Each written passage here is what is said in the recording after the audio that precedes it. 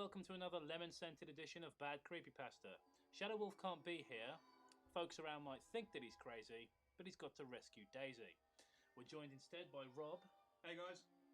And Eating pizza. Yep. And the story we're reading was requested by many of you, so the names of everyone who requested it is now on the screen. Probably. Probably, if I remember to put it in. And if I missed you, then it's probably because I don't care.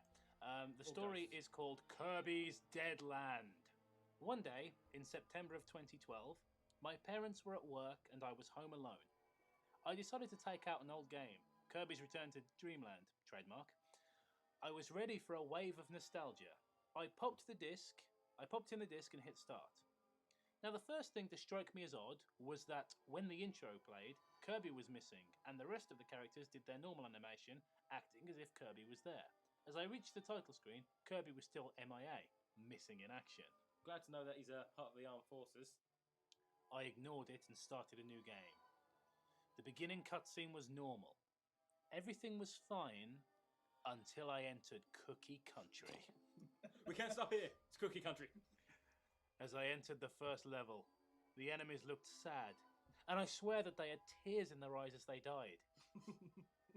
It only got worse from there. The enemies started looking sadder and had fresh scars that bled realistic blood. Was it hyper-realistic? As I got... Well, yeah, what the fuck does hyper-realistic blood even mean? Is the screen going to be sticky when you touch it? I'm just wondering, how can someone be an enemy when they're pretty much self-harming and self-defeated already? I mean, surely all you've got to do is just go and say, you know what, getting rid of those extra few pounds is not going to happen. And that's it, they'll just pop themselves off. Kirby can just go through this. I think you've come up with a new idea of a game, you just go around and insult a bunch of fat people and kill themselves. Wasn't that game called Bully? Didn't actually release that on the Wii? Set it in an American high school where you get all the cheerleaders to top themselves. Bit off topic, but still. Yeah, moving swiftly on, as I got to the boss, I chose the fire copy ability. The colour was a crimson red.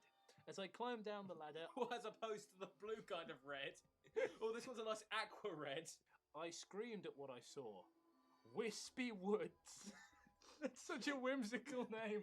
Wispy Woods had glowing red eyes with blood pouring out of the eyes and mouth. Did you ever watch like those old shows, Jack and Ori from the 70s, where they're reading from the book? Wispy Woods got out of the... Wispy Woods had glowing red eyes with blood pouring out of the eyes and mouth. Jack and Ori, what's the story? Fucking Andy Peters. Pieces of bark were torn off. And the leaves were stained with blood. It's so hard to it's so trying to be really intimidating, like getting creepy at Wispy Woods. Ooh. And then Andy Pandy pulled out the knife and gutted the hooker. A text box appeared and in red oozing letters it read, You did... Actually, you know what? It's written in lowercase and capitals, so this is going to be really strange to read. You did this to me. We finished here. I was shocked at the evil little smile. At the poor language. For those of you who don't know, he was actually spinning around on a merry-go-round when he done that, which is why he goes loud and quiet all the time. That's how he got that effect. As I did a fire attack on the tree, the rest of the bark was burnt to ashes. The smooth surface was tainted with blood. He shook the leaves, and those spiked enemies fell out splattered with blood. They looked determined to kill Kirby. As I defeated Wispy... So riveting. Right, for once, can someone change blood to something like custard? Yeah. I've had enough of them always going, they spit with blood, or realistic blood, or something like that. Or Can some we other... change it up? Yeah. In some sort of other... I cut his neck and tears came out. Just like any coffee. Just Fresh just coffee. fucking anything. I gutted the man and Vicks Vapor Rub poured out all over my hands. My eyes started streaming because I'm allergic to eucalyptus. As I defeated Wispy, he fell over and his roots tore out on the ground with blood to follow. I'm replacing blood with Vicks Vapor Rub now. With Vicks Vapor Rub to follow. Kirby did his happy dance to no music. The same repeated for the rest of the areas, especially the morbid-looking bosses. But Landia was the worst. Its eyes were black sockets with tears streaming from them. Vicks Vapor Rub stained its whole body. Kirby, I shall not let you. Let him do what? As I entered the second phase of the battle, I heard a from the speakers. He was a pirate.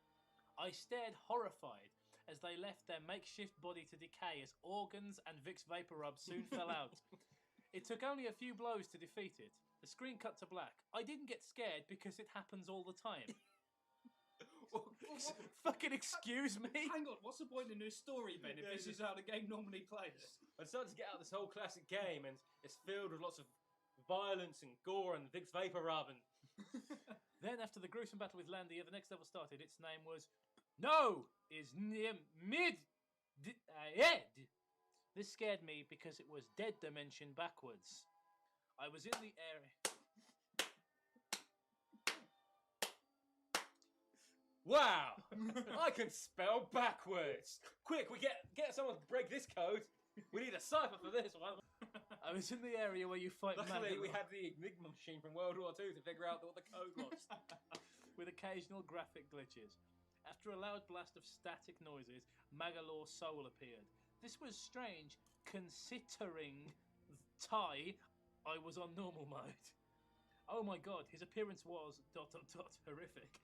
His eyes widened, with completely black with two glowing red pupils. One of his wings torn off and red mist spewing from the wound. And instead of his normal roar, loud Vicks Vapor Rub curdling screams. The music started and it was very low and greatly sped up. The first time I hit him, he started his death animation. The creepy unused Magalore death sound played. Then a loud static noise played for a few minutes. I thought it would stay like that after a few minutes of waiting. I was about to shut off the Wii when... Hang on a minute. He's going to get nostalgic for a game on the Wii. I should have said at the beginning of this, he was like, I'm ready for a wave. It's a fucking Wii game! It can't be any older than 2006. When something popped up, I shrieked. Kirby had an eerie grin, with Vicks Vapor Rub staining his fang-like teeth. The arms of Waddle Dee were stitched to his body.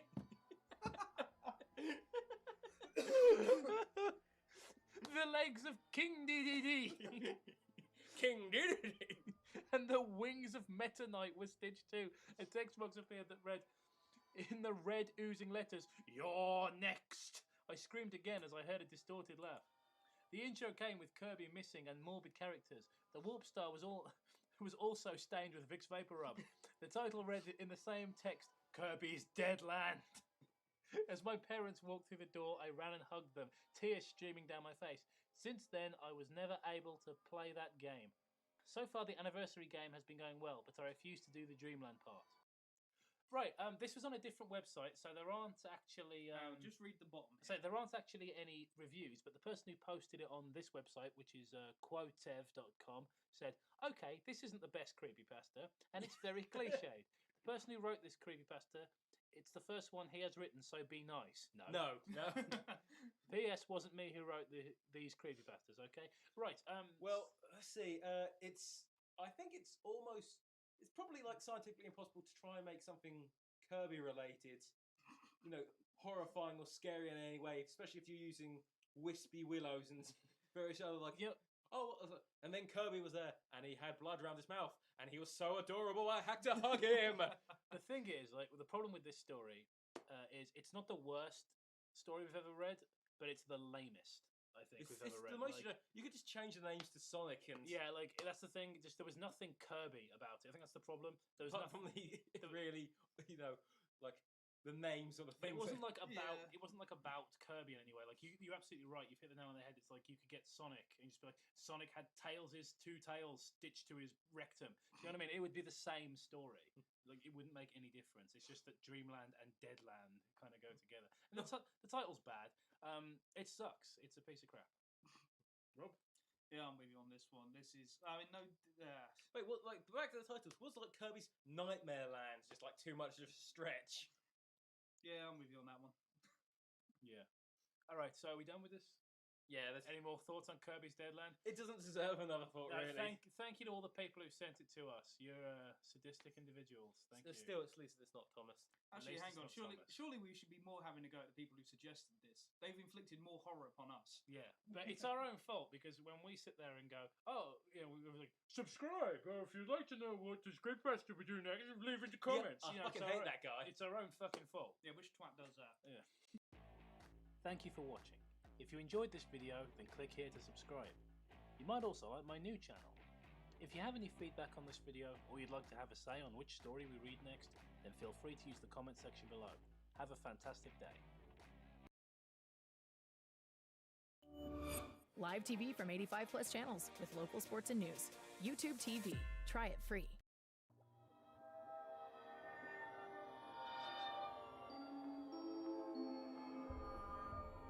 Hello there. Hello! Welcome to another bad creepypasta. Today's story is Sonic.exe. Dun, dun, dun. I have never heard of this before in my entire life. Oh yeah, it's really obscure, this one. If you'd like to play along with us, we're drinking right now, and every time we see the words red, blood, or black, take a drink. And if you happen upon the phrase hyper-realistic, take 3 drinks. So go and get yourself a drink, pause the video, get yourself a drink, and come back. Or just buy a crate, you know. Yeah, whatever. Look after my veins! Okay, you're back? Good. Right. I'm a total Sonic the Hedgehog fan, much like everyone else. I'm not. I really haven't enjoyed many of the Sonic games. I don't think I've ever played glitchy or hacked games before. Congratulations. Though I don't think I want to play any, after the experience I had. Dun, dun. Alright, it's getting scary, guys. Oh. It started on a nice summer afternoon. Terrifying. I was playing Sonic Unleashed. More terrifying. Because I had no friends to spend the sunny day with. I liked how you get to explore the towns in it. Until I noticed, out of my peripheral vision, that the mailman had arrived and put something in my mailbox. I was suspicious of this because I had no friends to send me letters. As usual, and left. I paused the game to see what I got in the mail. ... Bills. The only thing in the mailbox was a CD case for computers and a note. Unlike the CD case for bread. I took it inside. I looked at the note first and realised it was from my dear friend Kyle. Let's just call him that. Whom I hadn't heard. Let's refer to him as Bernard. Whom I hadn't heard from in 2 weeks. I know that because I recognised his handwriting. Though what was weird is how it looked. What? I recognised his handwriting, but I didn't. It looked badly written and scratchy and somewhat difficult to read. That's Kyle. As if Kyle was having a hard time writing it down and did it in a hurry. This is what he wrote. Tom, I can't take it anymore. I had to get rid of the thing somehow before it was too late. I was hoping you'd do it for me. I can't do it. He's after me. If you don't destroy the CD, he'll come after you too. Ah, it's too fast for me. Please, Tom, destroy the godforsaken disc before he comes after you too. It's too late for me. Destroy the disc. I can go destroy him. But do it quicker, boys. He'll catch you. Don't even play the game. It's what he wants. Just destroy it. Please. Kyle. Well, that certainly was weird. Even though Kyle is my best friend. He also apparently is some sort of fat truck from the south. And I haven't seen him in 2 weeks. I didn't do what he asked me. I didn't think that a simple gaming disc would do anything bad to him. I'm a bad friend. After all, it's just a game, right? Boy, was I wrong about that. ... Why didn't Carl destroy it himself? You can't. It's too fast for me. Anyway, I looked at the disc and it looks... Just pick a tens for fuck's sake! Like any ordinary computer CDR disc, except it had black marker on it, written Sonic.exe. Dun, dun. And it was much unlike Kyle's handwriting that I didn't recognise, meaning that he must have gotten it from somewhere else, like a pawn shop or eBay. That sauce. When I saw Sonic on the writing of the CD, I was actually excited and wanted to Popped a play boner. it, since I am a big Sonic fan. Popped a boner. I went... I'm just loving it, popped a boner. Fucking hell. I went up to my room and turned on my computer and put the disc in and installed... You can use commas, you know, and installed the game. When the title screen popped up, I noticed it was the first Sonic game. I was like, awesome! Because, like I said earlier, I liked the classics. Really? How many times do you want to mention that you like the classics? But somehow didn't own the first Sonic game. I don't even like Sonic that much and I have like 5 copies on different systems. The first thing I noticed that was out of place was when I pressed start. There was a split second when I saw the title image turn into something much different. Something that I now consider horrifying. before cutting to Well, black. you didn't consider it horrifying before. I remember what the image looked like in that split second before the game cut to black. Wait, black. Oh, yes. Oh god. Okay, the sky had darkened. The title emblem was rusted and ruined. Sega 1991 was now instead Sega 666. Sonic Scary past the 666. And I've the seen water what you did there. and the water had turned red like blood. Oh. Oh shit. Except it looked hyper realistic. That's 3 guys. But the freakiest. By the way, does that blood look hyper realistic to anyone? But the freakiest thing that was in that split second frame was Sonic. His eyes were pitch black Psych. and bleeding. Bleeding counts as blood. No, it doesn't. It fucking does. I'm gonna need a bigger glass. With 2 glowing red dots staring right at me. And his smile had stretched wider up to the edge of his face. I was rather disturbed about that image when he I was saw just rather disturbed. That's it. I was rather disturbed about that image when I saw it, though I figured it was just a glitch. I forgot about it. Does this guy know what a glitch is? Because that seems oddly specific. After it cut to black, it stayed like that for about 10 seconds or so. And then another weird thing happened. The save file select from Sonic the Hedgehog 3 popped up, and I was like, WTF? What the fuck? What was this doing in the first Sonic game? Anyway, then I noticed something of past tense, okay? Just, it's not hard. The background was the dark cloudy sky of the bad Stardust Speedway level from Sonic CD. And there were only 3 save files. The music was that creepy Caverns of Winter music from Earthbound. Only it was extended and seemed to have been in reverse. How Why does you- he so, even know? why are you Songs bringing- in reverse to sound like Why are you bringing other like? Why are you bringing Earthbound into a Sonic story? I don't fucking know. That's from fucking Earthbound. And the image for the save file, where you see a preview of the level you're in, is... I'm glad we didn't put tense swap as a thing you have to drink for. It's just red static Red.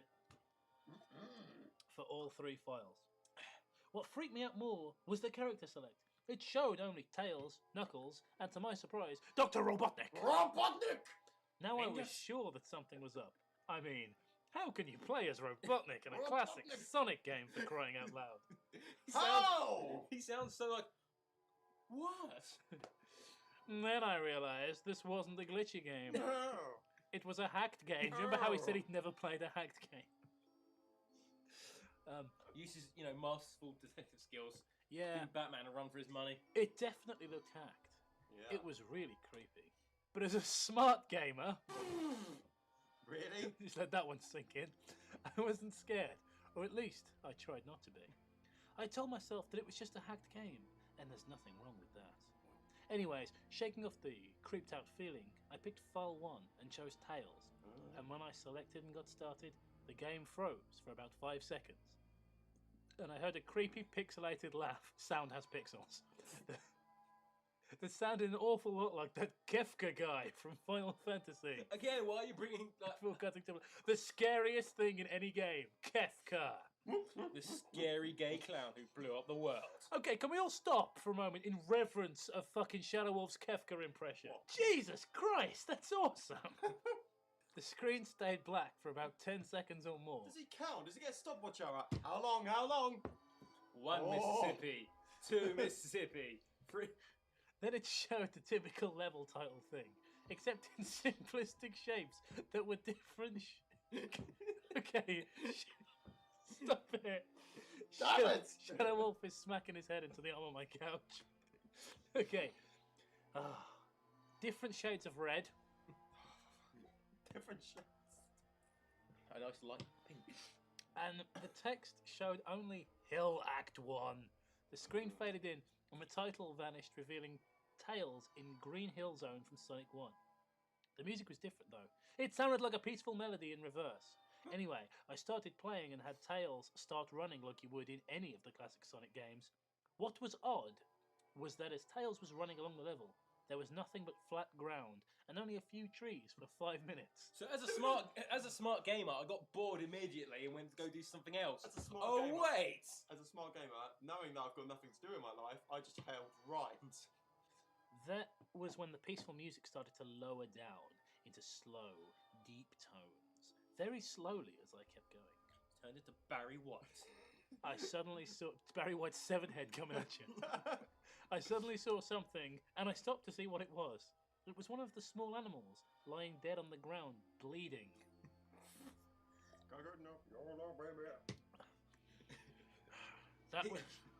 That was when the music started to slow down. Tails had a shocked and saddened look on his face that I never saw him have before. I could tell by the pixels. He had sad pixel eyebrows. He had sad sound pixels. He's got an angry eyebrow. So I had him move along, and he kept that worried look on his face. As he kept moving, I saw more dead animals. As Tails moved past them, looking more and more worried as the music lowered, and he moved past more dead animals. Look at his face; it's got sadder. It's like, got some massive, ridiculous, unhappy smile. I was shocked to see how they all died. They looked like somebody killed them in rather gruesome ways. A squirrel was hanged on a tree with what appeared to be its entrails hanging out. How could you tell on a 16-bit game? A bunny had all 4 of his limbs torn off. And a duck had his eyes gouged out and his throat slit. And his penis turned into a small paper mache dog. I felt sick to my stomach when I saw this massacre. And apparently so did Tails. Such graphics in a 16-bit game. Damn graphics. After a few more seconds, there were no more animals, and the music seemed to have stopped. I still kept Tails to continue. What? After a minute passed, after the music stopped, Tails was running up a hill, and then he stopped. It wasn't until I saw why. Sonic was there on the other side of the screen, with his back against Tails, with his eyes closed.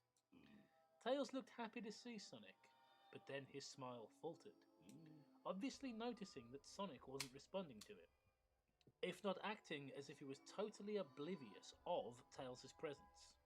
Oblivious to Tails' presence. Tails walked slowly towards Sonic, and I noticed that I wasn't even moving my keyboard to make him move. So this had to have been a cutscene. Suddenly, I began to have a growing feel of dread. As Tails walked closer to Sonic to get his attention. I felt that Tails was in danger, and something bad was going to happen.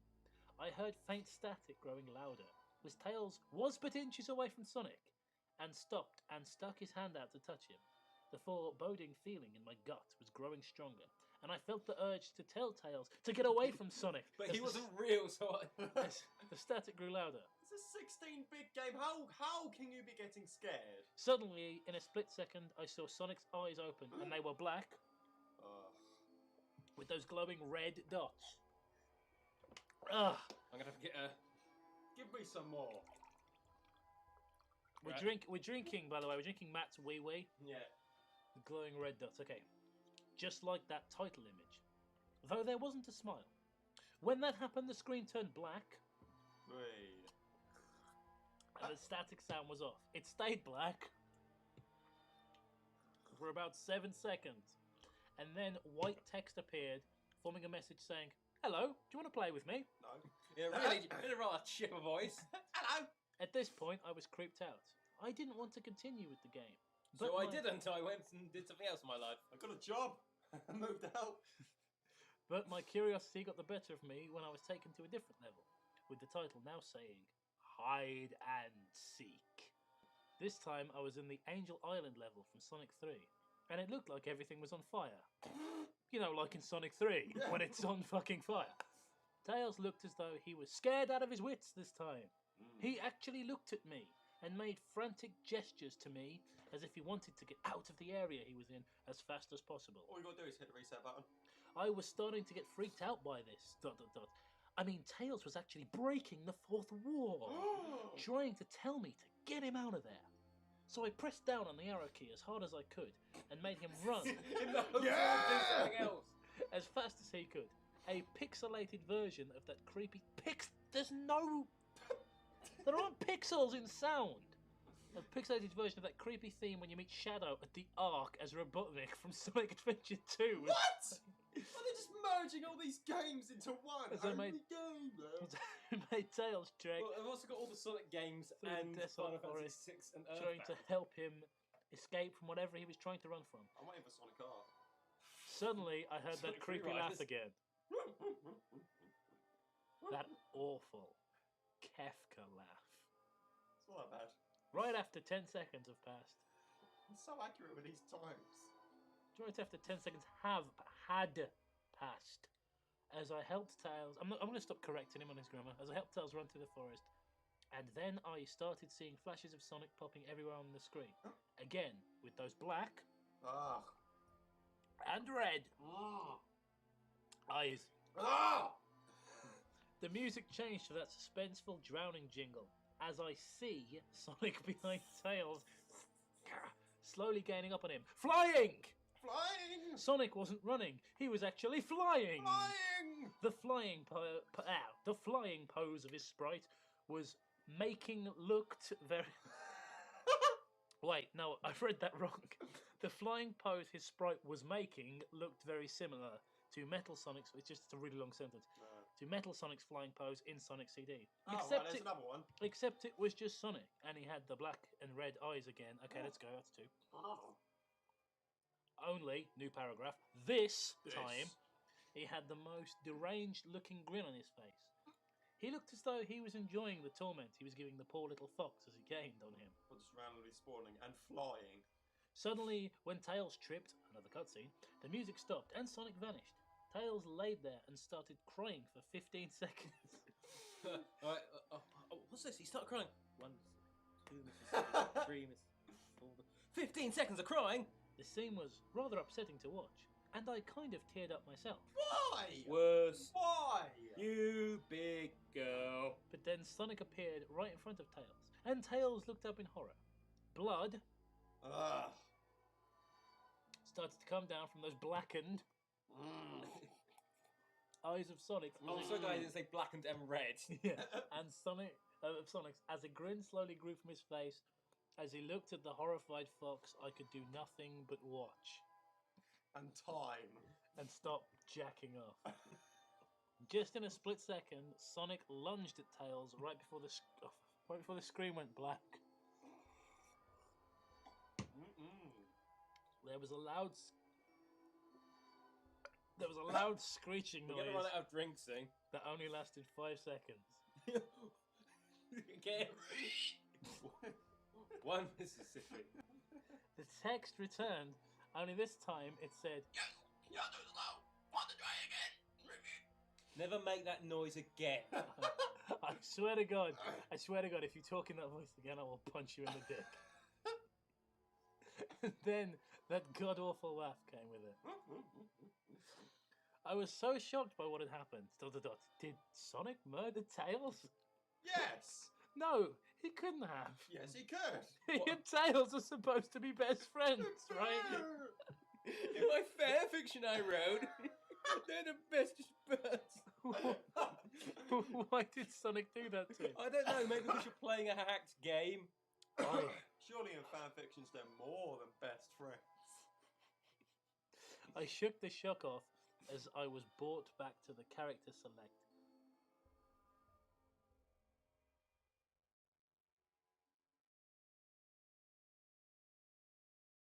I'm Bobby Flay, and tonight we're making quesadillas. This is Ranch Night with Hidden Valley. Everybody loves ranch, so we're gonna put it in our quesadilla today.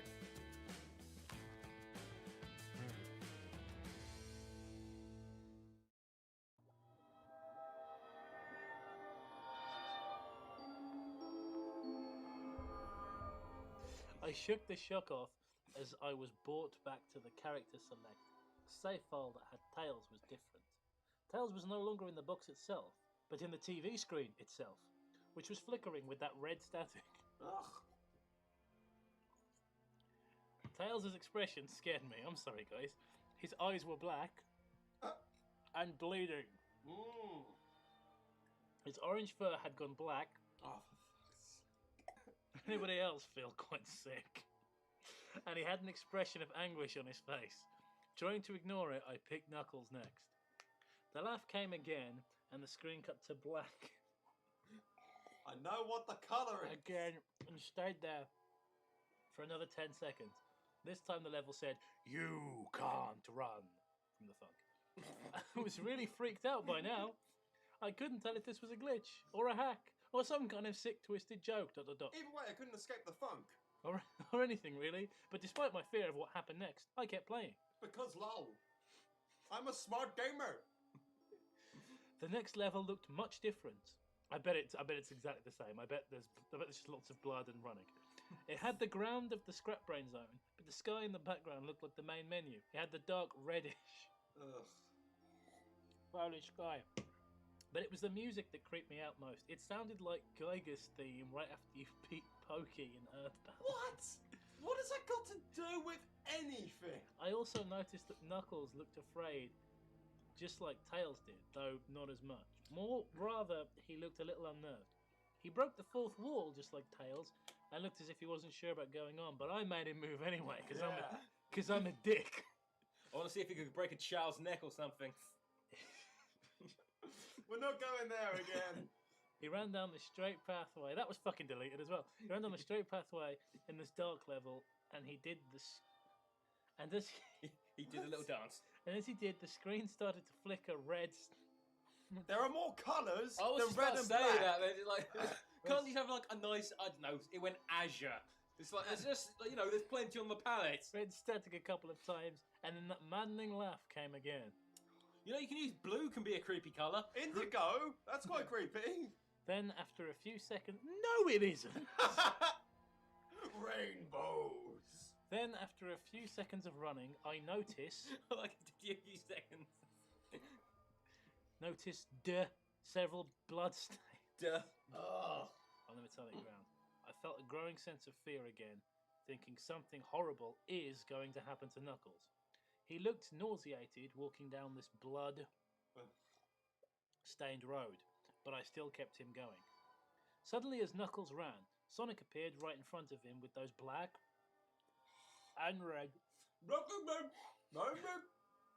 eyes, black and yellow. and then red static. Yeah, he's a bee. Oh shit. Appeared again, and the static vanished, showing nothing but black screen. Oh, I'm gonna need a piss real bad. It's a text saying, "Ow, you." Yo. I was now scared. Sonic found Knuckles already. What was going on? Anyway, red static Anyway, blue static came again, and I was back to the level. Knuckles looked like he was panicking, and Sonic was nowhere to be found. And this time, that high-pitched squealing from Silent Hill 1's final boss was What? What? Let's make lots of random references. In the background, I saw an episode. I saw someone from Fallout New Vegas, and then over there, someone from Assassin's Creed 5. That hasn't been invented. Was this some kind of boss battle with Sonic? And then that explosion from Call of Duty 5. I hoped to God it wasn't. Honestly. In all my life, I've never wished for anything more. Suddenly, Sonic appeared right behind Knuckles in what appeared to be pixelated black smoke. Ugh. Ninja vanish. I made Knuckles turn and then punch Sonic. Can you make him punch in classic Sonic games? I have no idea. But Sonic vanished in black pixelated smoke. Can you punch in any of the games? All you do is just bounce and stuff. I could even land a hit. That terrible laugh went on again. Then Sonic appeared behind Knuckles again. And I made him punch again. And Sonic vanished again. This is riveting. They just copy paste that for 400 more pages. They did it again. And another consonant, please, Carol. And another vowel. Another consonant. Knuckles was panicking even more. And even I felt like I was going crazy. Sonic, I fucking sympathise with that, mate. Sonic was practically playing with us. He was playing a sick, twisted little mind game with me. He kept grabbing Knuckles' ass. Another cutscene played as Knuckles fell to his knees. Oh, this is like fucking Chelsea. And then that sound from Borderlands 2 happened. And clutched his head sobbing. I felt his agony. Sonic was actually driving us both crazy. And then in a split second, Sonic lunged at Knuckles and the screen went black. Ugh. I hear the ending theme from Battletoads. With another distorted screeching noise that lasted for at least 3 seconds. Another text message appeared. So many songs to play with. So little time. Would you agree? I'll get you next time, Gadgets. What the hell? Oh wait, no, that's not my voice. I'll get you next time, Gadgets. What the hell? Oh wait, no, that's not my voice. What the hell? ... Just what is going on? I started to think Sonic was actually trying to Trying to bug to me throughout the game. talk to me through the game. ... But I was too scared to think that.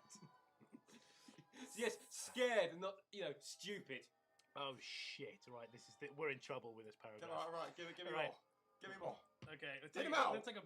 Dig him out! Come out! Dig him out. All right, guys. I was brought back to the main menu, and this time the second file box had Knuckles in the TV screen. His red fur had darkened to a reddish grey. His dreadlocks were dripping with blood, Charming. and his eyes were black and bleeding. And he had a look of sadness on his face. I'm glad nothing hyper-realistic was in there. And he had a hyper-realistic face of sadness. I began to think that those are the actual characters trapped in those TV screens. I was clearly an idiot. I was clearly insane. But I couldn't believe it. ... I didn't want to believe it. ... Believe it. So I shut off the game and took a break. I took a nap. I wish I hadn't, because I then began to have the most disturbing nightmare. I was in pitch black. I was in pitch black. What, the film? Vin Diesel? Yeah, I was about to say. Darkness. Though I was under the light given off by a lamp, so you weren't, in Blackout Carnival, that hung high above my head. I could hear the cries of Knuckles and Tails nearby. They were saying stuff like, Help us! and, Why did you give us to him? and, Run away before he gets you! their cries died out as I then heard Sonic laugh. His laugh, it sounded a lot like the distorted Kefka laugh. Doesn't everything in this story sound like a distorted Kefka laugh or something from other games? You're a lot of fun to play with, kid. Oh, now he's what's in the Red Lion. We're back to the fan fictions. Just like your friend Kyle. Though he didn't last long. In the butt. When I shocked his genitals. I was scared and looking around for the source of the voice. Won't be long now till you join him and all my other friends In the butt dungeon. But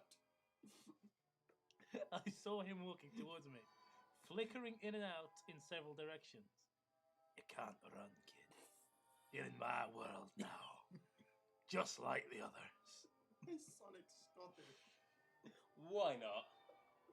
When he grabbed me and I saw his bleeding, Snake. black Ooh. and red-eyed, Ooh. grinning face, I woke up with a fright. We can put the counter on this. After a couple of hours, I decided to continue playing the game. I had a disturbing dream about it. I thought, why not? If you get through the entire trauma, you get better on the other end. That's how psychology works. Hell.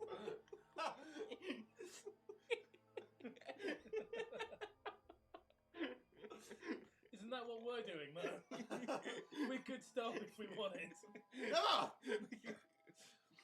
Oh, good. Okay. I don't know why, but I had to know. I had to figure out why this was happening. ... So I turned on the computer, turned on the game, and selected Robotnik next. Robotnik. I still thought that was wacky, playing as Robotnik. Like, say again, if this actually had tension in it, using the word wacky might, It's strange, odd, unusual. We have lots of words you could have put instead of wacky. I just puked on my mouth. But anyway, the level title appeared again, and this time it said ... which I found really freaky. I was very easily frightened. This time I was in some kind of hallway. It didn't really look like a hallway. Didn't really look like it was It was like Final Fantasy 13. Back to referencing other stuff. Though it has the pixelated style. Don't The need hat. floor was shiny and checkered. The walls were a dark greyish purple with animated candle lights and a few dark bloodstains here and there. As opposed to those really bright And there was a dark red curtain hanging above the top part of the screen. Every 12 seconds or so, that red curtain sways very slowly. But whenever you're playing the game, you can barely see it move. What was the point? The music was oddly pleasant. A piano playing a rather sad yet peaceful song. But I knew better. This was the song that played in Hill Act 1. Only it wasn't in reverse. It was in hyper reverse. Robotnik didn't look entirely nervous. It wasn't in reverse. But it wasn't need to say, couldn't you just say, like, it was playing normally? Robotnik didn't entirely look nervous like Tails and Knuckles did. But he did have a suspicious look on his face, as if he was just a bit paranoid. He did a little marijuana before he came out. He did a little animation when I just left him standing. He turns his head and left and then to the right at least twice and then shrugs at me, as if he has no idea where he is or what was going on. Here he is, in his undies. Even though I was scared out of my mind about what was going to happen, I had Robotnik continue onward. After about 4 or 5 steps, he had a stitch because he's so fucking fat. He did his usual running animation. His usual running animation. When you pulls out a pastry and starts eating. At the end of a classic Sonic game, and you chase him as we continued going through the hallway. This is making my eyes hurt. All this white on black. Can someone else take it? Wait, black. That doesn't count. As I licked the Robotnik down the stairs. I noticed that the walls have gotten darker. Wait, it's not. And more reddish. Yeah. The red. Really? Torches are now an eerie blue. Another colour. Woo! Da, da, da, da, da.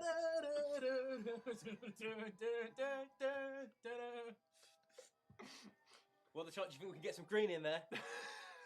Oh man, don't push it. Then we landed onto another hallway. This one was longer than the last one, or at least it felt like it. And then we headed down another flight of stairs, and then we headed down another flight of stairs. Down. I am reading that right, aren't I? This one was much longer. It took at least 1 full minute. I know because I counted. And then I heard that horrid Kefka laugh again. Blah, blah, blah, blah, blah, blah. Blah, blah, blah, blah. And then the music slowly faded until it was quiet. As it did, the walls turned more dark red. And the torches were a black flame now, which makes no fucking sense why I even mention the word black. Because they knew that one day this drinking game would get invented, and I just looked a few paragraphs down and we're so fucked. We're fucked anyway. Wait, I think we got one left. When Robotnik landed onto the 3rd hallway, I noticed he now looked really creeped out, God knows why. Though he tried to hide it, I couldn't blame him. I was scared too. Still played though. Suddenly, Sonic popped in front of Robotnik, the same way he did Knuckles. Yeah, popped a boner. And then the red static. And he said the red static again Oh god, that's 2 then. lasted for about 15 seconds. What's with this fucking... Is he the fucking Slender Man now? I have no idea. And then it showed me the most unpleasant image. Watch out for this one. Most unpleasant. Watch out for this one. Right.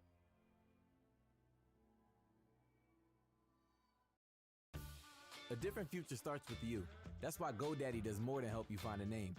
You can create, sell, and get found online so any small business can make a change. We need a new generation of thinking. Your way of thinking. Start different.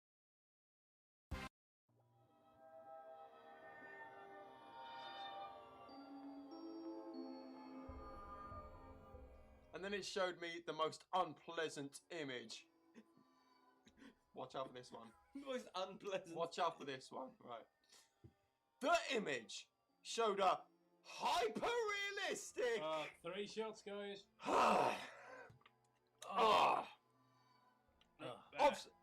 The image showed a hyper-realistic of Sonic standing in the darkness where you can only see his face while his head and torso faded into black. Oh, shit. And when I say hyper-realistic... Ah! You bastard! It's not me, honest. I'm yelling at the person who wrote this. I hate you. I mean, he looked so real. You could actually see the pixel. You could actually see the lines in his blue fur as if you could actually feel the fur if you touched the screen, which you couldn't because you're a fucking moron. That is retarded. It's realer than real. It's HD. His face. ... Oh, God! He had the most horrifying smile I have ever seen. If this is so bad, and that's saying something, considering I saw that image at the start of the game. What? His eyes are wide and black, and once again crying with blood. Which also looked hyper-realistic in brackets. Fucking hell! Yeah, I say alright, the drinking game's over. You just down like 2 bottles of Jack Daniels. There were 2 small glowing red Ah. dots in those black eyes staring right at me. As if staring into my mind. What? His grin was wide and demonic. It literally stretched to the sides of his face like a Cheshire cat from that thing which I can't remember because he hasn't mentioned it. Alice in Wonderland. Of course. Of course! Of course! Except Sonic had fangs. Very sharp fangs. Much like the werewolf's teeth. Except more vicious looking. Make it stop! I'm not paying attention. I'm just looking at your DVDs. I'm thinking, oh man, I really want to watch The Thing or Candyman at the moment. Oh, Hellraiser! Sweet, I haven't seen Hellraiser 2 in ages. Somewhat yellowish, and from the look of it, he had stains of blood God damn it. and small bits of flesh on his lips and fangs as if he ate some animal. I stared at that gruesome image for a good 30 seconds, never taking my eyes off it, as if... It felt as if he was actually looking at me, smiling at me, ... That face. That face. It just took 10 seconds for it to etch itself into my brain for good. And then... I'm also part stopwatch. that's the plot twist, he's part stopwatch. I was scared, but then I realised I was a killer cyborg from the future. What a twist. Then the screen flickered with red static again 3 times. And on the 3rd time, I heard the Kefka laugh. Except this time, it sounded distorted. Demonic even. What? It went back to the image again, except this time, Except this time there was a text again, though it was messed up. It was pretty much one of the most horrifying things I looked at since I had this game. I am God. He's a really strict atheist. That's what scared him. He's terrified of the Bible. Terrified of the possibility of a god. Oh my god, there's really this much left. No, this is the ending, no.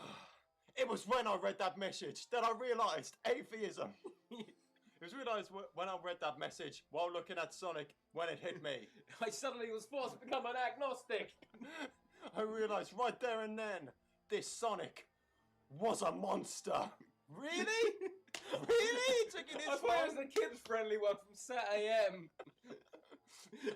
A pure evil, sadistic, all-powerful, nightmare dimensional monster. He's fucking leaping. Yeah, look, he said, I am God. And all of its victims, including Tails, Knuckles, Robotnik, and possibly Kyle. Who could forget about Jeremy Kyle?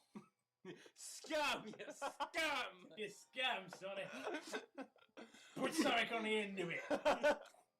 Oh, just his little toys, almost for Dad's boys. And the game is a very gateway into his chaotic, nightmarish world and the very hell his victims are trapped Do in. you remember earlier when I said that he's like a Batman level detective? This fucking proves it. Suddenly, in an actual split second, I screamed as Sonic lunged at the screen, screeching loudly with his mouth wide open with an unnatural length, revealing nothing but literally spiraling abyss of pure darkness before Red Static came again. Paging for Red. And please put some comments in your sentences next time. We don't want to kill our... His heart just stopped quick. Don't want to kill our lanky reader. This time, much louder and distorted. So loud that they hurt my ears. I yelled and grabbed my ears as the red static screeched for a good 7 seconds. Then it stopped and showed nothing but a black screen. As I sat there staring at the black screen, one last text came up. Ready for round 2, Tom? The Kefka laugh now sounded more clear, as if Sonic was right behind me. I played again 3 times as I looked at the text in shock and confusion. Then I got booted back to the main menu, and this time, the third save file had TV image of Robotnik in the same place, in the same tormented state as Tails and Knuckles. Robotnik's skin had turned a dull grey. His moustache dropped and blackened. His glasses broke, and blood is coming from them. He had a mere dead expression on his face. I looked at Tails, Knuckles, and Robotnik and cried a bit. I'm a big... Did it actually say that? Yes. Oh my god. Big baby twat. I pitied them for the agony they're going through. They are not even real. They were forever trapped within the game, forever tormented by that horrid hedgehog, and always will be. Then the computer shut itself off. I couldn't turn it back on no matter what I did. I sat there for maybe 25 seconds, horrified by what just happened. Sonic is the very... Well, sorry, you go on. No, it's just like the way he's always so precise about it. It's never like, oh, I sat there for about, I don't know, half a minute or so. It's exactly 30 seconds. Sonic is the very embodiment of evil. That's what the S stands for. Satan. He tortures people who play his game in more ways than one. Have you played Sonic 2006? You played Sonic the Hedgehog on Xbox? Oh my god, it makes so much sense. I've seen Sonic Free Riders. Clearly, it's them straight from hell. Oh man. Oh, Sonic Heroes. Oh. He tortures people who play his game in more ways than one. And then when he gets bored, he drags you into the game. Literally drags you to hell. Isn't that a film? It is. With that kid who looks like Keanu Reeves, isn't it? That kid who looks like Sonic. Justin Long. Where he can play with you always as his toy. What type of toy? Butt toy. I think we all know. I can't get the game out of my computer. I think it's stuck in there. But at least I managed to turn it back on now. After I sat there for another 25 seconds, I heard a voice right behind me, like a whisper. Try to keep this interesting for me, Tom. I turned around to see where the voice came from, and what I saw made me scream. Sitting on my bed, ... staring right at me, ... Was Crash Bandicoot. Twist. Was a Sonic plushie. What? Smiling. With bloodstains under its eyes. That is it. We are done. Fuck you, Tails doll. Wow, Jesus fucking Christ. That took over an hour, surely. Okay, you know what? I think we should look at the reviews. Trivia, this pasta was originally known as Sonic.avi. Oh, because it was less scary back then. And still is. Alex the Fox says, why do people say, alright, 111, when all I see is, oh my god, worst creepy poop ever. I'm pretty sure, I think this guy might think it's bad, but it's hard to say because he speaks like an idiot. More blood supposedly makes everything scarier. Thanks for that, pig. Did you know you have blood inside of you right now? Sonic's franchise has some pretty nightmare-inducing stuff, such as the "Fun is Infinite" with Sega Enterprise message, the Scorpius boss from Sonic Spinball, and the US Game Over music from Sonic CD. Well, that's all kids show stuff compared to this creepypasta. And we all remember the horrifying side effects of Dr. Robotnik's Mean Bean machine. Not enough operatic bud. 111. Holy Nether said, "People who hates this creepypasta can get a life. Ready for round 666." What? Shut the fuck up, Holy Never. Yeah, you're a real douchebag. Oh Okay. man. Mianya says, "I don't understand what the fuck everybody's hating on this. There's nothing wrong with the writing. Hardly any grammar errors, just WTF people." Hardly anagram. Is it really that bad? What, you mean the way he keeps shifting in time?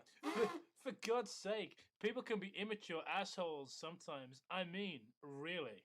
And the response by Kassar. What? You're kidding, right? This pasta was far from good. Just because there are no grammar errors, there are fucking loads. Doesn't make it any less poor writing. It has a ton of cliches, an idiotic protagonist, and a terribly bad plotline. It was a failure at being an original work. So yeah, it was really that bad. Oh yes. Ultimate Meta Knight. Why the fuck is this popular? It's bad, full of errors, hyper-realistic blood. The writer faking out sadness, more shit. Please, everyone, wake up and note that this monstrosity is called a plaster and it's bad. It needs to fuck off. And that's why Kirby is the best character in Smash Brothers. You reckon that's how he talks?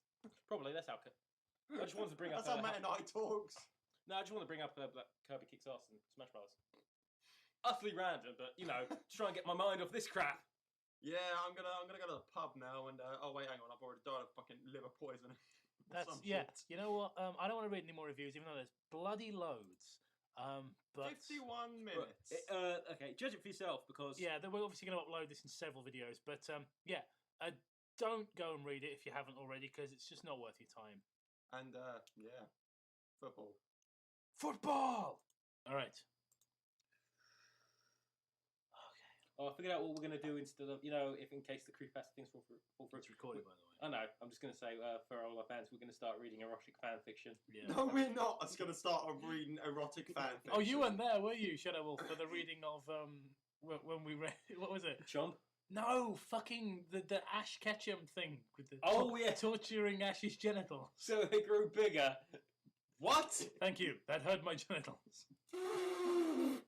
Okay, when we're done recording this, we'll show it to you. Okay. I think it'd be better off not knowing. Yes, I think we're keeping this all in. Yeah. All right, guys. They're on a roll, but then they start talking about torturing the guy from Pokemon's dick. That's what everyone's going to be saying. They're on a roll, but then suddenly they start talking about Ash Ketchum's. We're not keeping that. Please keep that somewhere. I'm going to keep the raw file of that. Okay, Matt, grab your drink, because you're going to need it for this bit. Thanks for watching. If you enjoyed that, then click my oblong face to subscribe. Alternatively, you can subscribe to my new channel. And if you have any feedback or want to suggest some pasta ideas, then use the comment section below. Have a very good day, and try to stay sober.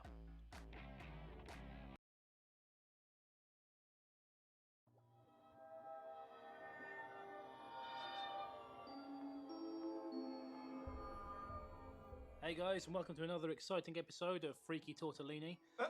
Today's story is called "It Will Get Worse," and sure it was. I think it's completely appropriate, and it was suggested by MD Phantasm. So Phantasm, Very noble for sending your request. Yes, I'm. Shut up. Haha. One night, I was really bored. Whoa. I had nothing to do, so I put on my TV. What as a dress? I took control and set me on the couch. I could not find a good program, so I thought I would go to bed. I could put on my PlayStation 3, but the only 2 games I had were a few Call of Duty games and Tekken Tag Tournament. There's something with that. There's something with that. Sentence. Yeah, it's really not clicking. I really had no desire to play games. Has reached the judgment. Right. Okay. I'm going to have another crack at that sentence. Wow. Tekken Tag Tournament second, I really had no desire to play games, has reached the judgment. So I went into my room and would sleep when I saw my Mario toy that I found at a garage sale. It reminded me that I had a GameCube in the attic. What? It's got uplit the lamp, punctuation, and started looking for my old console. After about 10 minutes, I find... Right now? Is it happening right this second? A cardboard box, and on it stood the GameCube with accessories. What? On it stood the GameCube, so It it was wasn't on in, top. It wasn't in the box. He didn't know how to pack. How silly, you thought it was in the box? That's the real scare. I took down the box and packed it up. I found many games I remember that I played when I was younger, but what caught my attention was Mario Sunshine. I brought the game in the console and connected up it to my TV. I was worried that it would not work, for the console was so dusty. But it's because you didn't put it in a fucking box, you idiot. You stuck it on top of the fucking box. But when I started, it worked fine, except that it sounded a bit more than what I remembered it would, but it did nothing. Wait, I don't know what just happened. Words came from you, but they didn't mean anything. It's like, I know what those words mean, but not in that order. Do you have some sort of cipher for me to decode what you just... Are you trying to sneak this past the Germans or something? What did you just say? The well-known Mario Sunshine title appeared on the screen before I played.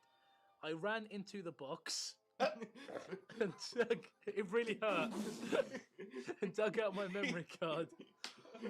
Was he like really small? So I could play the same track that so many years ago. What is he even saying? That's a sentence.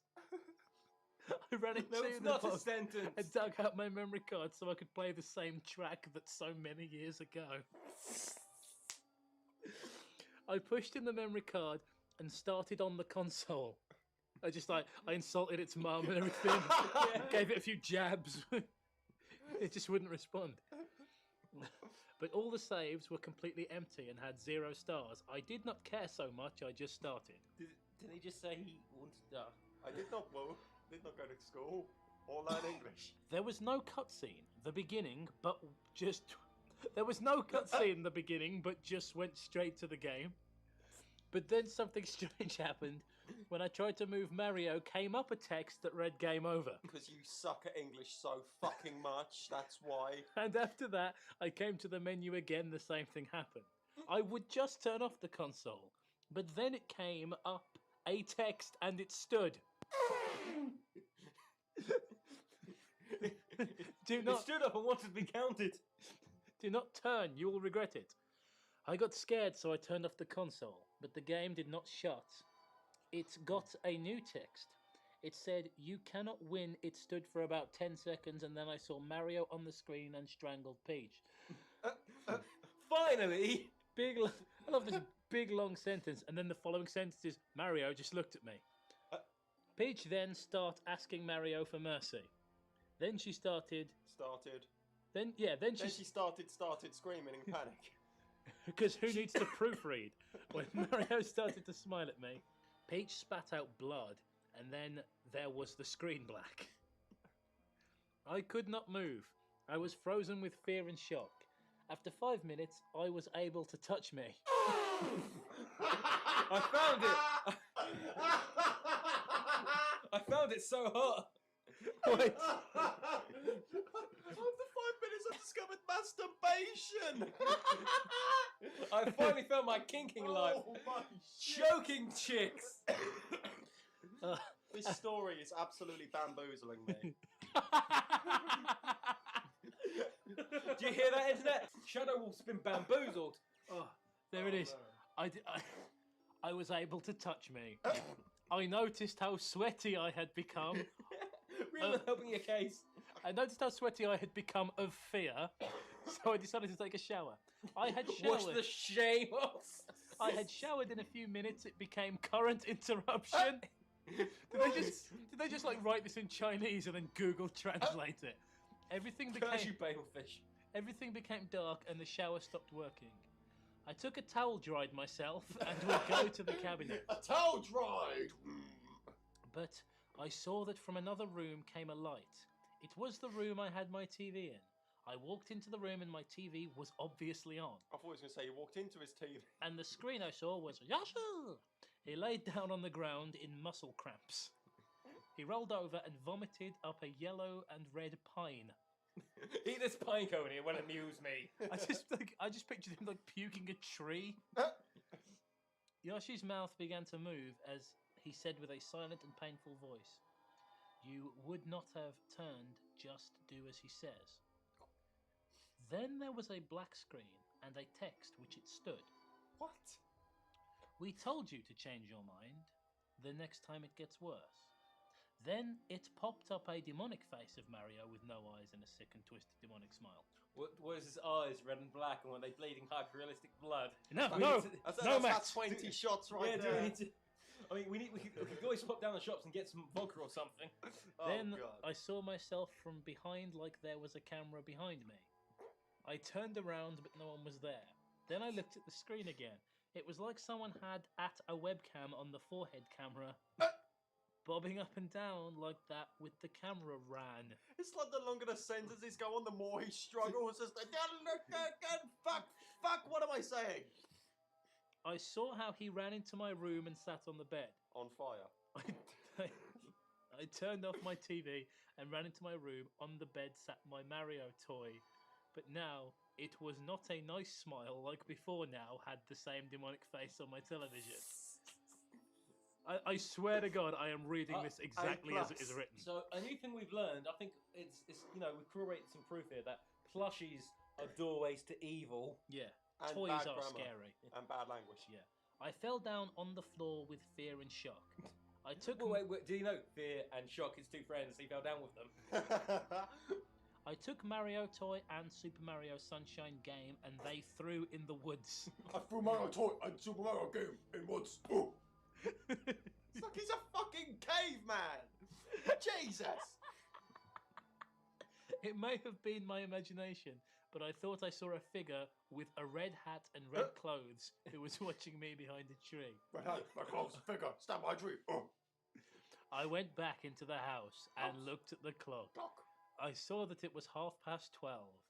I went into my room and fell asleep.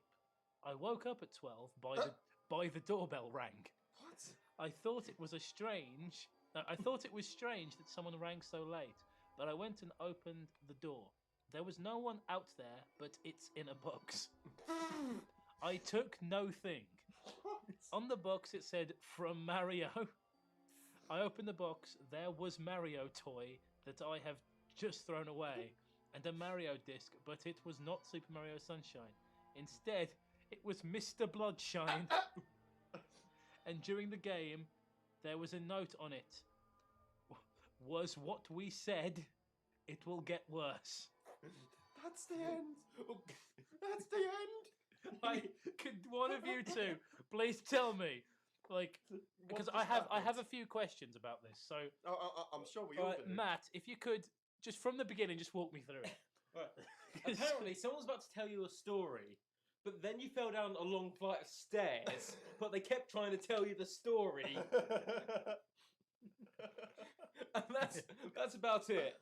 Oh my You know, God. like, Wait, Mario did what? Oh, bang! I hit my head on the floor. You know what the grammar in this reminds me of? It's when it's like when you have a really interesting dream and somebody tells you something really important and you try and remember it the next day.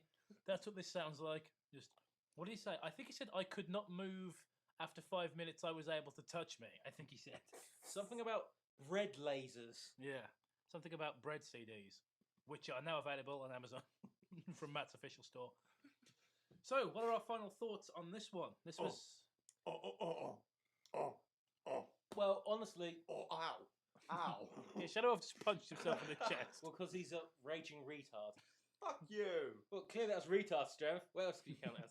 Anyway, well, this was bad, but on the bright side, it's still not as bad as either Thomas or Jurassic Park 3: The Lost World.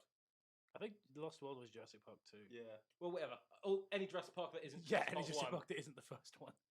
Yeah. So this had nothing to do with dinosaurs, but you know what? It actually had Yoshi in it. Yeah. So he was hurt because the chick used her Jim Carter and kicked him on some punji poles or something. yes. Okay, so fuck this story. Yeah. Thank you for watching. And fuck Jurassic Park 2 and 3. Thank you for watching Bad Creepypasta once again. Thank you for watching. If you enjoyed that video and would like to see more like it, then click my ridiculous face to subscribe.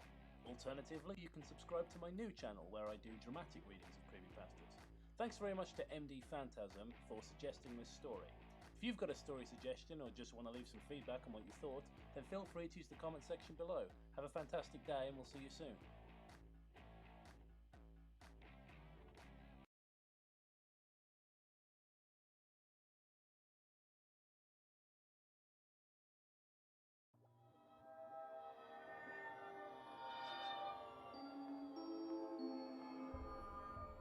Hello and welcome to another edition of Bad Creepypasta. Today we are delving into the world of Mario and things that LOL Skeletons hasn't noticed and deleted yet to compensate for his small penis. This one is called Blood Whistle, and I hope you enjoy it. Forward. This is the recorded blog of a college student who was playing a modified version of Super Mario Bros. 3 on his computer. Shortly after submitting the last entry, he committed suicide in his dorm room. There we go. We know the story now. Well, we're done, haven't we? So Next one. Yeah. See you next time with Bad Creepypasta. You think it's because of this, but no, he's just stressed from college and all the responsibility. Really has nothing to do with that. Yeah, really, he was bricking it because of an assignment, so he just shot himself. Having a rough divorce. June the 5th, 2012. A friend of mine recently sent me what he claims to be a scary Super Mario Bros. 3 hack that he wants me to try out because he didn't have the time or courage. I started this blog to record my progress through the game because I have no friends. He got this from a site that's no longer active, and I've seen some pretty scary occurrences from emulator games before. Just look at Ben. They're becoming self-aware. I want to point out that Ben, the story they're referring to, is a story about a haunted game on a cartridge, not an emulator. Yeah. So, Fail. immediate fail. All of that aside, however, there was something definitely off about this ROM. It was SMB3:BW. Anyhow, I won't play any today, as I'm quite busy with college work and such. But not enough to, type this up. Yeah. But I will definitely start tomorrow, June the 6th, 2012. I played some of the game today. Obviously, my friend was misinformed. I have played all the way through 1 to 3 and have found nothing irregular. All of the sprites, levels, and sounds didn't have a fluke to their name. What, a fluke? Wait, hang on. All of the sprites, levels, and sounds didn't have a fluke to their name. No, it's the same sentence when I try and read it twice. Fluke's not the word you were going for, were it? Was it? No, God knows. Wait, ... A secret. That must be how you have to unlock it. Yeah, you have to wait for the blind boo.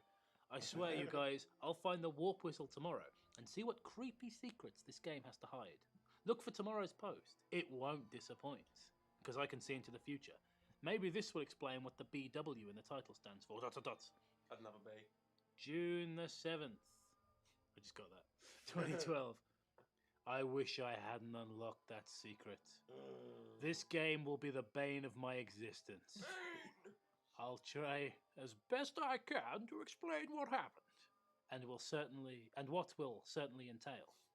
I don't know if any of you will believe me. I certainly don't. But this sick mockery of one of my childhood favourites must be exploited and never be seen by the eyes of any other breathing man on God's green earth, so I'm posting about it on the internet.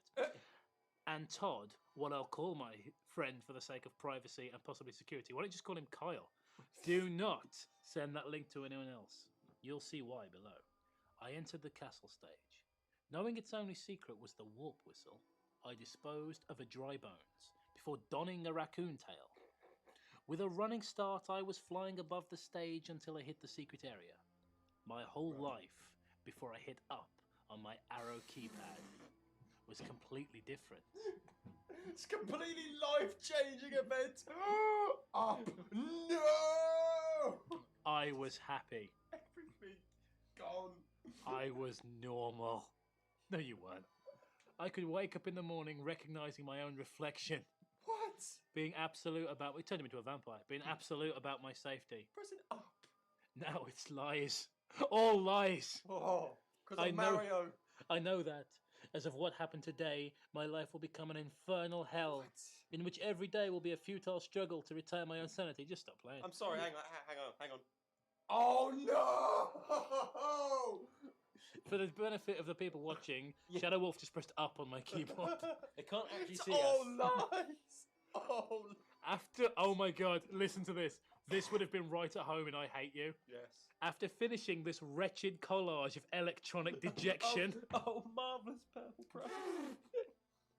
Wow. If you write like this, you're an asshole. Wow. I will embrace death like a long-lost lover with open arms.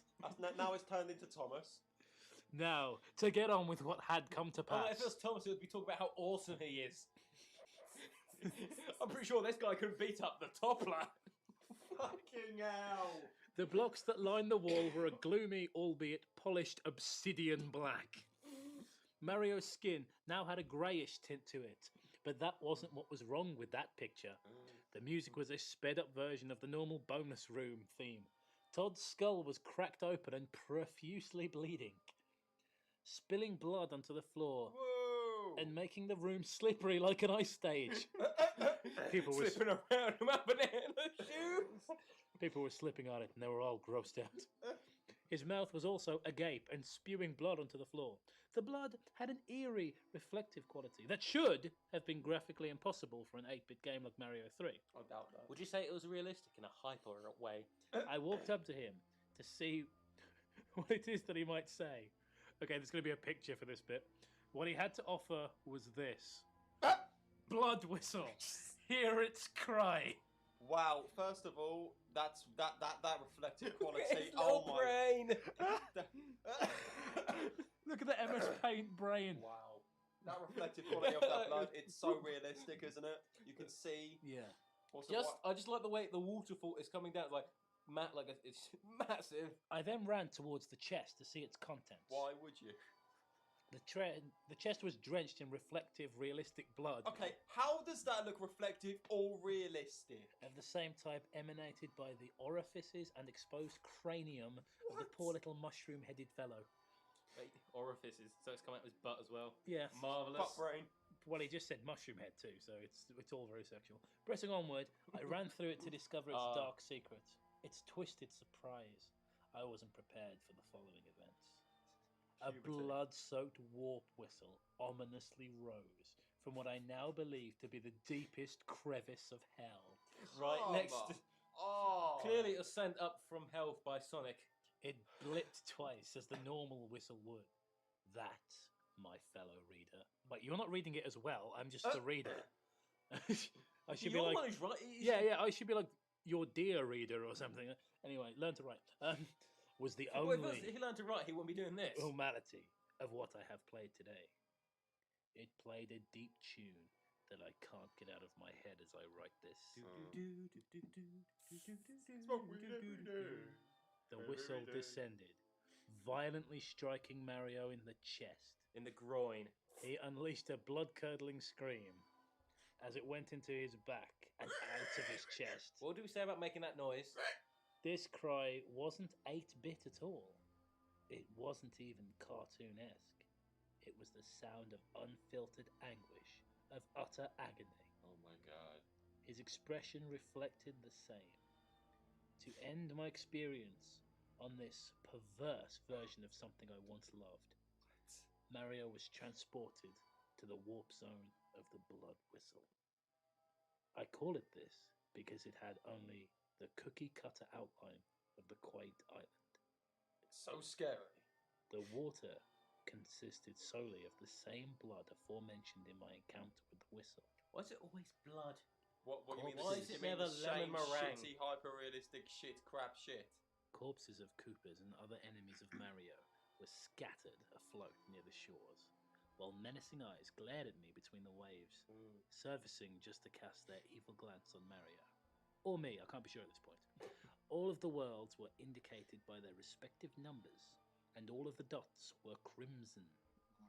At that point, I noticed yet another abnormality. I was playing this and doing nothing else in my life. This time concerning the dot for World 8.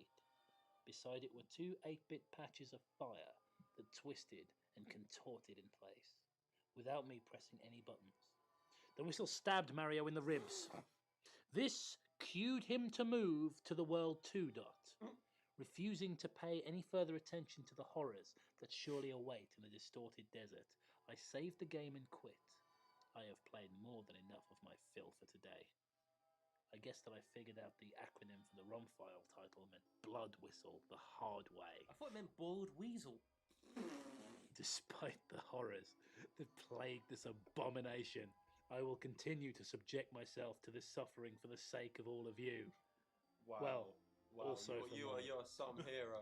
You're up there. Otherwise, the story, honestly, the story would be like, and then I stopped playing it and got on my life. That's It'll the help me scariest keep track thing. of the days, and maybe this desperate attempt to cling to my stable frame of mind won't prove to be in total vain.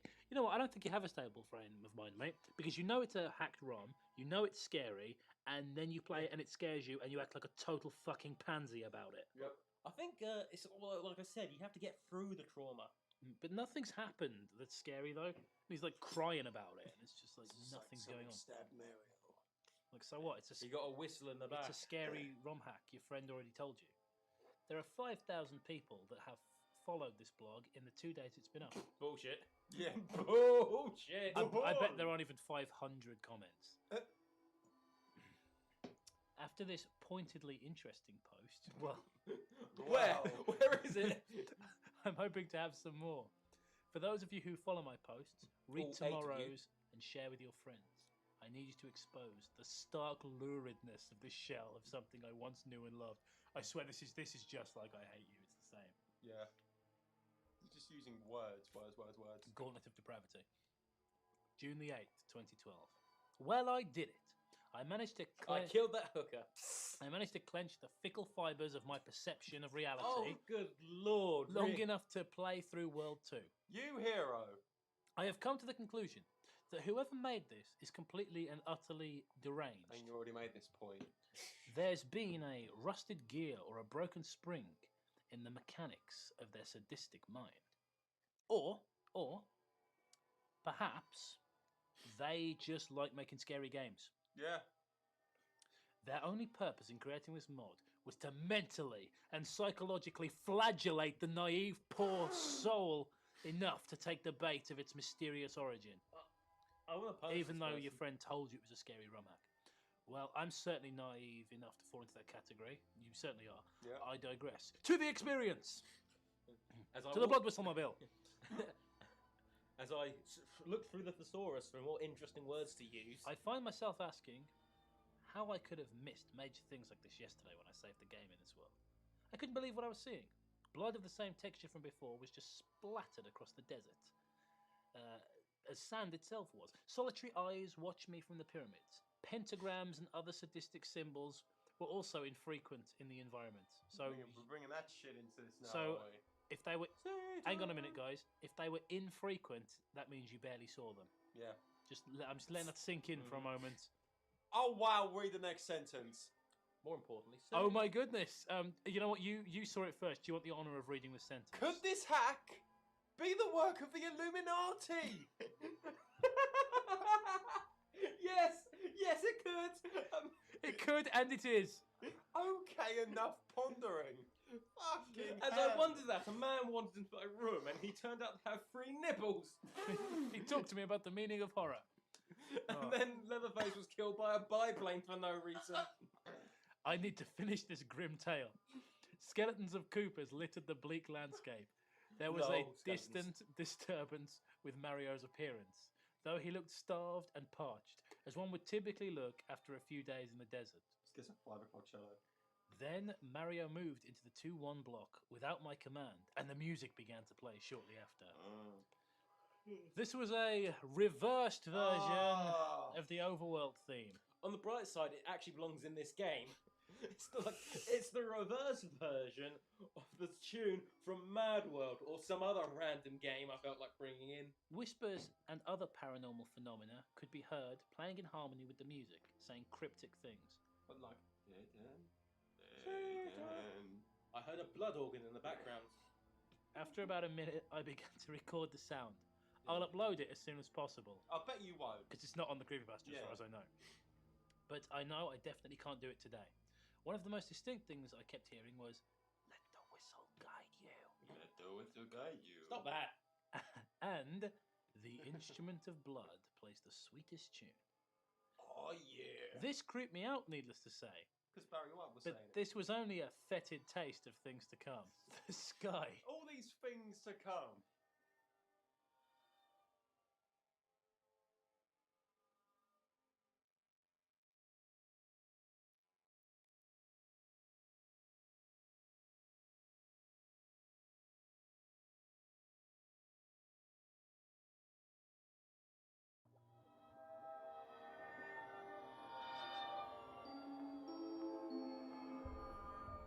This was only a fetid taste of things to come. The sky All these things to come. was a greyish blue, accompanied by an almost white sun. Well, at least it wasn't red. The colours weren't bright or cheery in the slightest. The pyramid blocks were faded and cracked, and the wooden blocks were obviously rotting. Mario's sprite was visibly starving and pleading for thirst. Wait, pleading. Yeah, that's what it says. Pleading for fun. Please, Please, I'm so hungry. Please make me thirsty too to take my mind off it. I'm so full of water. The fire creatures fixedly stared at me like a shark stares at a school of fish, except it doesn't because a shark never stops moving, seeming to know who their next meal was. The neutral expressions of the Koopas had changed into ones of converged disgust and loath. I had obtained the raccoon by now, so I ran along the pipe-looking platform and took off. I flew for a little while, which was nice. I was really enjoying this game. Mario's face changed as well, being the normal happy smile you usually see throughout the entire game. Does even Smarty just seem to have a blank look that's mustaches in the way of most of his face? I relish in the few moments of happiness I sought from this game. These moments were mercilessly ended within the course of a few seconds. The sky flashed a gloomy black before the blood whistle came and impaled the poor plumber yet again. Mario fell, his corpulent figure going limp. You know, until he hit Mario's the ground fat, with a but thump. I don't think he actually qualifies as corpulent. I swore I could feel. He was miraculously alive. Must have been all that fucking fat, the That obese must be shit. because he's a fucking game character. His And he's body not twitching real. in a feeble attempt to rise. A fire creature jumped on Mario, who was Bummed him. now pinned to the ground and screaming in pain. Let it happen. Just let it happen. His scream was bitterly realistic. It reeked of such ineffable pain. It hurts me now to describe the sheer degree of torture this character was put through. Oh, give the fuck over. Burning and seething in pain, and there I sat, completely powerless, Not getting tortured, watching someone else getting tortured. forced to watch what I thought was the end of his trials on World 2. I was so wrong. Forced to watch. I couldn't have hit, I don't know, X on the corner of the You know a few the seconds emulator. ago how he was like, oh man, I'm really enjoying this. And then also happened like, Yeah. wait a minute, I suddenly realised That that is- I could play the normal version of this game. So I did.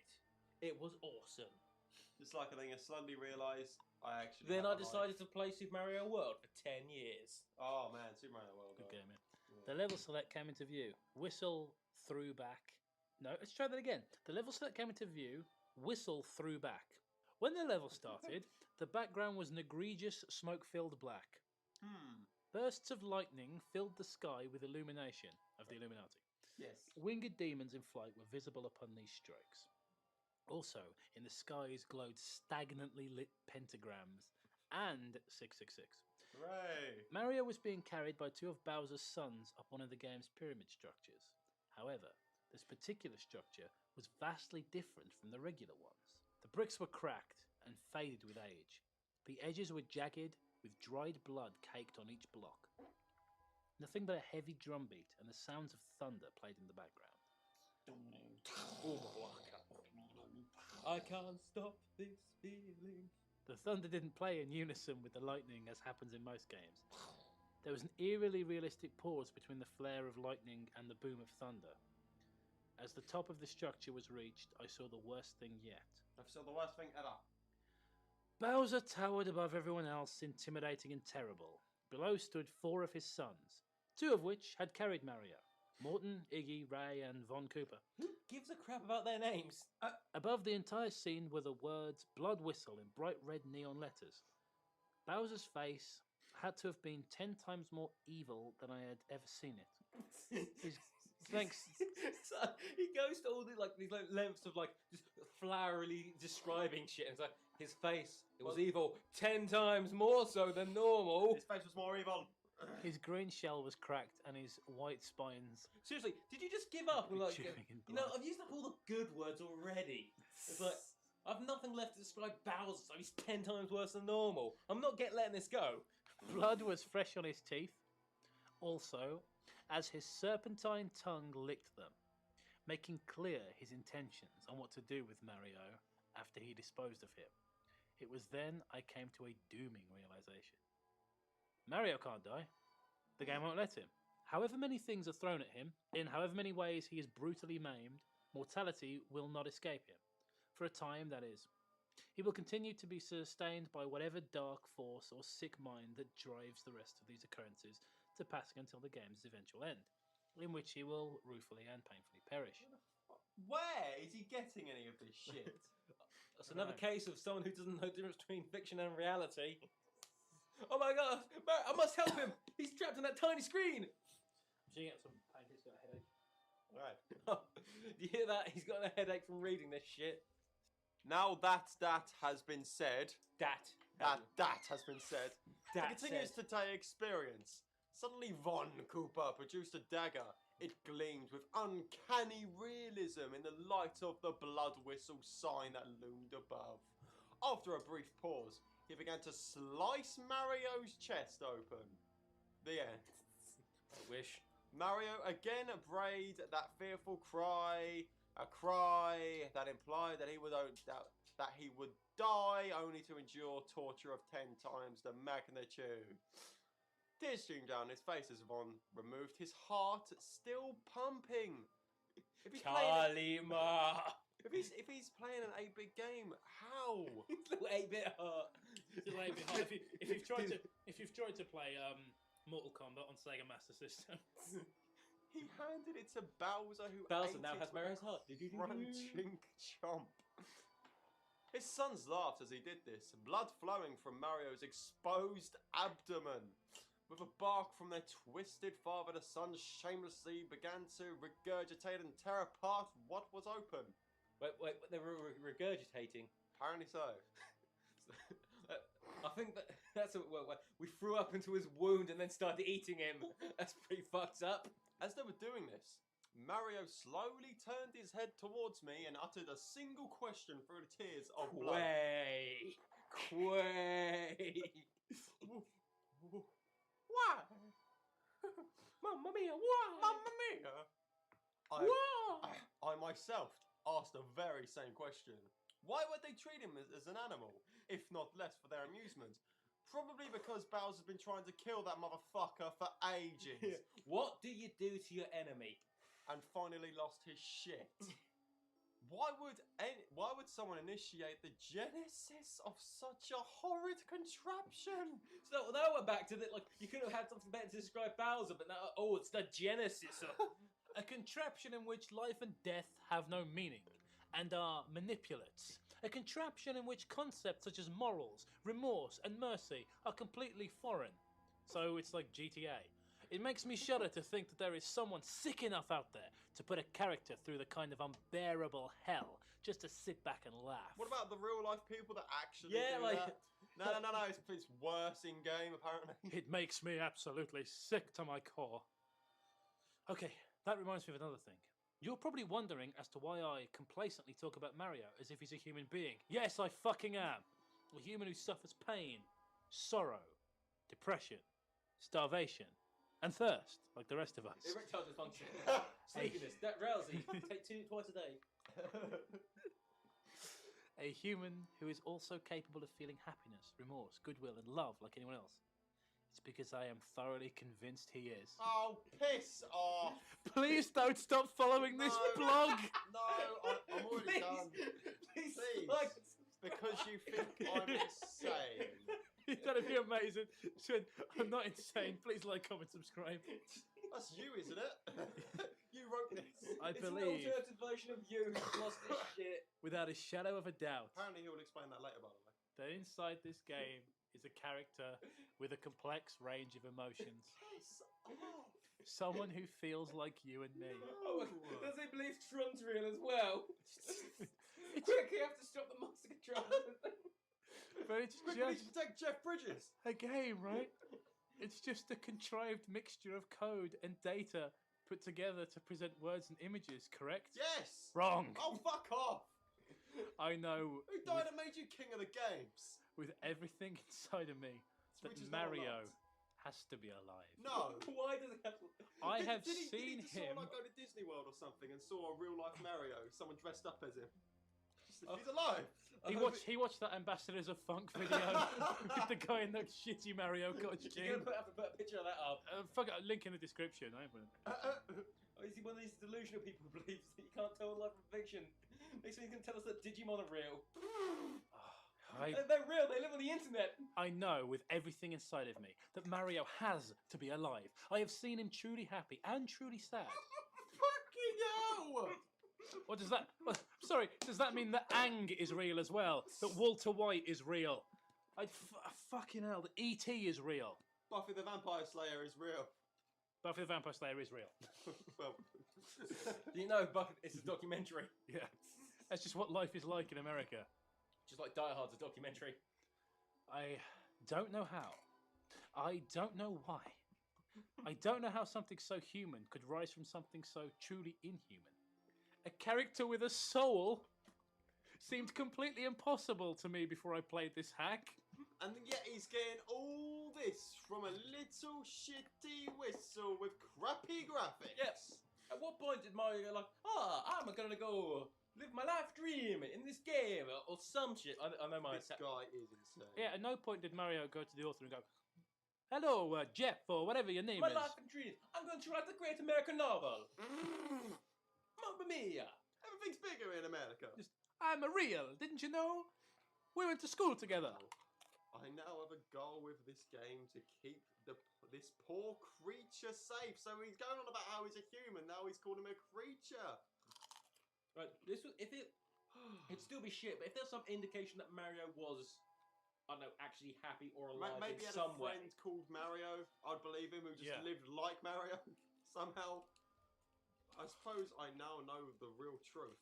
I'll see you all tomorrow. Same place, same time. Same bad time.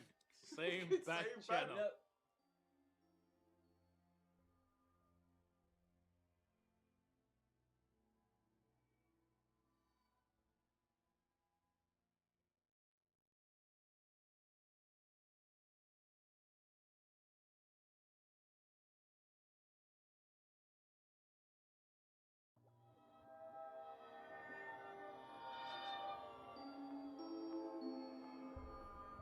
I'll see you all tomorrow. Same place, same time. Same bad time. Same bad Same bad- channel. Yep. It's me again. That's the best opening. June 9th, 2012. It's me again. I had a horrible range of nightmares last night that are a direct result of playing this game. Gee, what else would it be a fucking result of? Your bad grades in fucking college? This is all the paint I've been huffing. When he's in college, he's clearly fucking high. I've been doing some meth the other day. Yeah, it's written by the guys who live upstairs. Some really weird stuff also went down. Yeah, we would have mentioned that he's been practicing his guitar all night long. It's true. I can almost play Come As You Are after a year. Some really weird stuff also went down. Eating Pringles. Really. I'm going to eat Pringles. Does someone else want to read? Before I get into today's gameplay, I'll have to go through them with you guys, so I'll have an interactive record of my dreaming habits related to this game. I myself... You couldn't see it, but basically just indicate that he's an utter wanker, which He I is a agree. wanker.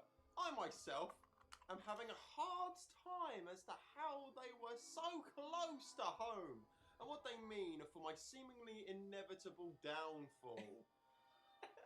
Nope, I don't get it either. Before I tell you this, Has he reached his expiry date? apparently so. What do you I have mean, to. is it Oh Christmas yeah, going on? that's it. I have to let you know. I have to let you in on a piece of relevant information. In the 4th grade, I used to play the recorder. Right, this is going to go down well. Right, listen to this.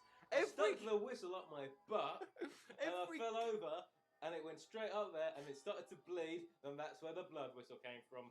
The end. Oh, yeah, you probably just made the fucking connection, didn't you? Every kid had to learn some sort of musical instrument. Alright. I like wind instruments because of their method of play, appearance, and sound, so I chose the blooded whistle. No, I'm joking. Such is the irony of the instrument that has Why caused are you me actually all of reading a this book at the grief. moment? Yeah, I'm reading the book. In my dream, I was playing the instrument in a dark room. In a dark room. I was my 4th grade self, just anyway, playing Mary Had a Little Lamb. Out of nowhere, I began to cough. I had choked on some blood that materialized within around my recorder. It covered it, and soon filled it. Blood began to pour in great quantity out of the recorder's holes. Great quality. Pretty good blood. Oh, it soon began to float in midair and hover. A few seconds passed, and then it struck me out of the chest. It impaled me, going directly through my heart and every other vital artery one could think of. I woke up. The sheets were plastered to my bare chest with sweat. I was completely fine, not a scratch on me. But as I woke up from a dream, I was fine. As I sat there in bed, afraid of how I'm sure the game did this on me. Oh my god, I just realised we're halfway through. Yeah. You know, it's probably not going to be as bad as Thomas, but it's going to be more of a trek. Oh my god. Or maybe it was just me losing my sanity as every other viewer watching this right now. I began to hear noise coming from my laptop. It was closed, but a faint muffled humming sound was clearly audible. I warily approached my computer, the machine almost looking alive, then I opened it up. It was a picture of SMB3 Raccoon Mario sprite on the black backdrop. He was chained up by his legs and feet, and the chains reached outside of the screen. The blood whistle sat as the centerpiece of it through Mario's chest.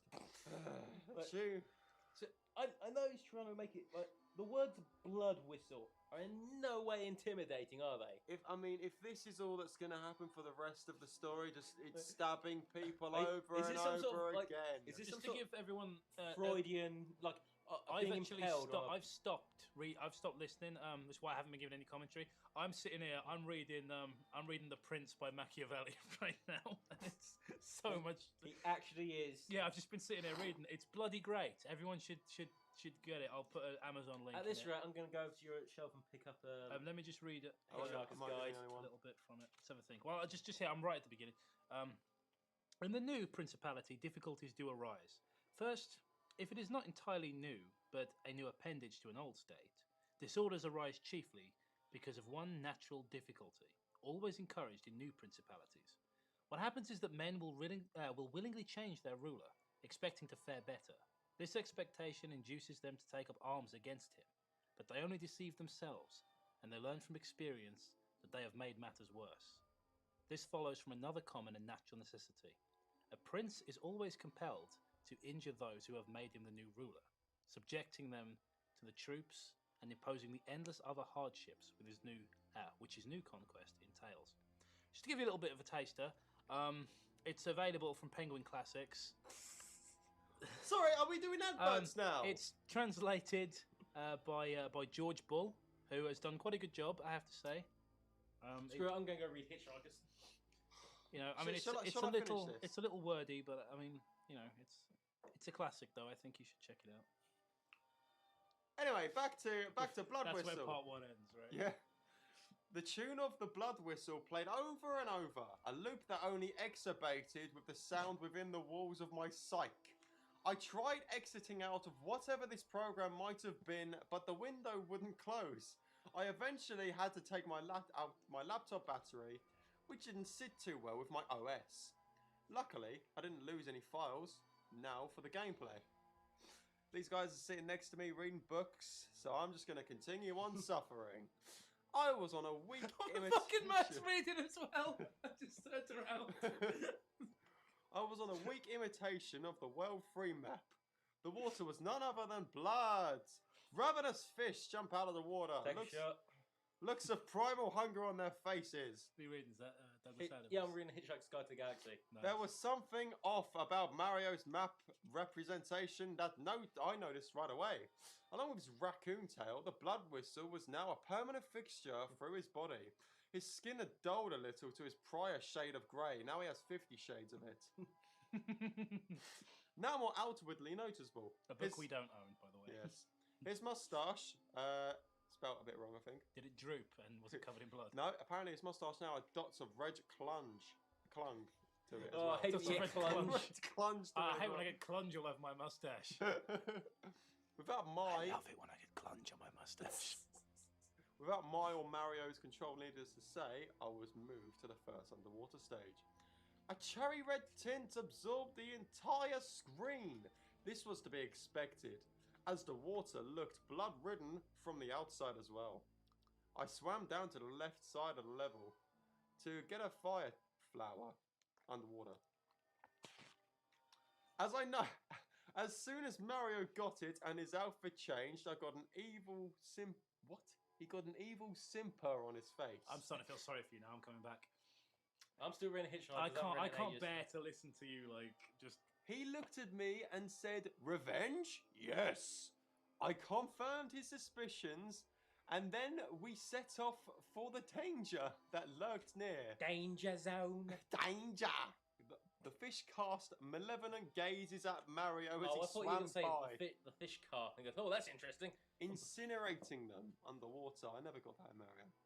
His normal happy smile returned. So did mine, because he's killing animals. Hooray! What The a annihilation of carnivorous critters that didn't last long before both Mario and I faced a hellish dilemma. Why are you doing it like a news reporter from the 30s? Frozen. Losing, people dying. Do something about it. What a scoop.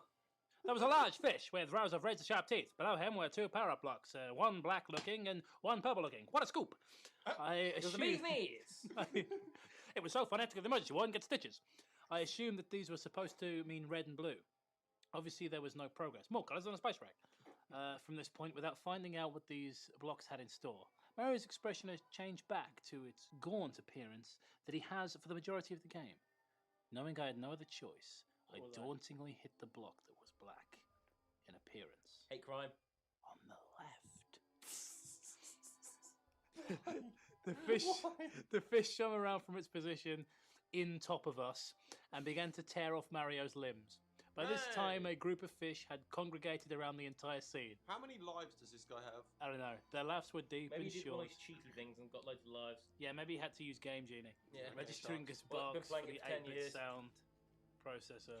Mario's unable body wobbled as he bled out, spewing black across the red. When he finally died, the big fish began to laugh. After a couple of seconds, Mario's limbs regrew. He's like the Thing. With a blue, what's that say? Stock remaining. I think that's his stock. Oh no, with a blue block remaining. Yeah, sorry, cursor was in the way. Yeah. I hit it to get this all over with. Bubbles stopped coming from Mario's mouth. He cried out for help.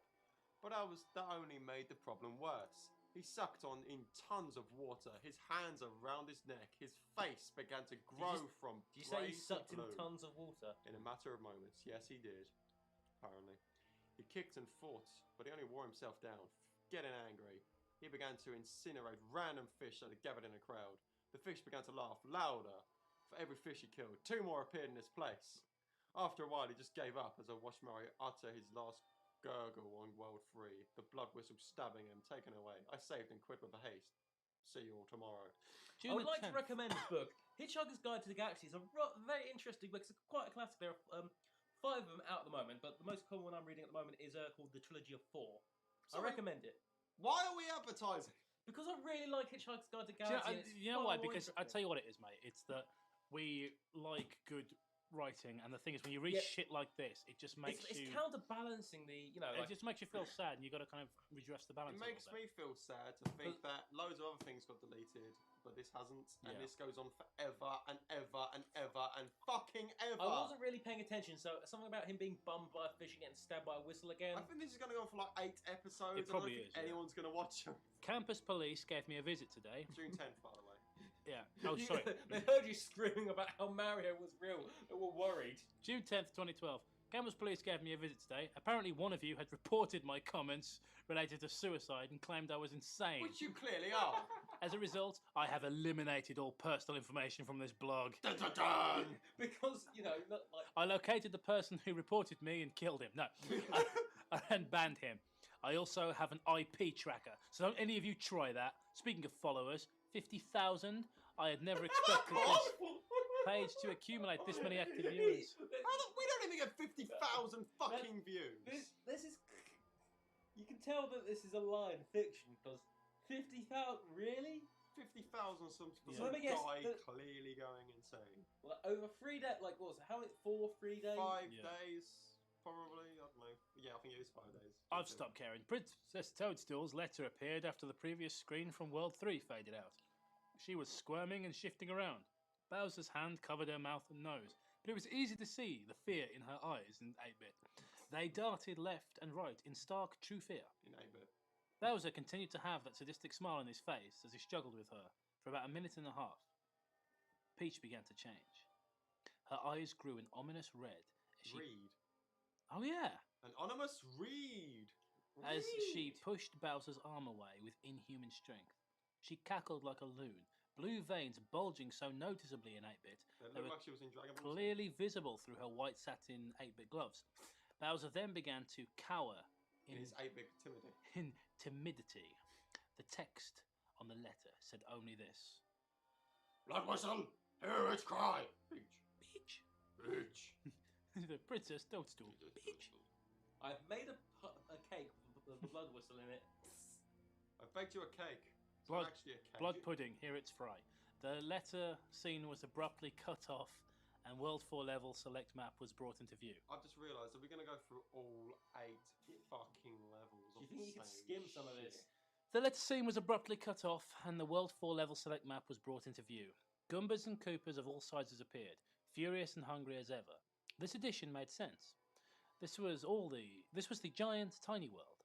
The shown enemies would be dimensioned as such. The normally green grass was withered and dead. The small patches of water were blood. What else would it fucking be? Mario still was in the fireball Big fatigues snake or rub? that he donned in World 3. When compared the other worlds, the map view for this one was vastly less disturbing.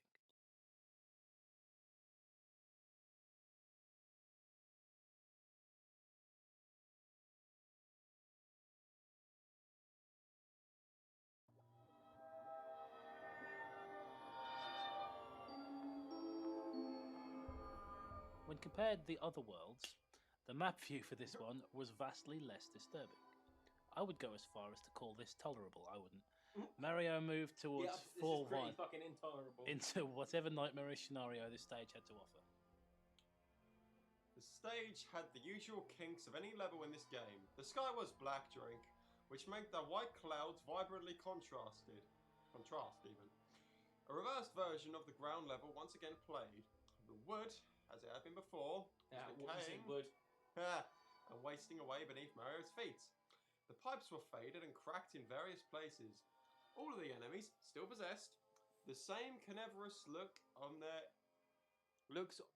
of their intergame counterparts. There was, oddly enough, a startling abundance of them. Koopas and Goombas danced around the rich, realistic manner. Mario was visibly petrified, and why do you guys keep reading every time I fucking start reading this? Because life, the universe, and everything's quite an interesting story. As he tried to avoid them, my arrow keeps kept them inches away from his life. Amidst all of the din, there hovered a solitary power-up. It was regular in appearance, nothing was outwardly off with this, which greatly surprised me, not knowing what horrid item it contained. I bumped it in blind vein. That maybe it could help me. You can most likely infer from the indentation I made in the preceding paragraph that I was completely mistaken. What appeared next is what I dreaded. That damn whistle was sitting there, blood washing over it as it rose from the yellow square. I sat there almost beckoning my name. With the imposing enemies, I knew I had no other choice. I took the weapon from its place, fruitlessly hoping for the best. readily expecting for the worst. The on-screen foes ceased all activity. Their faces returned to a neutral blank state, bank state, apparently. So we're all dollars now. Bank statement. 5 minutes they stood in place like this, not moving a muscle. I would have got bored after 5 minutes, turned off the console, stopped reading this, and I'd go and grab myself a job or something. I don't fucking know, but there you go. I jumped around and tried to kill them, but to no avail. Jump around. It's almost as if they were frozen within the confines of space, of time itself even. As if for specifically them. All interstellar and physical continuity came to a careening halt. Then they began to move. After the first couple did, I realised what truly was going on. This was a mass suicide. What? They all had guns. Most of them had just jumped off the nearest hole. But others performed incredible feats of acrobatics and medical possibility. What? Acrobatics and medical, like some sort of acrobatic surgery. He keeps flipping over the table while doing some other bypass. One Koopa was bashing his head on a pipe. Another Goomba jumped 6 or 7 times on its own height, turned around in the air, and sent blood flying everywhere with a great splat. Soon all the enemies were dead. Their remains were spontaneously up-chunked from the trench below. You're scared, yeah? Because I fucking will. A grisly mixture of guts and gore littered the entire remainder of the level. Mario shuffled through the remains, horrified did the truffle with shuffle. tears streaming on his face throughout. Random, deep, bassy tones played with nothing else to accompany. Realistic, squishy sounds were emitted every time Mario took a step on a scattered carnage. He continued to cry for the duration of the level. The whistle faded into view and followed Mario a few inches above his head. Like a Like a virgin for the very first time. Oh, pestilential virus.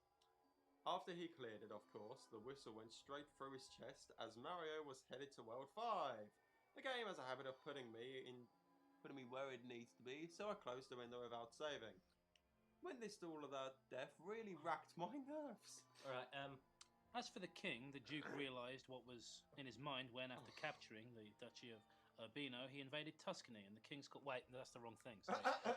Sure, it might be a game, but with the things that this game has had to present me, a whole load of boredom, I'm starting to lose my perception of reality. It's And so the dull. fuck am I?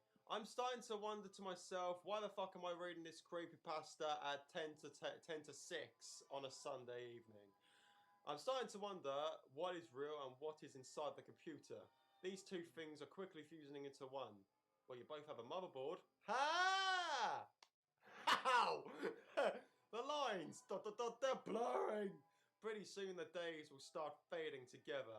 And by then I'll have lost all the sense of reality. I hope to see you all tomorrow. I don't know how much longer I can put up with this game. It's not a game. I couldn't tell you what it is. June the 11th, 2012. There have not been any more mishaps with you all so far, which puts me at rest. Because you don't think I'm insane. As of today's gameplay, I fear for my own life. I feel as if something is coming after me, lurking, seeking me out, as to make immediate my demise. Never before has anything like this ever happened. Ever. Never before has anything electronic made me truly afraid, truly scared. He's never been in the back room at Cyberdog. And truly shocked at how shit a story and long it could be. I most likely will get no sleep tonight. Nothing in particular occurred. It's just ... We'll find out below. Will we? I was in the middle of the cloud portion of World 5. Terrible. The Sky theme played, except it was drastically slow and demonic. Whispers were clearly audible. The whispers were almost the same as the ones I heard back in World 2. Mario was outfitted with a Tanuki suit, which naturally suited the environment. There was nothing there except two things: a red dot and a card game. I'm going to speed up a little bit. The card game icon looks similar enough for its regular game clone, except spades rolled across it in the red background instead of blue one. Now, for whatever reason, I was allowed to choose which path to take. I chose to do the card game, hoping it would serve as some kind of reprieve from all the madness. That was not the right choice. Toad didn't explain the rules of the game like normal. Instead, I was plunged into the rolling slots. Beside the slots was a risky scenario. Toad was on a guillotine. He looked at the camera with timid, teary eyes. He was also vigorously shaking his head. He shook his hands in a futile effort to free himself from the appalling apparatus, but nothing came of it. The entire picture engulfed me so much I didn't even notice the slots. I cautiously pressed them, trying as best I could to line them up. Given the stress of the situation, I failed, and to pay the personal price. The blade fell with breathtaking speed. Toad was beheaded right then and there. His head did a couple of spins in the air before landing in the conveniently placed nearby basket. The initial spins flayed blood across the white room. Wait, did you say flayed blood? Yeah, that doesn't even make sense. Yeah, Blood isn't flaying, like whipping and ripping the skin off. I'm going to take the skin off this blood. Blood filled the basket and filled it up. Okay, filled was implied. Toad's body spraying blood from the stump where his head used to be. Out of nowhere, the blood whistle came down and struck his torso. The scene faded out with black to the map. I was moved to the only thing remaining. World 5. Silently, silent lightning streaked across the licorice black sky. That's scary. Grey clouds. Yeah, licorice tastes terrible. Oh, God. And Mario with I like licorice. With the only other, if you like licorice, like, comment, subscribe. No! Other consistently Don't, visible licorice things. is terrible. If you don't like licorice, like, comment, subscribe. As far as everything goes, silhouettes of winged demons flew and danced in the background. I tried turning into the stone structure of the Tanuki suit so famous for, but it failed. So no music played, none at all. The demons would be heard whispering in what sounded like a variety of languages. Spanish, German, Latin were the most prevalent ones. A primal fear of the unknown gripped me as I blindly navigated the level. Judging by the look on Mario's face, it plagued him also. This stemmed from childhood, which made it all the worse. I not only felt that Mario was in danger, I felt like my livelihood and well-being were in danger. At that Wait, moment, his lively, like, Yeah, as like his job. Yeah, his livelihood of At sitting that around If I moment- didn't do this, Mario would come fucking round and... game. one of the demons swooped down. I would say the most accurate way to describe this creature would be a miniature Cthulhu. Its claws plucked out Mario's eyes, making them profusely bleed. He unleashed an ephemeral, I don't know how to pronounce this word actually, ephemeral yet bone-chilling cry. After the searing, I can't pronounce cry. After the searing pain relented, Mario trudged on. His face was now void of any and all expression. It was because he knew as well as I did that he would be torn apart brutally and slowly. But it would happen. After a few more seconds, the second demon came. Did a poo on his head. He came. It was identical in appearance to the first. I was very lazy at It describing things. swooped down with grim black bat wings, as did its portion of damage. I'm sorry. He's just gonna start crying up his portion. After it was said and done, Don't you just want him to hurry up and kill the himself? thing had torn Mario's arms off. Mario stopped dead in his tracks. He sobbed loudly. Stop dead. Get it? Knowing the worst was yet to come, I felt so sorry for him that the words escaped me. He continued with a morose look, his normal walk slowed to a shuffle. Truffle shuffle. Not a few seconds after that, the final solitary spectre came down. He did his work with one big slash. Mario was now without his legs, and his lump of a body sat there. He sadly wept in utter despair. He knew the end was near. He turned to me and choked out this. I am sorry you had to witness this. Everything. Those... Oh, that proves that he's real, that he's really considerate towards the person who's making him, get himself delimbed. Oh, yeah. Those were his last spoken words on World 5 before a gaggle of hell's minions descended and tore apart what remained of him. His entrails were liberally exposed as they regurgitated in their cruel feast. Oh, wow, haven't we had When this whole the fucking dust before? cleared, a mere shell of him remained. All you could see of his open stomach were his open spine and back muscles. As I had predicted, the blood whistle came to transport him to whatever hellish situation it contemplated would be worse than the last. Consider it sheer luck if I make another post tomorrow. If I do, it may be my last. Please Please, God! I hope it's your last. Right. Can't we look at someone else's, someone else's blog? June 12, 2012. I'm starting to not care anymore. Well, so the fuck am I? Starting! I'm in the throes of such a severe depression and it's all starting to fade away. Everything. School, friends, family. You have such a social life that you've got all this to type up. You know when he had that suicide watch a few days ago? Like, well, he's clearly easily influenced because he's been playing a game and he's just like, he's projecting like emotions and... Yeah. It's safe to say that this game is single-handedly ruining my life, so I'm going to continue playing it. I think you're ruining your life. Yeah. Such Your own sadness fault. has never become me ever before in my life. My grandfather died when I was young, playing Super Mario Brothers 3. Oh, wouldn't you love it? But that That'd be didn't amazing. close to equate what I'm feeling now. It's a direct result of the level that I play today, Wait, which so- I'm getting to right now. So did he basically say that his grandfather dying was not nearly as bad as this? Pretty much, and also all these paragraphs are the same. It's just like, oh, you get into the story, and then we'll get into the story, and then we'll see the story, and then shit. It never comes. Yeah, World 6 appeared. Ice was everywhere. This is the one part that correlates to the unaltered version. Nothing else did. The ice was none other than frozen realistic blood. Possibly. There's only a solitary dot on the Oh no, map. wait, that's DuckTales. Mario entered it, and I knew whatever it was to pass, it would be tenfold of what had already happened. Pure sappable white was the only thing that constituted of the backdrop. Blocks of blood, ice. Hey! It Seaman? served as a slippery ground. Mario slid along just as I controlled him. He appeared happy, overjoyed, might be more accurate. Here he had nothing to deal with, just him and the open space and the blood. 5 minutes passed and you guys have eaten all the fucking Pringles. Okay. Then 10. All the way through, Mario was happy as I let him run around the fly. He had regained the raccoon tail, in brackets. It seemed like he had all the time in the world. The clock ticked and all seemed right in the game. Making the way through the level, I found out it had Breaking no the law. end. Breaking the Time, law. oddly enough, would turn out to be the ultimate enemy. At the 20-minute mark, the tempest began to pick up. Oh, here we go. A flurry of snow and wind Wait. ensnared Mario. Okay. Never mind. And he now began to curl his tail. His teeth chattered, and his body shook. I'm so sorry. I'm coming down from my level drop. He soon had to sit down. Mario and I soon figured out how the game planned to snuff him out this time, with ice and time. He sat there and tried to eat himself. This, needless to say, was less than a feeble attempt, nothing but the creepy bass repeated from World 5. Mario's skin soon began to turn a light blue. Nevertheless, he sat there and brooded in the icy cold. It then that the Was he ultimate Edward Cullen?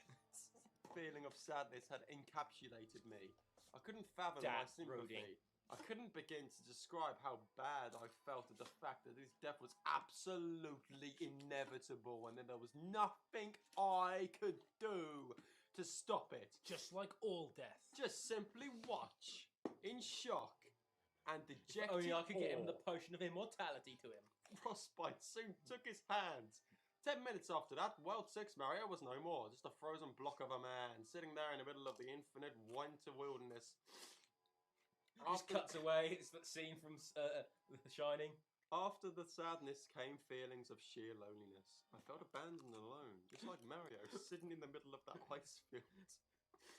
I felt Okay, I can understand why Mario might feel abandoned and alone. Why do you feel abandoned and alone when you've apparently cut yourself off? Yeah, from you're everyone? the one who's abandoned everyone. I felt as if no one would save me from the torture of this game because you probably pushed everyone else away, you absolute cunt. Oh, I've had Why- enough of this shit. Alright. The blood whistle came down and made a chunk sound as if it impaled his chest, taking him to the next level of hell.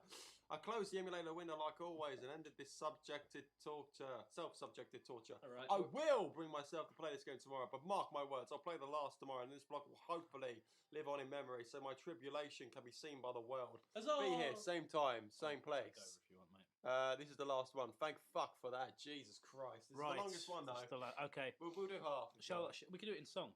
Alright. Okay. Me. June the 13th, 2012. It is ironic indeed that today is the 13th. The unlucky number, the unlucky day. That's not irony. I suppose today isn't completely horrible. Today is the last day I had to play this wretched game. What, you had to? You had to. This horrifyingly absurd remake of what I used to see as a wonderful game will soon be out of my life, along with everything else. So With this being the last post. his friend came up to him. I know we've gone over this a few times, but it's like, here's this game. It's a horrible, like, terrifying remix. And then, because he, doesn't know, I don't know, anything, he seems to be upset by the fact that it's a horrible game that's supposed to be scary. I don't understand. Oh, look at this sentence you're about to read. I suppose I can finally be honest about my true intentions ever since I finished World 2. I thought I'd get a stiffy from watching it. I am going to take my own life. Well, good on you, mate. I wish you'd take it fucking sooner. Yeah, all the best. A few days ago. You're killing all of us. Best of luck with it, mate. This game has caused me sorrow on such an ineffable level that there is no other option. What? Life will never be the same. Mom and Dad, I love you. Michael and Kelsey, you guys were good. Listen, Mom and Dad, they have a lot of valuable lessons to teach you. Oh, yeah. Lessons that I like, but now can we never apply again. Sing it. Now for what your 75,000 followers read this post. The rest of the game. Hell itself is what the game brought me to, I suppose. That this was intentioned to convey World 8. What the fuck does that mean? No. Not hell. Worse than my phone interrupting. Bodies were chained up in the background. During a myriad of tortures. The only pain wasn't as strictly felt from injuries, though. The coughs and dying wheezes and vomiting in the background reeked of pestilence and suffering. Fires emblazoned certain people as well. Certain people. The flames had an actual burning quality to them, not like regular 8-bit fire. Burn away! Flesh, eyes, and other internal organs and tissues constituted the walls and ground. If the hell I'm certainly going to exist, I think it looks something like this. We didn't start the fire! Mario stood before Princess Toadstool. Did we get a comment that someone asked me for more singing after the Pokemon I video? actually think somebody did, not on that one, but I think somebody on a video did say more singing. So that's your fault, whatever cunt said that. I feel happy that we sang. Her Well, dress it makes it was go quicker when you sing ripped about in it. several places and splattered with blood. Her eyes gleamed red. Take a shot. The flames casting an evilly maniacal allure to her appearance. Bowser and his 6 sons were tied to wooden poles and terrified looks on their faces. Wendy, for some reason, didn't appear Wendy? anywhere in this game. I don't know, but she wasn't in the game. In one hand, Peach brandished a sizable dagger. In the other, the blood whistle. She walked over to Bowser and looked him in the eyes. Looked him in the eyes! Technical limitations slightly hindered the interpretation of what events passed.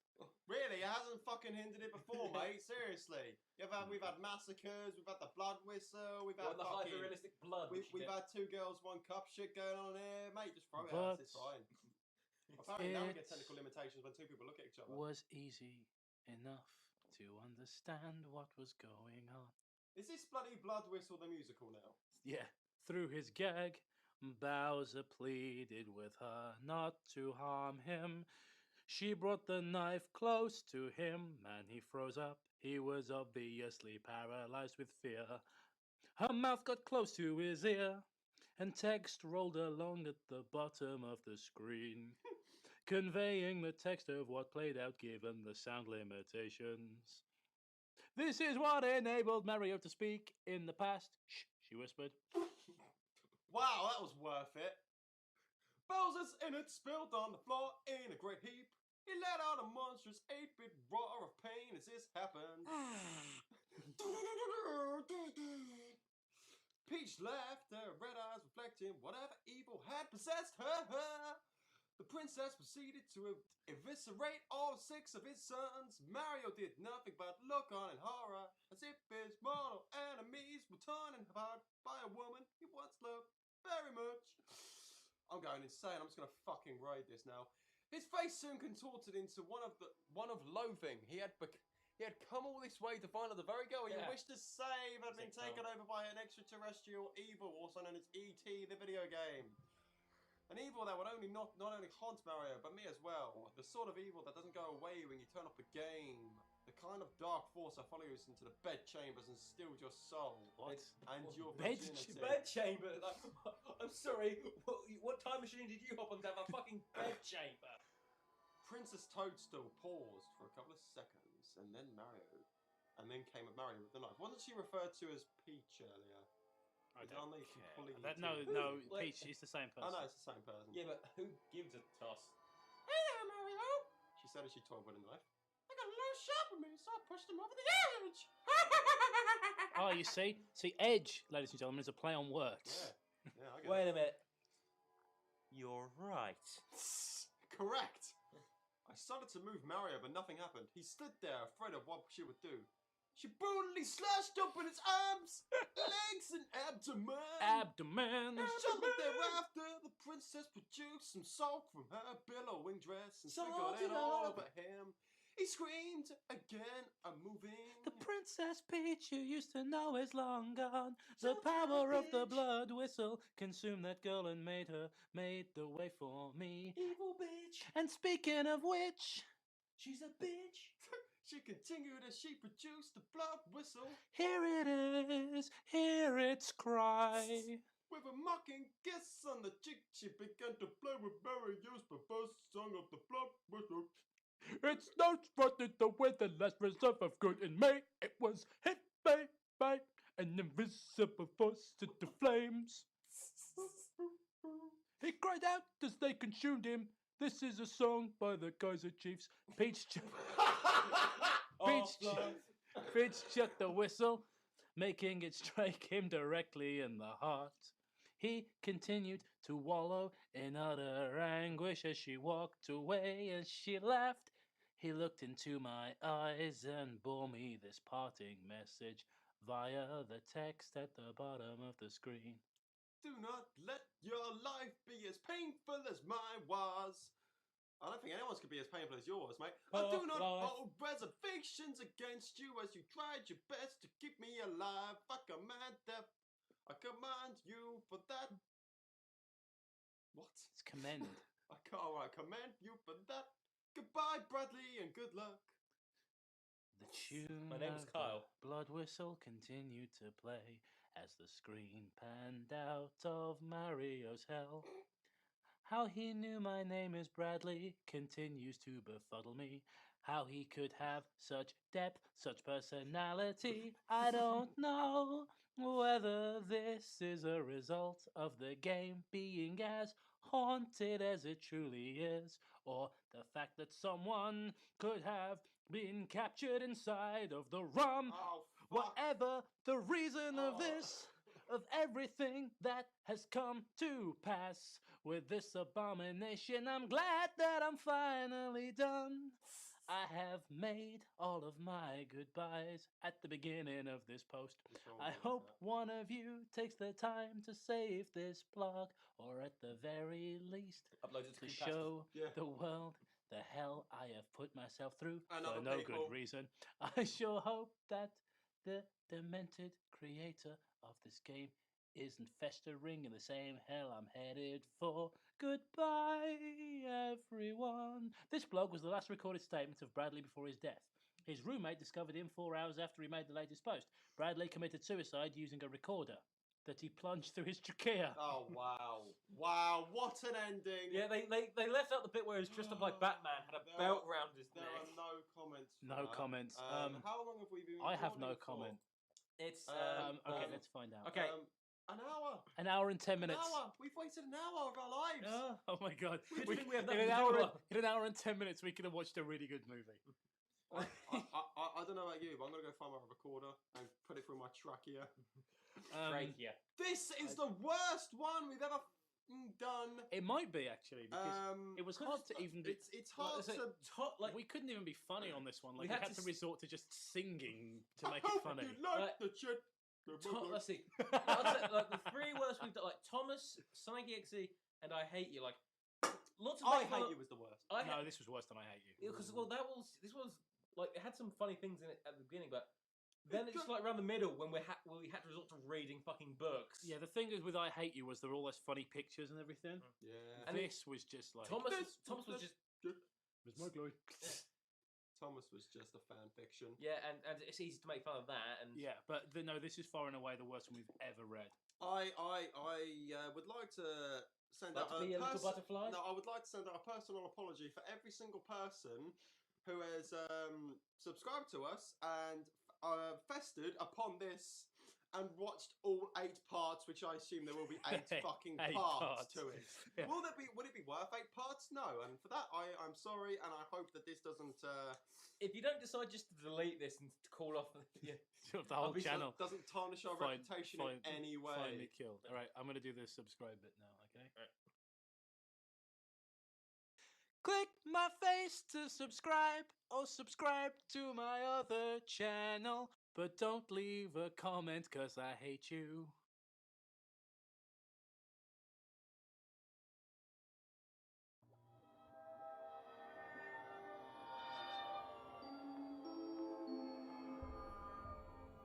Welcome to another edition of Bad Creepypasta. We are joined today by our friend MD Phantasm. Today's very special story friend might be a little too strong of a word there.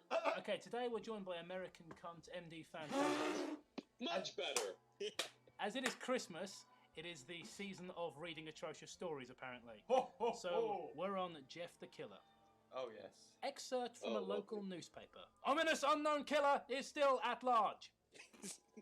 After weeks, So it's the Daily Mail then. ominous unknown foreigner. If only Diana was here. Oh God. After weeks, first In other paragraph. news, cure for cancer found. But also another news, Bigfoot sighting. It's the fucking onion. After weeks of unexplained murders, the ominous unknown killer is still on the rise. What? Is that American for on the rag? After little evidence has been found, Probably. a young boy states that he survived one of the killer's attacks and bravely tells his story. Who would like to voice the boy? Bravely is also too strong of a word. I had a bad dream, and it was in the middle of the night, says the boy. I saw that for some reason the window was open, even though I remember it being closed before I went to bed. I got up, shut it up once more. Afterwards, I simply crawled under my covers and tried to get back to sleep. That's when I had a strange feeling. It was like someone was watching me. I looked up and nearly jumped out of my bed. There, in the little ray of light, below me between my curtains, there were a pair of 2 eyes. These were regular eyes. Not 2 eyes. God, why doesn't he have 3 like a normal person? Is this why you managed to survive? It's because his noise was so fucking it's so annoying. The killer just fucked off when he Yeah, was just like, asleep. fuck that noise. Oh God, the pitch of his voice has shattered my night. They were dark, ominous eyes. They were bordered in black and just plain out terrified me. That's when I saw his mouth, a long, horrendous smile that made my hair on my body stand up. The figure stood there watching me. Compared to the hair on his chair. Finally, after what seemed like forever, he said a simple phrase, but only a way that a madman could speak. He said, "Go to sleep!" I let out a scream, and that's what I said to him. And that's what sent him at me. He pulled up a knife, aiming at my heart. Pulled it up like a car. Sorry, I don't know about you, but I've never seen any sort of like little boy talk like this. They're all just like, "Have my window, have killer." I really hope no little boys talk like you do. Yeah. Well, I don't know what little boy talks about all his body hair, to be honest. Body How parts. if I know? Oh, hey, I'm just going through puberty. I might as well explain that in great detail. He came at me with a knife, and suddenly I noticed there was hair where there was no hair before. He jumped on top of my bed. I fought him back. I kicked. I punched. I rolled around trying to knock him off me. That's when my dad Busted in. Oh, wow. Busted in. Hell. He went through the wall like the Kool-Aid man. We're going to drink now. Oh yeah! Oh. The man threw a knife. It went for my dad's shoulder. The man probably would have finished him off if one of the neighbours hadn't alerted the police. I don't know about you, but there wasn't much noise there. It's just... Yeah, it's just like somebody and then suddenly the neighbours... Also, I don't it's think like- a knife makes quite the same noise as someone discharging a firearm. Right, I Pretty think much. this is... Also, how do they know, like... So, presumably he jumped in the room, tried to kill the kid, his dad came in, he threw the knife, and within this time they've managed to call the police and they've responded this quickly. Right, hang on. This is the last paragraph of Little Boy Voice, hopefully. Oh, thank I'd Christ. imagine they'd live next door to the police station or something. They drove into the parking lot and ran towards the door. A man turned around and ran down the hallway. I heard a smash like a glass breaking. As I came out of my room, I saw the window that was pointing towards the back of the house was broken. I looked out to see him vanish into the distance. I can tell you one thing. I will never forget those face. Those cold evil eyes. That psychotic Irish. smile. They will never get my Irish. They will never get Is my the beard. kid a woman now? They will never leave my head. There you go, done. All right. Yeah, seriously, what child... Like, that is not the dialogue of a child. No. All right, Matt. If you give me your best 5-year-old impression. I don't know, probably What the- screaming and pissing himself. He's a 5-year-old. Police are still on the look for this man. If you see anyone that fits the description in this story, please contact your local police department. Now, there are quite a few characters coming up in this bit, so we're going to all have to sort of chip in with the voices. Oh. Jeff Damn it. and his family had just moved into a new neighbourhood. His dad had gotten a promotion at work, and they thought it would be best to live in one of those fancy neighbourhoods. Jeff and his brother, I don't know, Lou, I think that says, couldn't complain though. A new, better house. Oh, Jeff, I hope you don't mind. I got this kid off of Filipino. I just stole him off the street, so... His Enjoy mum, yourself. Angelina Jolie, had brought another kid home. A new, better house. What was not to love? As they were getting unpacked, one of their neighbours came by. I feel we haven't heard Mr. Phantasm talk enough, as he's a guest. Fuck! Hello, She said, I'm Barbara. I live across the street from you. I just wanted to introduce myself. Oh, apparently she has a self that she wanted to introduce, I guess. And to introduce my son. she turns around and calls her son over. Billy, these are our new neighbors. Billy said hi and ran back to play in his yard.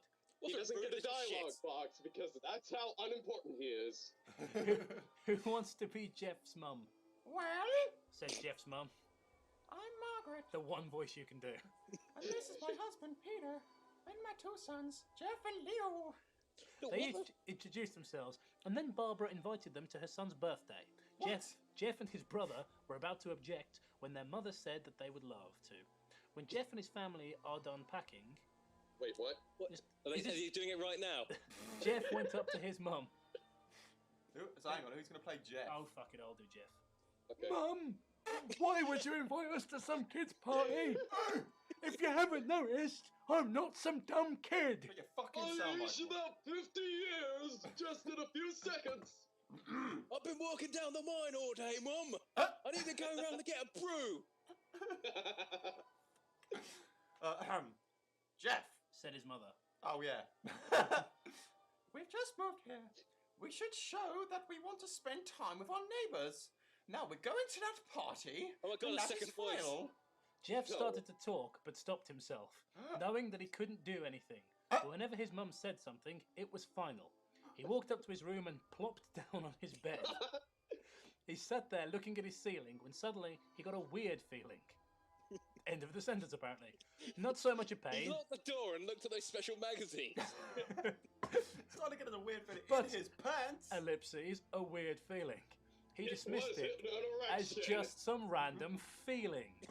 There are other words. He heard his mother call down to him to get his stuff, and he walked down to get it. Thank God you didn't actually say that. The next day, Jeff walked down the stairs to get breakfast and got ready for school. Wait, As what? he sat there, eating his breakfast, he once again got that feeling. What? And I can't fight this feeling anymore. This time it was stronger. It gave him a slight tugging pain. In his pants. He is just going through Mum, puberty. what's isn't he? this? Right. Oh, well, sweetie, that's just an erection. If you ignore it, it'll go away soon. Once again dismissed it. As he and Leo finished breakfast, they walked down to the bus stop. Is he some sort of before we go unlockable fighter on further- Tekken or something? Leo! Yeah, about like his right. His kid, you can call him Jeff, and his brother. I can't be able to think of a name. I'll just hit the keyboard and see what comes up. They sat there waiting for the bus, and then all of a sudden, some kid on a skateboard jumped over them, only inches above their laps. They both jumped back in surprise. Who's speaking? I don't know. Hey, what the hell? Hey, what the hell? The kid Well, landed. look what we got, some new meat. I'll be the other one then. Well, we've just skipped a paragraph, but who cares? Fuck it. Suddenly, Who the two fuck other kids cares? appeared. One was super skinny, and the other huge. Well, since you're new here, I'd like to introduce ourselves. Over there is Keith. Jeff and Leo looked over to the skinny kid. He had a dopey face that you would expect a sidekick to have. And he's Troy. They Let's looked get over- away, wild stallions. They looked over at the fat kid. Talk about a tub of lard. That kid looked like he hadn't exercised since he was crawling. And I Said the first kid. am Randy. Oh, I bet Now. you are. Now, for all the kids in this neighborhood, there is a small price for bus fare, if you catch my drift. Lil stood up, ready to punch the lights out of the kid's eyes when one of his friends pulled a knife on him. Well, that escalated quickly. Yeah. It looks like he was just going to push him back, but then all of a sudden, bam, switchblade. He's just gonna nick his lunch money. Knife. I hoped you would be more cooperative, but it seems we must do this the hard way. The kid walked up to Lil and took his wallet out of his pocket. Jeff got that feeling again. Now it was truly strong. So he's got a boner watching his brother being robbed. This is. Oh, the next sentence gets worse. A burning sensation.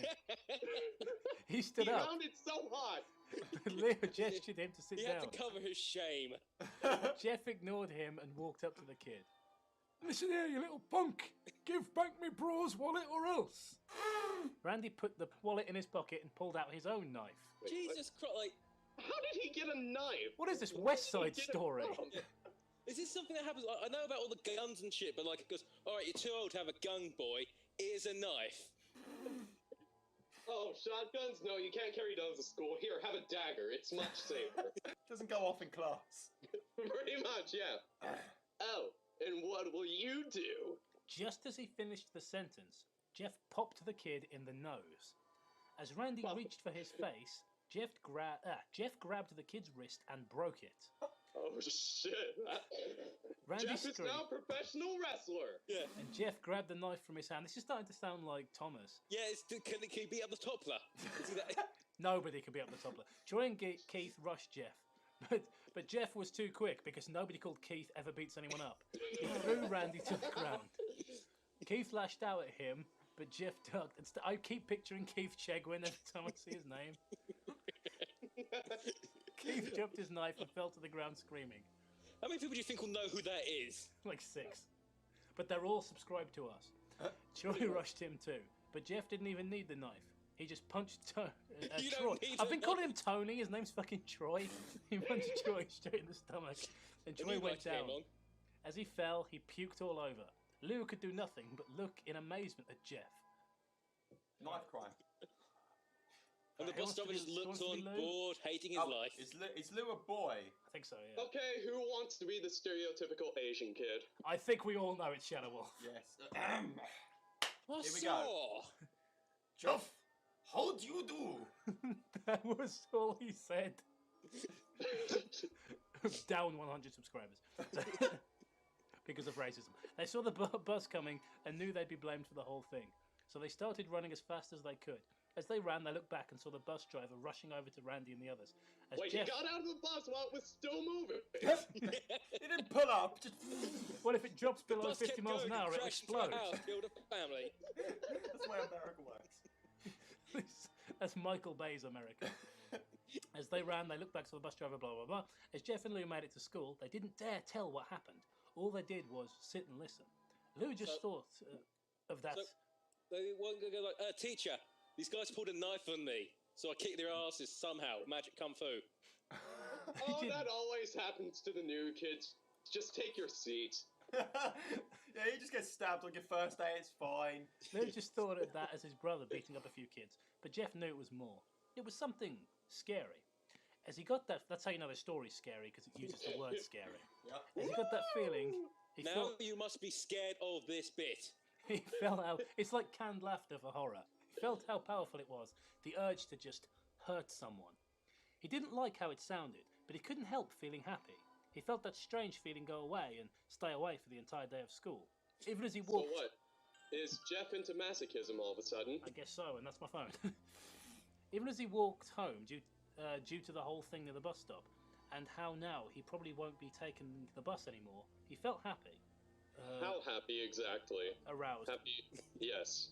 When he got home, his parents asked him how his day was, and he said in a somewhat ominous voice, Fucking awesome! I kicked the shit out of 4 guys. It was a wonderful day. That's really ominous. That's fucking ominous. That's the voice we settled on, alright? That is so scary. It makes me just want to use the restroom and throw up. I've just got this idea of like a 4 foot tall old man in like a flat cap. With a kestrel, of course. Next morning, he heard a knock at the front door. Jeff and his whippets. He walked down to find 2 police officers at the door, his mother looking back at him with an angry look. Oh, great, it's me. Jeff, these officers tell me that you attacked 3 kids. That it wasn't regular fighting, and that they were stabbed. Stabbed, son! Jeff's Let me gaze fell to repeat the it floor, one more time! showing his mother that it was true. Mum, they were the ones who pulled the knives on me and Lou. Son! Oh, so that's one of the cops. Sorry. It's good enough! Son, Said one of the cops. we found 3 kids, 2 stabbed, 1 having a bruise on his stomach. We have a witness proving that you fled the scene. Right, Now, what where does did that this tell guy us? come from? He's from ambiguous He's accent from land. lands unknown. Pretty He's from- much, yeah. He's from darkest Peru. Jeff knew it was no use. Oh, He could, Peru. Them and their bears. he could say him and Lou have been attacked, but then there was no proof. It was not them who attacked first. They couldn't say they weren't fleeing because, truth be told, they were. So Jeff couldn't defend himself or Lou. Son, call down your brother. Jeff couldn't do it since it was him who beat up all the kids. Sir, it were me. I was the one who beat up the kids. Lou tried to hold me back, but he couldn't stop me. It was my mining strip. I just fought a Thatcher and I couldn't stop punching. Oh, and I just got back from the retirement home, and I decided I need to beat up kids that are younger than me. The cop looked at his partner and they both nod. They both nod id, you stupid fuck. Learn to write. Christ. Well, kid. I might as well do the stereotypical Texan cop voice. Well, kid, looks like a year in juvie. Rito! Says Leo. They all looked up to see him holding a knife. The officers pulled their guns and locked them under the Fuck off! How old is he? They pulled their guns at a tiny little child. Wait. Oh shit, kids have a knife! Let's pull out our pistols! Alright, this is probably gonna get cut, but did they establish whether the guy was white or black? Oh, man. Possibly both!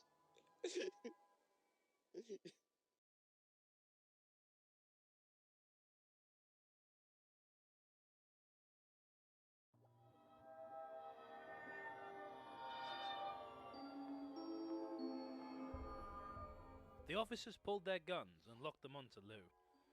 I'll never get over that. Yeah, I don't think I will. Freeze, criminal scum. Where are we? Oh, yeah. Officer, why are you pointing your gun at my baby? It was me. I beat up those little punks. Have the marks to prove it to. Yes, because when you beat someone up, you're the one who gets marks on you. He lifted By up the his... way, who has the marks, anyways? I think it's supposed to be Lou. He lifted up his sleeves to reveal cuts and bruises as if he was in a struggle. Son, put the knife down. Said the officer. Leo held up the knife and dropped it to the ground. He put his hands up and walked over to the cops. No, Lou, it was me. I did it. Jeff had tears running down his face. Ah, poor blow. Trying to take the blame for what I did. Well, take me away. The police led Leo out to the patrol car. Lou, tell them it was me. Tell them I was the one who beat up them kids. Jeff's mother put her hands on his shoulders.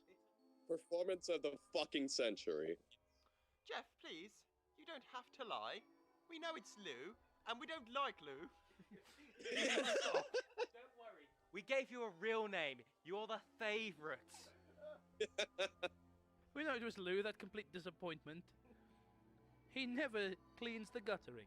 Jeff watched helplessly as the cop car speeds off with... Jesus Christ. With Lou inside. A few minutes later, Jeff's dad pulled into the driveway. Seeing Jeff's face and knowing something was wrong, He smacked him. Son, what is it? Jeff couldn't answer. His vocal cords were strained Talk to me, boy! from crying. Instead, Jeff's mother walked his father inside to break the bad news to him as Jeff wept in the driveway. And then he got ran over. After an hour or so, Jeff walked back into the house, seeing that his parents were both shocked, sad and disappointed. And aroused. He couldn't look at them. He couldn't see how they thought of Lou when it was his fault. He just went to sleep. He was so upset he was able to sleep, trying to get the whole thing off his mind. 2 days went by with no word from Lou at JDC, no friends to hang out with, nothing but sadness and guilt. That is, until Saturday, when Jeff was woken up by his mother with a happy, sunshiny face. Shiny, happy people laughing. Da-na-na-na-na-na-na-na-na-na-na. Oh, that is so inappropriate. Jeff, it's the day. Oh. She said as she opened up the curtains and let light flood into the room. Forget about our useless child. Yeah, forget about that shit. I'm totally a teenager. I must hiss at the sunlight. What's today? Asked Jeff as he stirs awake. Wow. Couple of words after asked were into stirs. Why? It's Billy's party. Oh. He was now fully awake. Come on. Mum, you're joking, right? You don't expect me to go to some kid's party after... There was a long pause. Jeff, we both know what happened. I think this party could be the thing that brightens up the past days. What? Now, get dressed. Don't worry. Your brother's been sent to, I don't know, kid prison, is probably being vigorously bummed. Going to a birthday party for a 10-year-old. Yay! Don't worry about #useless child. Jeff's mother walked out of the room and downstairs to get ready herself. I thought she was already ready, but I guess not. He fought himself to get up. He picked out a random shirt and pair of jeans and walked downstairs. He fought himself. He saw his mother and father all dressed up. His mother in a dress and his father in a suit. He thought, why would they ever wear such fancy clothes to a kid's party? Son, is that all you're going to wear? Said Jeff's mum as she threw her car keys in the bowl. Better than wearing too much, She said. I think I shit myself. His mother pushed down the feeling to yell at him and hid it with a smile. Passive-aggressive mum. No wire hangers. Oh, Jeff, we may be overdressed, but this is how you go if you want to make an impression. Said his father, who couldn't speak proper English. Jeff grunted. I'm just so fucking angry. Jeff's father is known for speaking an alien language that nobody can understand. Jeff grunted and went back up to his room. I don't have any fancy clothes, he yelled You downstairs. never bought me anything, you bastards. Just pick. All your money went to the Asian kid! The one you thought was going to be a doctor, Just pick something out. called his mother. I'm not wearing one of Lou's kimonos. He looked around in his closet for what he would call fancy. He found a pair of black dress pants. What? He had for special occasions and an undershirt.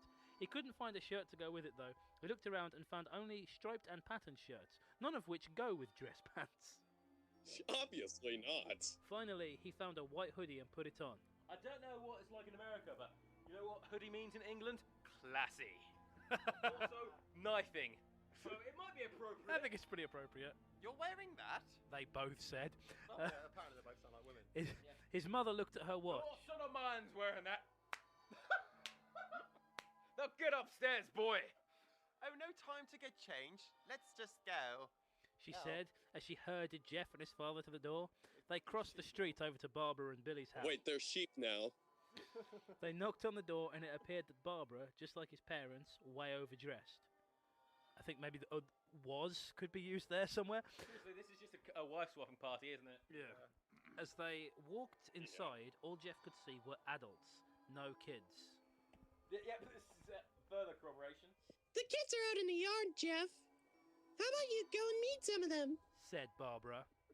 Jeff walked outside to a yard full of kids. They were running around in weird cowboy costumes. What was weird about them? Doesn't say.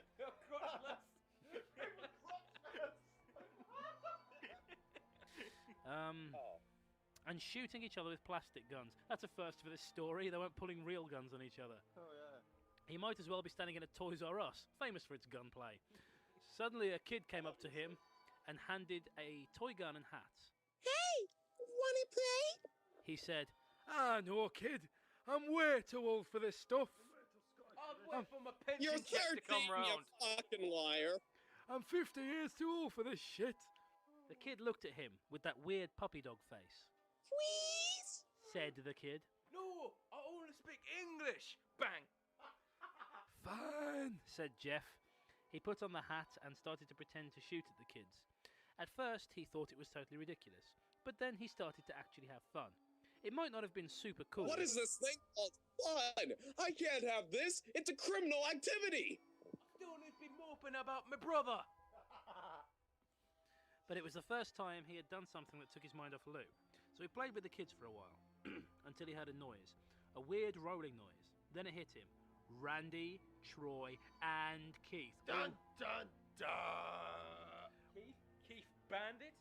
All jumped over the fence on their skateboards in America. Jeff dropped the fake gun. Fence and like, especially since one of them's massively fat. Right, two jumped over, and then the fat one crashed into the fence. I love the way that they can afford like really like all these knives and I guess guns and shit, and that they've got skateboards as transport. Well, they do live in one of those fancy neighborhoods, Shadow Wolf. They did establish that. Yeah, it's so fancy. Yeah. Jeff dropped the fake gun and ripped off the hat. He could have just took it off. Randy looked at Jeff with a burning hatred. Hello, Jeff, is it? He said. We have some unfinished business.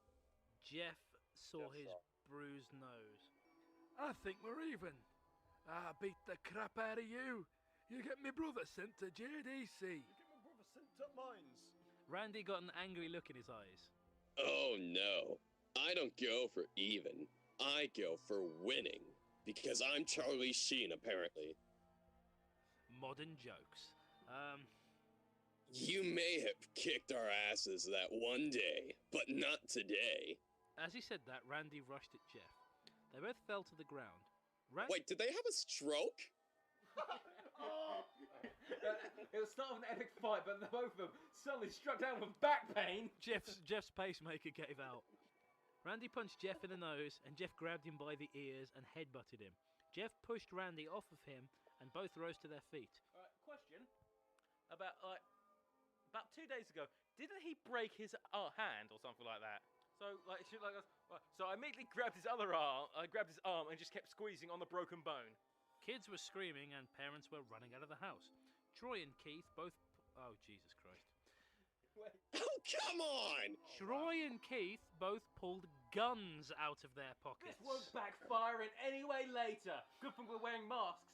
Wait. Obviously. Jesus Christ. How old are these? Like 10, 11, and they can fucking find guns? America. How? America is apparently... Yes, we live in America where anyone over the age of 1 can own a gun. And buy a fucking pack of cereal. Here's a free gun with that shit. Jesus Christ. Yeah. This story is bullshit. Fuck. No one interrupts or guts will fly. Oh, shut the fuck up. They said. From pistols? Really, once again, situation. It's like, we're either gonna be allowed to beat him up, or we're gonna murder someone, and then everything will be fine. Because we have guns, and guns are the answer. Randy pulled a knife on Jeff and stabbed it into his shoulder. Jeff screamed and fell to his knees. Randy started kicking him in the face. After 3 kicks, Jeff grabs his foot and twists it, causing Randy to fall to the ground. Like fake sort of movie fighting. Like, you kick a child in the face 3 times, he's going to be going, oh, fuck my face! You kick a child in the face 3 times, he's going to be unconscious.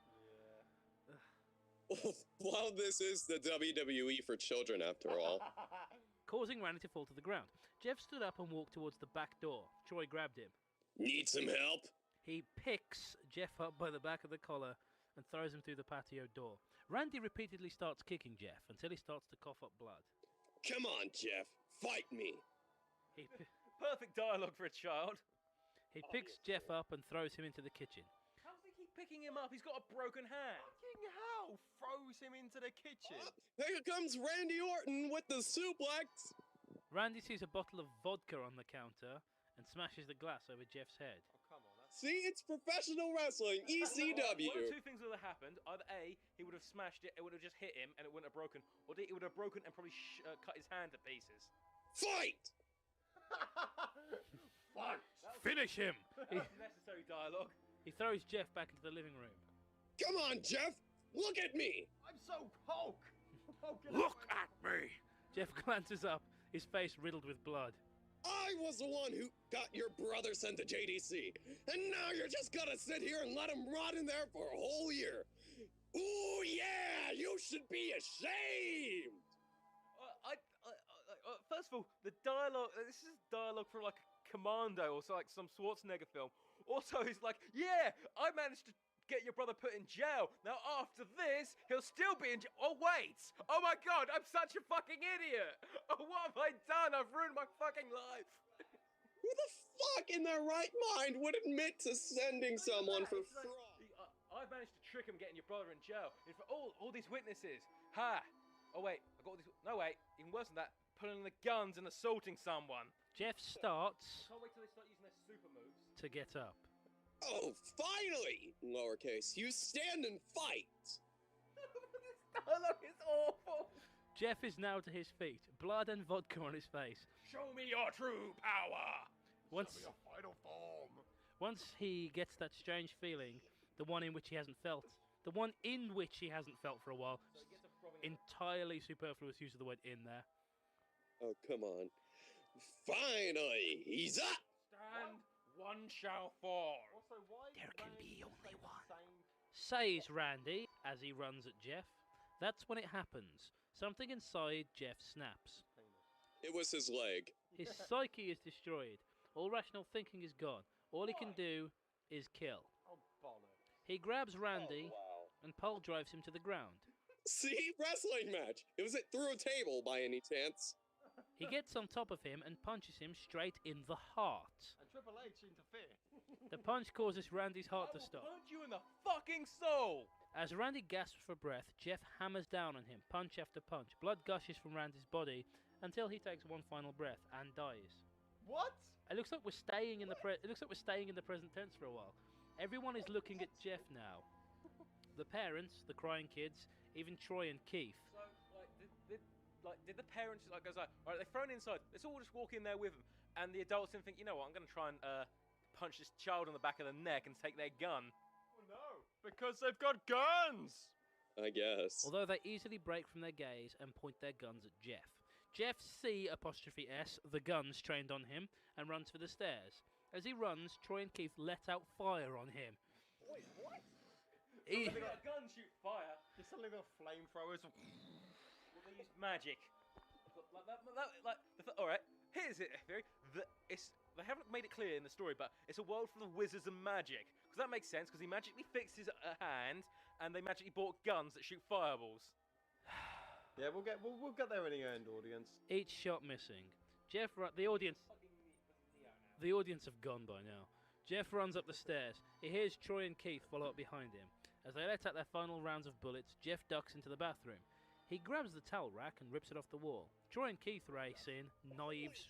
Shit, how strong is this kid? Yeah, I know. The pile drive another child. Troy swings his knife at Jeff, who backs away and bangs the towel rack into Troy's face. Troy goes down hard. Ah! I get it. It's funny because oral sex. And now all that's left is Keith. He is It's easy because his name's Keith. He is more agile than Troy, though, and ducks when Jeff swings the towel rack. He dropped the knife and... we're back in the past tense. He dropped the knife and grabbed Jeff by the neck. He pushed him into the wall. A thing of bleach. Really? Oh, come on. You don't even know what it is? You know when you're shopping with a family, like a bottle, 1 gallon, oh man, they sell it in things. Is that in the thing? I just imagine like it could be anything. Like, oh, this new special thing bleach packs. Could be anything. Could be a teapot. Could be a teddy bear. We don't know. A thing of bleach fell down on top of him from the top shelf. It burnt both of them because apparently they keep industrial strength bleach in their home. Yep. Because regular bleach wouldn't actually do that. And they both started to scream. Jeff wiped his eyes as best as he could. He pulled the towel rack and swung it into Keith's head. As he lay there, bleeding to death, he let out an ominous smile. "What's so funny?" asked Jeff. Keith pulled out a lighter and switched it on. What's funny is that you're covered in bleach and alcohol. Seriously, that's what he said at that moment? He couldn't have said, like, I don't know, how about a little fire scarecrow or something? No. He, with all this sort of like wrestling dialogue, then he says that. Jeff's... It would have been funny if he's got massive trauma. It's like, what killed the dinosaurs? Just really confuse him. I forgot to say, in America. Oh, that joke is so fresh. Jeff's eyes widened as Keith threw the lighter at him. As soon as the flame made contact with him, the flames ignited the alcohol in the vodka. While the alcohol burned him, the bleach bleached his skin. Because that's the way science works. Yeah, that's the way the bleach works. The bleach bleached his skin. Jeff let out a terrible scream as he caught on fire. He tried to roll out the fire, but it was no use. The alcohol had made him a walking inferno. He ran down the hall and fell down the stairs. They seem to have, mixed up alcohol with oil. Everybody started screaming as they saw Jeff. Now a man on fire. Stop that. I will hit you with this fucking bottle. Stop that. Go play Slender, you cunt. Stop screaming. Now a man on fire. Drop to the ground. Are you kidding me? Now a man on fire dropped to the ground, nearly dead. The last thing Jeff saw... There's a difference between mostly dead and all dead. The last thing Jeff saw was his mother and the other parents trying to extinguish the flame. That's when he passed out.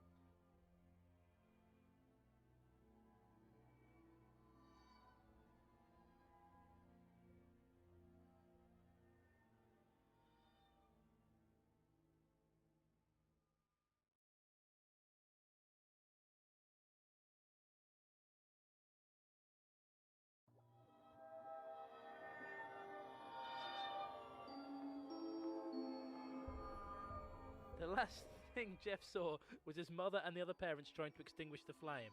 That's when he passed out. When Jeff... They kept pouring alcohol on him because fire. There was that one awkward mistake where someone grabbed the bowl and threw a bunch of keys on him. It's covered in keys. It's doing nothing. Fighting fire with keys, and that's why his dad was chucked out of the fire brigade. That's when he passed out. When Jeff woke up, he had a cast wrapped around his face. He couldn't see anything, but he felt a cast on his shoulder and stitches all over his body. He tried to stand up, but he realised there was some tube in his arm. Because you stand up with your arms now. And when he tried to get up, it fell out, and a nurse rushed in. I don't think you can get out of bed just yet. She said, as she put him back in bed and reinserted the tube. Oh, yeah. He said. Jeff sat there with no vision. I would just like to elaborate again. He has a tube up his butt. With no vision, no idea of what his surroundings were. Finally, after hours, he heard his mother. Honey, are you okay? She asked. Fucking fantastic, Mom. Fucking rad, love. Jeff couldn't answer, though. His face was covered, and he was unable to speak. Oh, honey, I have great news. After all the witnesses told the police that Randy confessed of trying to attack you, they decided to let Leo go. Confessed of trying. That doesn't even mean anything. Like, I was like, good news. You know, the fact that your face is burnt and you killed 3 people. Good news. You're now my second favourite child. Good news, Lou's coming out of juvie, but you're going to prison.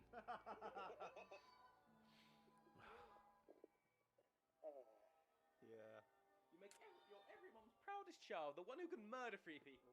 This made Jeff almost bolt up, stopping halfway, remembering the tube coming out of his arm.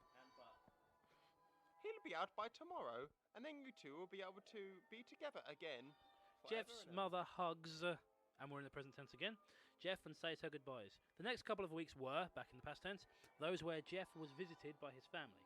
Then came the day where his bandages were to be removed. His family were all there to see it, what he would look like. As the doctors unwrapped the bandages from Jeff's face, everyone was on the edge of their seats. They waited until the last bandage holding the cover of his face was almost removed. Let's hope for the best. Oh my god! Said the fat doctor as he was eating a pie. Said the doctor.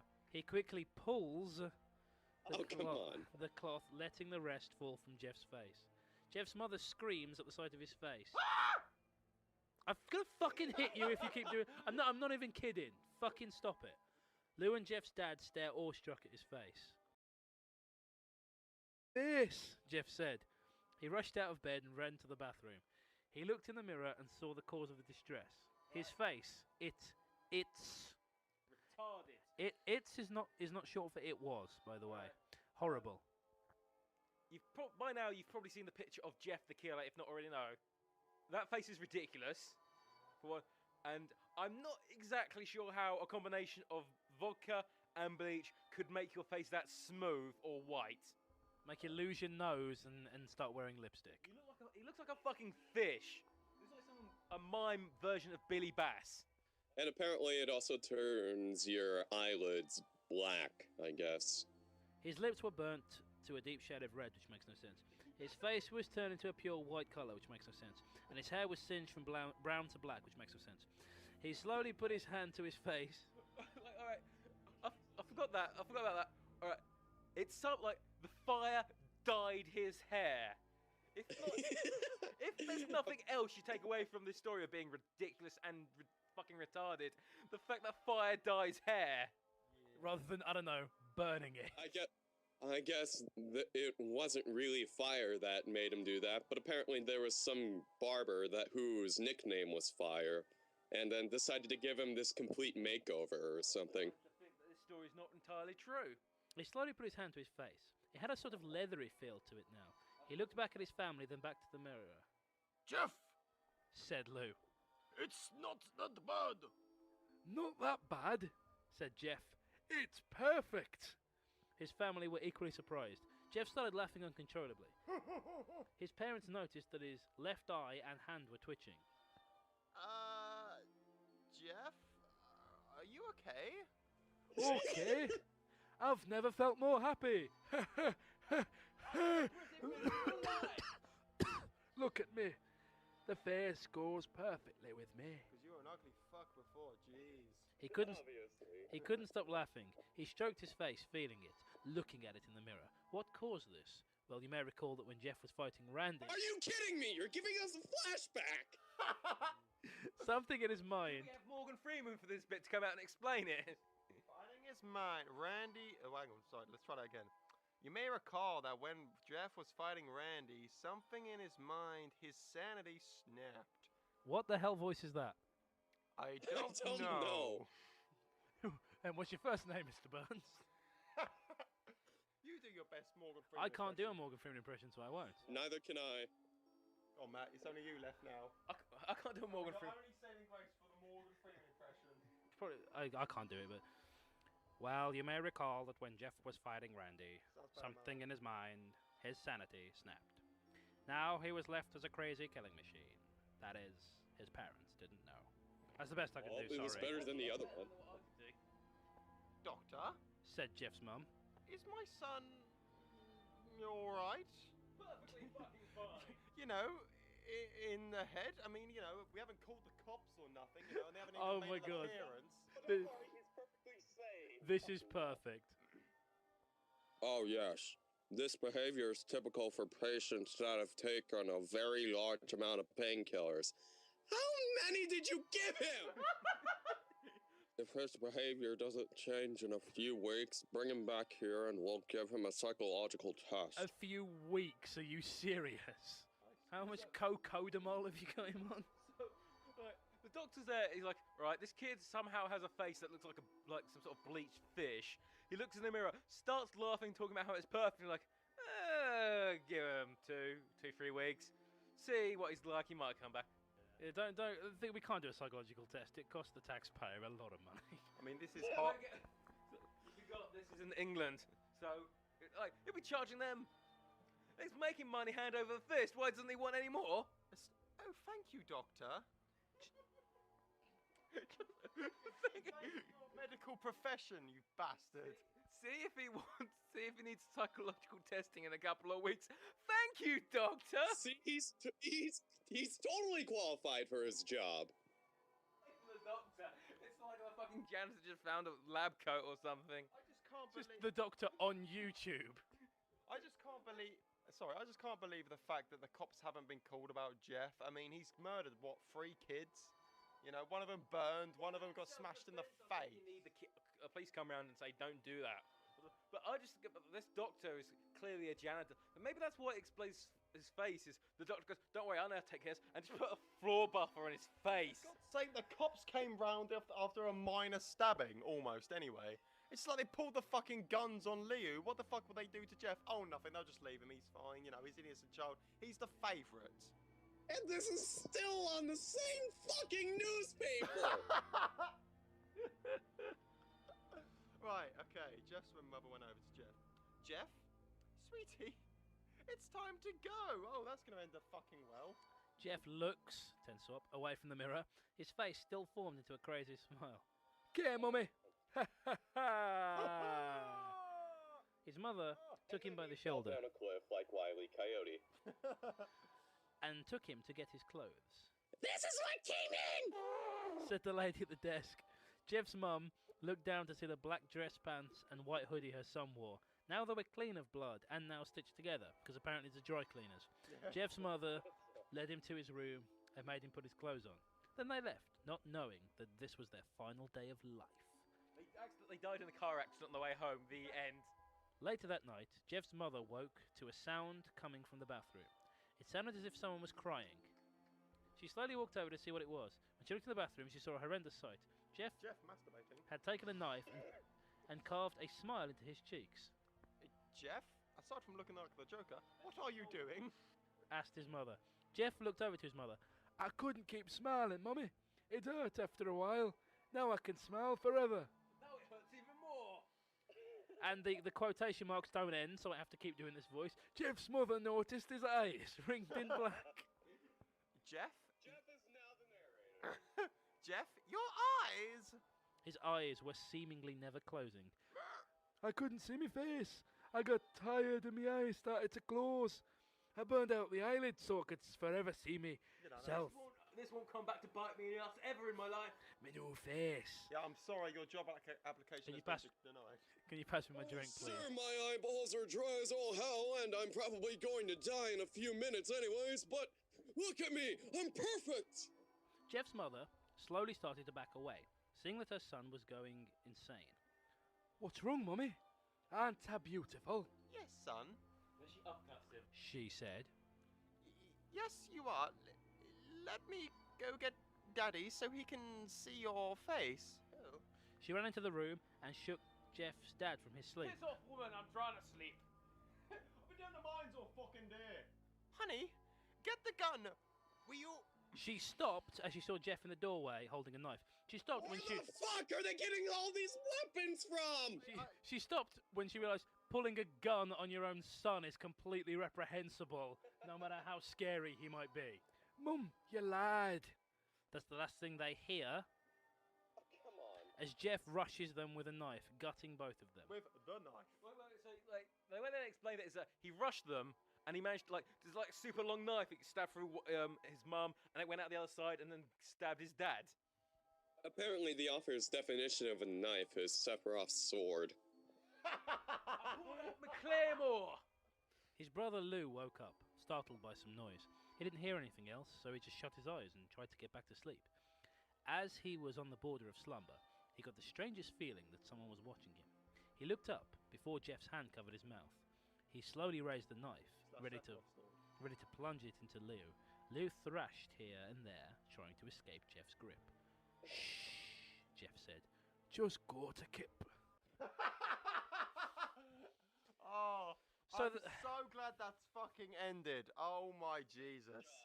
So that was Jeff the Killer, everyone. Shall we read the reviews? Sure, why not? I'm already depressed enough. Yeah, any chance that there's a bunch of people going, oh man, this is great? People who've never actually read a book or a pamphlet. Yeah, I'm going to go out on a limb and say there'll be people saying how good it is. Okay, so Ninja Kitai says, okay, is it weird that the first time I was his pick, I almost peed myself, and now it's like, whatever.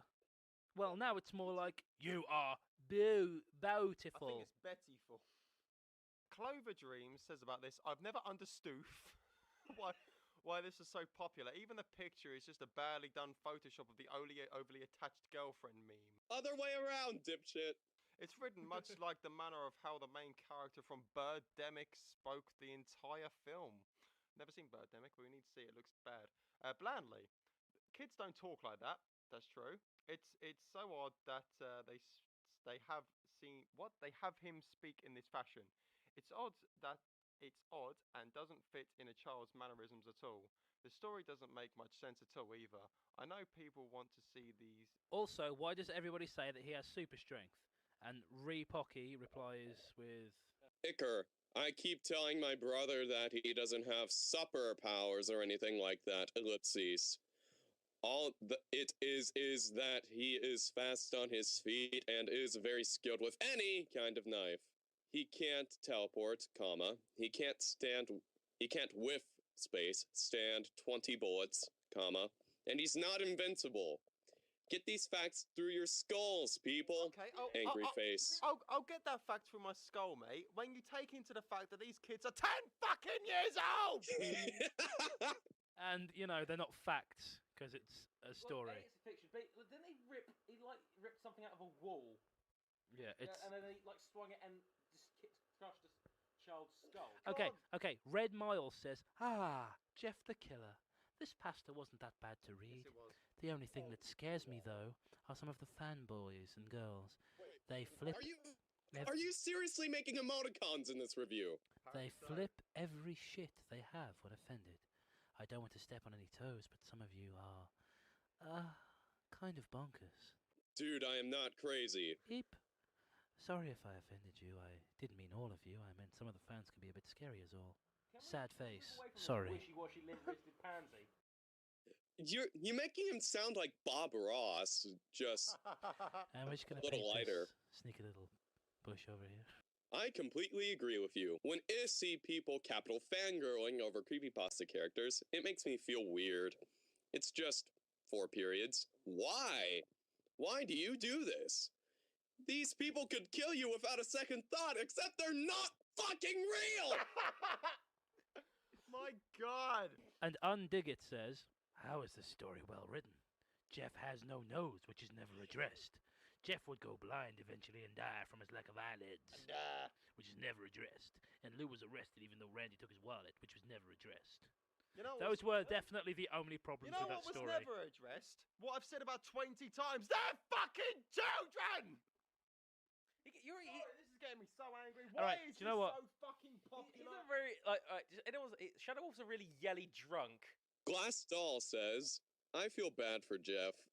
He did not deserve to be treated that way by Randy and those guys. I myself had to transfer between... Oh, come on! Stop with the personal stories. Here we go. I'm sorry, but I'm going to get a lot of hate for this, but if you've had to go through many different schools because of bullying, maybe the issue is with you. Get some thicker skin. If everyone bullies you that you meet, maybe you're a dick. I'm just saying. Honestly, no one deserves to be bullied. Well, no, but it happens, doesn't it? And when everyone is different, there is no same or different. What does that even mean? Obvious, like, the sky is blue, water is wet, people die when they're killed.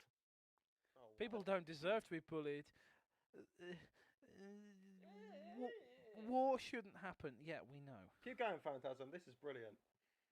Parentheses, yes, I know that may not make sense to you, but I find it valid. If you need me to explain, I will. Please do not explain. End parentheses.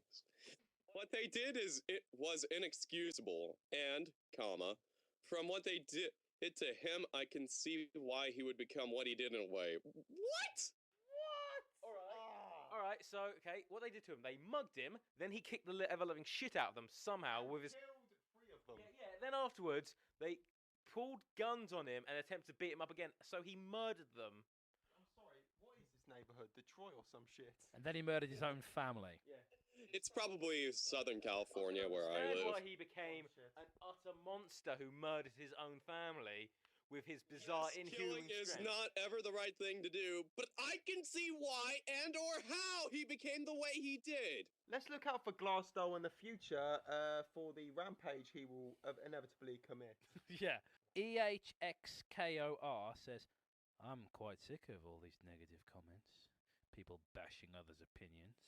Seriously, if you don't like the story or the fandom, then why did you come here in the first place? Wait. I'll tell you what. And then Glassdoll went, yeah, I agree with you. And then somebody went, who's this? I can't remember. I'm too pissed to read this. Sanasala, I think.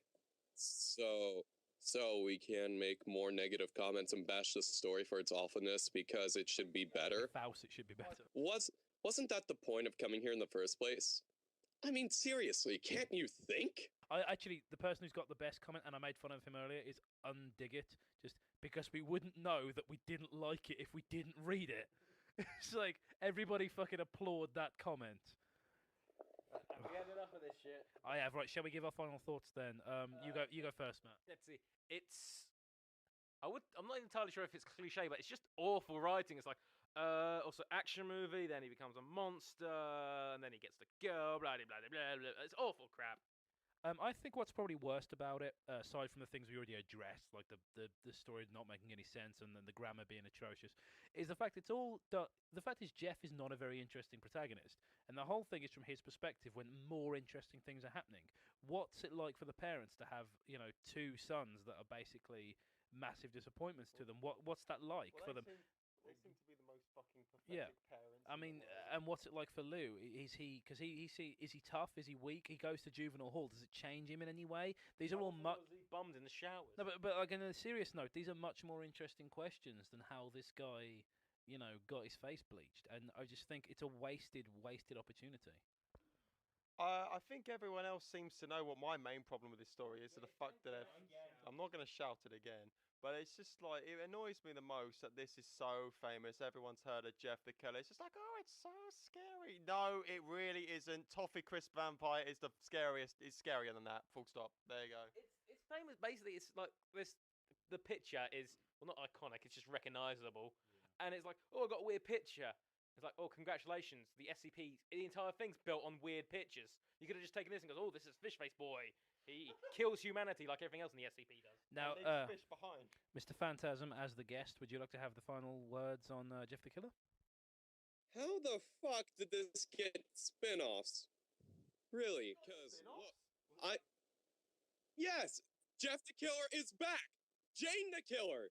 Jeff the Killer versus Jane the Killer. Jeff the Killer versus everyone else. Fuck's sake! All right. We gotta think of Jeff the Killer 2, Search for Spock. Jeff the Killer 2, The Streets. Jeff the Killer 2, Electric Boogaloo. Jeff the Killer Takes Manhattan. I actually think there's Jeff the Killer for Jeff in Space. I actually think there's one called Jeff the Killer versus Slender Man, which sounds like the biggest pile of shit ever. Well, Slender Man's another story for another day, folks, but I want to say a big thank you to MD Phantasm for coming on the show. Hell yeah. It's been a lot of fun. We got a bit negative and shouty because we're all a bit pissed, but we've had a good laugh, haven't we, guys? Yes, I'd like to thank the Smirnoff Company. Part 2, where we read Jeff is back. Coming June never. Thank you for watching. If you enjoyed this video and would like to see more like it, then click on my face to subscribe. Alternatively, why not subscribe to our very special guest, Mr. MD Phantasm. If you have a suggestion for a future creepypasta, or would just like to leave some feedback on the video, then feel free to use the comments section below. I hope you all had a very fantastic new year, and I'll see you soon with more content.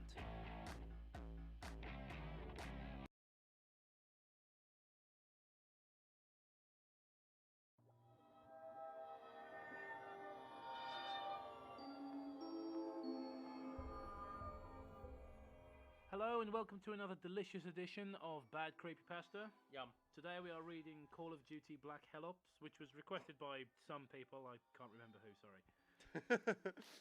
Lops it is then. Professional. Lops, yeah. I've always enjoyed playing Call of Duty. Of course. I have every game in the series, including both Modern Warfares and World at War. Well, that was implied by saying you had all games in the series. It was June the 9th, 2010. Scary. I heard from a buddy of mine that they are releasing a new Call of Duty entitled Black Ops. I was so excited over this discovery that I wanted to see if I could somehow get a bootleg copy of it. You're so excited that you don't want the official copy, you want a bootleg copy. I hope this one doesn't have, Hitler's ghost in it or anything. Even though I'm not sure that if they're making a new COD. What? Okay, fine. Okay, I heard they're bringing out a new one, so I wanted it, but I wasn't sure if they were making a new one. I checked out Craigslist. Always a good place to look for Yeah. games. They've got got people asking me for sex. After 20 requests of sex. It was some massages. To see if I could find anyone to grant my wish. I found a man named Bootman Bill. This Bootman Bill was actually an 18-year-old high school dropout. Trustworthy. Yeah. Because you stay in school till you're 18, apparently. I contacted him... Oh, American. Oh, fair enough. I contacted him through email asking if he has a copy. He replied to my email. I do have a copy. Come to my house on 710 East 6th Avenue. Bring a pasty. Why is it that voice all the time? It's funny. I proceeded to walk to his house the next day. He answered by opening the door. I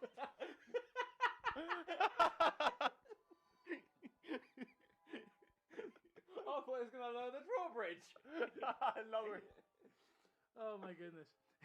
Okay, let's try that again. He answered by opening the door slowly and greeted me by saying, I've been waiting for you. I immediately came to my common sense, turned around and ran. Because someone just said who I met on Craigslist. I asked where his parents were. He replied, the game. What? I gave him a look of confusion. I'll be willing to give you this copy for no charge, he said. You just have to do me a little favour. I was surprised. If you've spent several months trying to steal a game that isn't released, what? You would expect a big price. Because apparently when you steal, you pay money. Now, because I'm very generous, I gave the teen $80. Piss off! You wouldn't pay that for like an official one, would you? No. Fucking hell. And left his small home. I did notice the strange thing. I did notice a strange thing about the copy, however. Instead of saying CODBO in permanent marker in crudely drawn letters, it said CODBHO. This baffled me. Whoa! As I did not know what the H means. I It didn't know what it meant. Not means.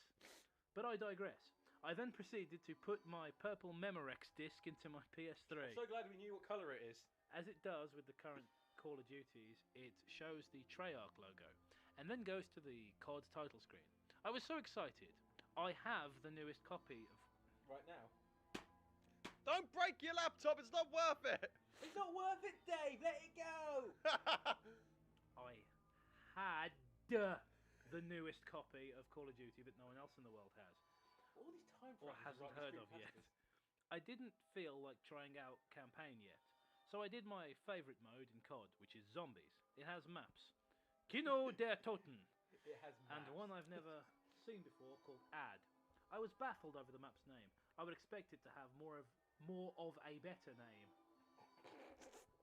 Are you sure you're not the host? Sorry, have you not seen the multiplayer map? Some of them just called like gun, the Just crash and more, shit. There's this expression, more of a better name. Are you sure you're not the high school dropout, mate? Let's go through this. Okay.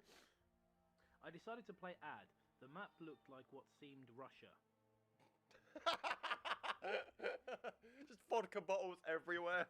The weirdest thing about the zombies is that they have devil horns sticking out of the Russian ushankas they're wearing. Then the freakiest thing happened. It seems that hands started sticking out of the ground. It's just for no reason. When I saw this, I thought this was just a glitch. With the disc being stolen, I thought that this was just a beta version of the game. Well, it's not even been released, so, you know. The next part scared me the most. It showed my character looking down to his feet as he's being pulled through. Someone else take over. The next part scared me the most. It showed my character looking down to his feet and as he's being pulled through the ground by his hands. Fucking now, isn't it? And screaming and begging for his life in what seemed like Italian. What? What? After this event, I noticed something. Ad is Russian for hell. It's got a lot to do with Italian. Yeah, I was about to say suddenly, like, he's got a PhD in Russian. I don't know what the fuck how this works. He has a PhD in My heart is my heart is pounding as I'm falling through black empty space. You fell through the world and you're terrified. It's the first time playing a game. Oh, check this out. As this is happening, an eerie banjo melody is playing in the background. Oh my god! He fell through the world and ended up in the south. Now we have to fight some hillbillies. This is a great new mode. Suddenly I was playing Banjo-Kazooie. I was terrified because the game I was playing was actually good. Oh god. The Russian town map is soon replaced by a town of what seems like Hiroshima after it was struck with a nuclear bomb. Tasteful. We're going there. We are definitely going there. What are we going to mention next? Chernobyl? Yeah. Or some shit. I don't know. Hang on, that was already in Call of Duty. Shut up. Dead bodies are everywhere. Some are children's bodies. What? And some are adults' bodies. In my head, I was thinking of how the developers could be so insensitive. I'm starting to think that this isn't a beta copy, and that it's just a disc modded by a sick-minded person, possibly called Bootman Bill. In pure anger, I emailed Bootman Bill. I wait. I'm so fucking angry. Dear Bootman Bill, I am most displeased and unsatisfied with the product I have bought from you. And just How upper middle class is this guy? I was so angry I wrote a letter. And I sent it in Comic Sans. My god. I waited 3 days, but no response from him. Man, the R.I.P. grammar. Didn't you just walk down there? I have no idea. I just bet. I was so angry. I spent the next 3 days playing the game. I just better continue on with the game. Wait. Why not? Hold up. But he's really displeased that he's been got like an illegal early version of the game, in which the guy gave away for him for free. No, and then, no, $80. he said he was going to give it to him for free if he did him a favour. But then you gave him $80. Yeah, but why did he give him $80? Oh, I don't know. You wouldn't. If you can get something for free, you will. Yeah. Right. Wasn't it like $80 like 50 quid or something? Yeah, it's quite a bit of cash. Yeah. Yeah. It's like it's what you'd pay for an actual game. Yeah. Anyway, I better continue on with the game and see what other terrible things I can find. In the Hiroshima map, the zombies were actually bodies of the deceased. Well, how else do you think zombies work, you absolute moron? Fucking hell. Some of the corpses were so photorealistic that I had pure terror. That I had pure look of terror every minute I was playing. Again, R.I.P. grammar. In the game, hanging from the remains of what seemed to be a destroyed house was a wooden sign that read, shall I do it? Yes, do it in your racist samurai voice. Dono yo ni so wa jiko di sakatu to koto ga jankancha roematsu ka.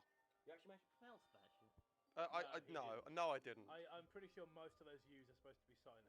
Yeah. Which translate into as.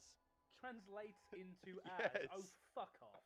Nobody's this bad at English. How does it feel to be in hell, Zach? Somehow he knows Russian as well. At this point, I was in tears. Why? Why? Did this game know my name? It's on your PS3. It could probably just read it from your settings. Probably, yeah. Unless he called himself Sexy Boy 69. that would have really, like, even if this was game, that would have really taken you out of the. What's it like to be in hell now? Sexy Boy 69. To be in hell. 666 Naruto fan X500. Oh man. Oh god, right. This game knew my name. This is not normal for a game. I was thinking that this game was... You say game like 3 times in the sentence. I did. Was not modded. It's haunted. This is similar to Ben, the haunted Majora's Mask cartridge. They should stop. I tell you what. They should stop paying Alex Hall royalties every time that he's brings that up. The fact that he immediately it's like that. Go read it right now. It's like this better story. And here's a link to the here's a link to the story in the description. But this is far more terrorizing. Don't me Use the correct word, maybe. It's no wonder that Bootman Bill gave this to me for no price, yet you still paid for it, you absolute wanker. His name's Bootman Bill. Who cares? Yeah. He wanted it out of his life forever. And he could throw it away. And when he said the game, after his response to where I asked his parents were, he must have meant... What? He must have meant that his parents went missing or something far more worse after playing it. More worse. I like the way he's managed to jump to his conclusion by the fact that it's just set, like, it could be a really, like you said, it could just read the fucking name, like, oh my god, it said my name. It must be haunted. It must have killed his parents, and it's going to take over the world and then conquer the galaxy. Must be the work of Satan himself. No, he's too busy making Sonic games. Oh god. Finally, after 4 days, Like these on top of the other 3 days. Boom and Bill replied to my email, or so I thought. The email said, Bill is not here right now. Please leave a message after the tone. Don't even think of returning the game, if that's what you're thinking of doing. I took care of Bootman Bill. That is so fucking terrifying. Oh Jesus. I also I like to think that this isn't actually a haunted game. It's just the Bootman Bill's a dick. It's like, why did you do this, Bootman Bill? Well, for a start off, it's pretty fun messing with people. Yeah, Bootman Bill, like he's sitting there typing, Bootman Bill's not here, man. Yeah, I totally killed him. I am an evil spirit. Sitting there with his mates getting high. Oh my god, this asshole paid me $80. High school. This guy is such a guy giving me $80. Fuck off. Oh my goodness. Oh. Yeah, he dropped out of high school because he's making a fucking fortune of idiots. One bar in every minute. Yeah, who's the real fool here? The one who dropped out of high school, or the one who paid $80 for a fucking bootleg? I was think of returning the game. Oh, piss off. If yeah, that... the whole thing, we've cracked it. It's just the guy's got some moderate computer skills, and he's made a copy of, like, the first COD game, and made some freaky shit in it. Goes, what's this guy's name? Quick check, his name's Zach. Right, type in Zach, and... I want some money back. Oh, sorry, I'm a ghost. Woo! Woo! Yeah, I want my money back. Well, fuck that. I murdered him because I'm a ghost. I was swearing in terror after I read this, thinking that Bill was murdered. I didn't bother to check any further. I didn't go around his house or call the police. And the ghost that possesses so many S's in that possesses. 5 possesses there. He spelled that completely wrong. He has, but possesses. This disc is the killer. I continued with the game. This time the music has changed. I swear to God, that's 2 cliches in a row. Is there a Kefka laugh? There was a Kefka laugh. This time it's a Japanese choir. Oh, hang on. Oh, they were singing. They were singing Wawa wa Shindiru Shikashi Anad Motesu over and over again. Your Japanese is fucking terrible. Yes, it is. This translated into, apparently you knew this, by the way, we are dead, but you are too. I'm thinking that that is the victims of Hiroshima speaking to me. Oh, for the love of fucking Christ, shut the fuck up. Sweet Crystal Dragon Jesus, is this guy serious? That is so, like, horribly tasteless. So go, oh, I watched a haunted copy of 8 Crazy Nights, that terrible fucking Hanukkah movie, and I swear the victims of the Holocaust were calling out to me because I'm so amazing. Fuck you, you absolute cunts. I'm pretty sure they wouldn't want to be anywhere near 8 Crazy Nights. I'm not even fucking kidding. This guy's an arsehole. Anyway, saying that I'm dead. At this point, I was so scared that I decided to quit playing at fucking last. I pooped myself. Yeah. At this time, it's 4:30 p.m, so I have time to take a walk and forget about this. I'd tell my mum about this, but she would freak out if I spent $80 on a bootleg copy which you keep saying you got for free. I'll continue playing tomorrow and I'll tell you what I'll see this time. For now, goodbye. That's it, done. That's the whole thing. There was no part 2, and I'm not exactly disappointed by this. Yeah, never mind. I'm still going with my theory of that this guy's just an idiot who got scammed. Probably. But at what point does it really indicate that it's actually haunted and it's not just a rigged up game? Because it said his name once. Yeah. Oh, so scary, man. Yeah. I like yeah. So, if they'd taken out all the the victims of the nuclear bomb, if they'd taken that out, made it a bit more tasteful, and they just played it off as a joke right at the end, then it would have been. Yeah. Yeah. And that was my problem with it. Is it was just the way he just goes, oh, the victims of Hiroshima were like talking to me. It's that's just not shit. on. That's not on, to be honest. I like this one, by the way. This comment by Dark Kiriaki or whatever. Mine's scarier. One time a cow. The end. Cows are pretty scary. That is pretty scary. Animals frighten me. Yeah. Okay, so this has been Bad Creepypasta, and this was crap. Really. Yes, It's just horrible. Horrible story. Yes.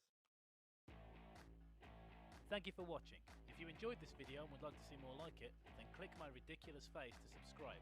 Alternatively, you can subscribe to my other channel, where I do dramatic readings in a much less sarcastic way.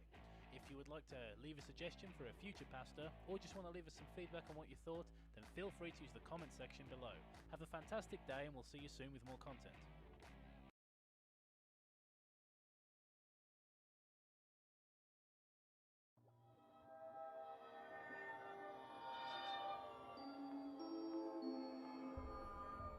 Hello and welcome to the erotic adventures of Creepypasta.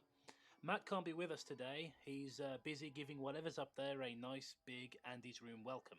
Today's story is Soul Eater Bad Blood and was requested by Antoine Alexander. Not sure if I'm pronouncing that correctly, but really, who gives a toss? I have not been much a fan about animes. See, already we're having problems, aren't we, really? I mean, Yeah. it's just...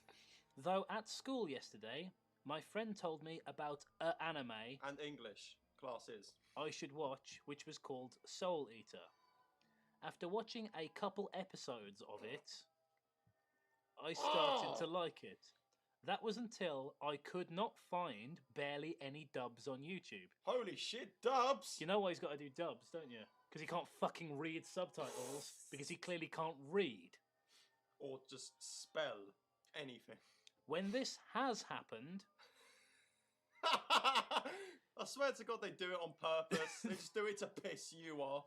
I one day will get through a creepypasta that stays in the correct tense. Hopefully, one day. But not today.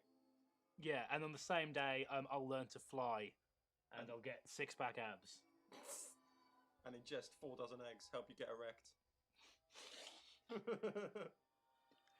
When this has happened, I went to this website where I can order a bundle of shows. Is it eBay? When I found the Soul Eater bundle, I quickly downloaded it and began to run it. Right, so... I leaned back in my chair for a bit till my mum opened the door and said that she and my father, were going to Walmart to pick something up. A gun, probably. I nodded. Yeah, in these stories, they always pull guns on their own kids. Yeah. I nodded and waited till I heard the car leave and browsed the folder. Did he download porn? Is that why he had to leave until they left? It's just solely to porn. Parents can't know I'm watching anime. When I checked the folder and browsed through episodes, I noticed an episode called... Author, you do know that when the word starts with a vowel, you use an? Because presumably you're older than 6! Jesus Christ. I noticed an episode called Bad Blood. The episode started with the character Blair, which was... Blair Witch Project. That's almost funny. Yeah. Which was sort of weird, counting it was her wearing her normal short skin, tight clothing and sitting with Spirit in the bar. See, there were words there, but it didn't seep in. What? I feel like it would be a waste of time reading that incredibly long run-on sentence again, because I still wouldn't understand it. No. Link in the description if you want to try. It was a bit humorous until Blair leaned over to Spirit and whispered something. Oh, here we go. The two went into the bathroom, where I assumed a hentai scene was about to occur. Why did you assume? Actually, because his parents left. He was waiting. Actually, his pants down his ankles, waiting for this moment. Actually, I've never seen Soul Eater, so I don't know if that would be expected. But while Spirit was removing his jacket, Blair grabbed him by the throat. Spirit was panting for air, but Blair got a sadistic smile on her face and reached for Spirit's left eye. Due to her nails being sharp, his eye popped. I watched this and did not know what to say.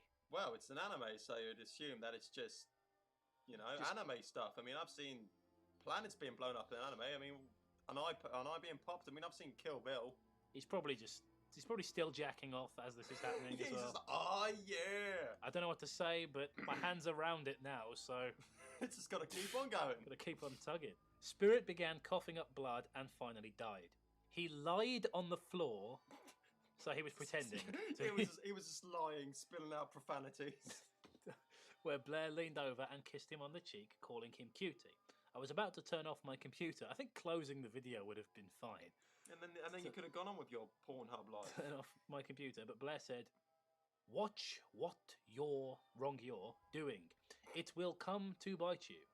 She then blew a kiss, and my screen went black. As that happened, the screen went black, and I heard Blair giggle. Okay, you addressed that twice. I heard her say, "You are so cute when you are afraid." What? I was so confused as this happened. Why is Blair talking to me about this? No question marks, that's a statement. She is not real. She is just an anime character. He's doing it on purpose. He really kept telling myself. I quickly exited out of the window and shut off my computer. I then got into the corner and curled up into a ball. He didn't get his wanking fix. Like an enormous pussy. I sat for about an hour till I heard the door open downstairs. I assumed it was my parents, but ... That was my mistake! Who was phone? I looked down and saw a purplish black cat.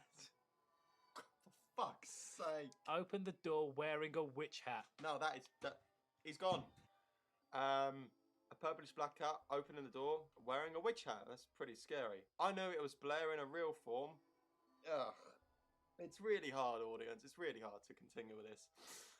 But how the fuck is she in reality? She said to me, "No worry, I will make yours quicker than Spirit's." Is there any bread? I don't know if there's any bread. I quickly ran into my room and slammed the door shut. I locked it, put my ear against it, waiting to hear the sound of boots tapping against the wooden floorboards. But isn't she still a cat? So, ugh. But when I turned around, Blair was right behind me, her normal look, but real. She put her left hand against the door near my head and whispered, "Night." Then I felt a hand drill into my stomach. Okay. I looked down and saw her gloved hand drilling into my stomach. Right? So you said that twice again. I felt as if my insides were falling out bit by bit. I leaned down, having some blood leak from my mouth, and saw Blair looking at me. She winked at me and made a small spark from her finger and dropped it on the ground. Oh, in only a couple of minutes, my entire house was ignited with me inside of it. My last vision was Blair turning into that fucking black cat and innocently walking away on all fours. I am very glad that's over. I think the cat just destroyed Michael Lewis. And he's back, ladies and gentlemen. How was that for you? Well, I missed some of it, but that was abysmal. That might have some of the worst. The thing is, this reads like it was written by a 4-year-old. That was written by a native English speaker, which is why I was so appalled at the grammar. At least with things like "it will get worse" and "teke teke," they're obviously written by people who don't speak proper English. This is just written by someone who doesn't give a fuck. Yeah, I mean there's no effort gone into this at all. No attempt to proofread it. No attempt to craft any kind of story or atmosphere or mood. It's just going, I'll just type anything and put it up on creepypasta.wiki. Slenderman, yeah. Yeah, because the name's Sir Ron Lionheart. Yeah. Because the scary pasta, the Slenderman. Yeah, so thank you for suggesting this. It's pretty shit. It was very bad. Oh, by the way, the part you missed, apparently the woman burned the house down and turned into a black fucking cat. That's it. That's the scary part. Is that the scary part? I don't know. I got up to a cat opening a door and... Yeah. And then hell broke loose. Really, that is as much as I could take. I think you broke. So kudos to you for getting through the end of it. Kudos to the people watching the video who are still here. Oh, hang on, there's one comment. That's one anime I'll never watch. Well, technically it says that's one anime I'll never watch again. And I have to ask an honest-to-God question about pretty much everyone who uses the Creepypasta Wiki. Why are you all so fucking retarded? Do any of you speak English? Like, just... That's one anime I'll never watch again. Why? Was it so terrifying that are you worried? The cat opened the door. Are you worried that a purplish black cat is going to come and let themselves into your home? I feel like I was in one of them American stories where, you know, they always have to show you what's just happened 5 minutes ago. Just like, it's drilling into my stomach. And while she was drilling into my stomach, well, I already addressed that you're drilling into her stomach. No one cares anyway. It's like the flashback in Jeff the Killer. Oh, fucking hell. Just like, you may remember that he was fighting Randy. Yeah, fuck this story. And fuck everyone associated with this story. Yes, the author and the people who liked it. Yeah. Imbeciles, a lot of you. The game. Thank you for watching. If you enjoyed this video and would like to see more like it, then click my ridiculous face to subscribe. Alternatively, you can subscribe to my other channel, where I do dramatic readings in a much less sarcastic way. If you would like to leave a suggestion for a future pasta, or just want to leave us some feedback on what you thought, then feel free to use the comment section below. Have a fantastic day, and we'll see you soon with more content.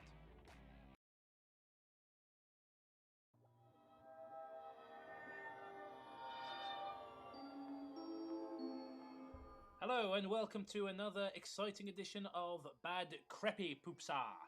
We're doing 2 stories this time because they're both short and... Shit. The first story is called Such Words. For those who don't know, the Proto-Men are a rock opera group that is loosely based off of the Mega Man series. Okay, already I'm not interested. Yeah, fascinating. I recently bought the Proto-Men Act 2 Father of Death on CD and on iTunes, both backing each other up. But before I go further, my name is... Before I throw more money down the drain. My name is Axel. Yes, I am indeed a girl. I wouldn't have thought of it. No, I was thinking Guns N' Roses or the guy from Beverly Hills Cop. My name may seem otherwise, and go ahead, make your Mega Man X jokes. No, Guns N' Roses was exactly the joke I was going to make. What? He happens to be my favourite character, because name-wise. And... That's not a sentence. No. And his awesome scar. Who's Axel in Mega Man?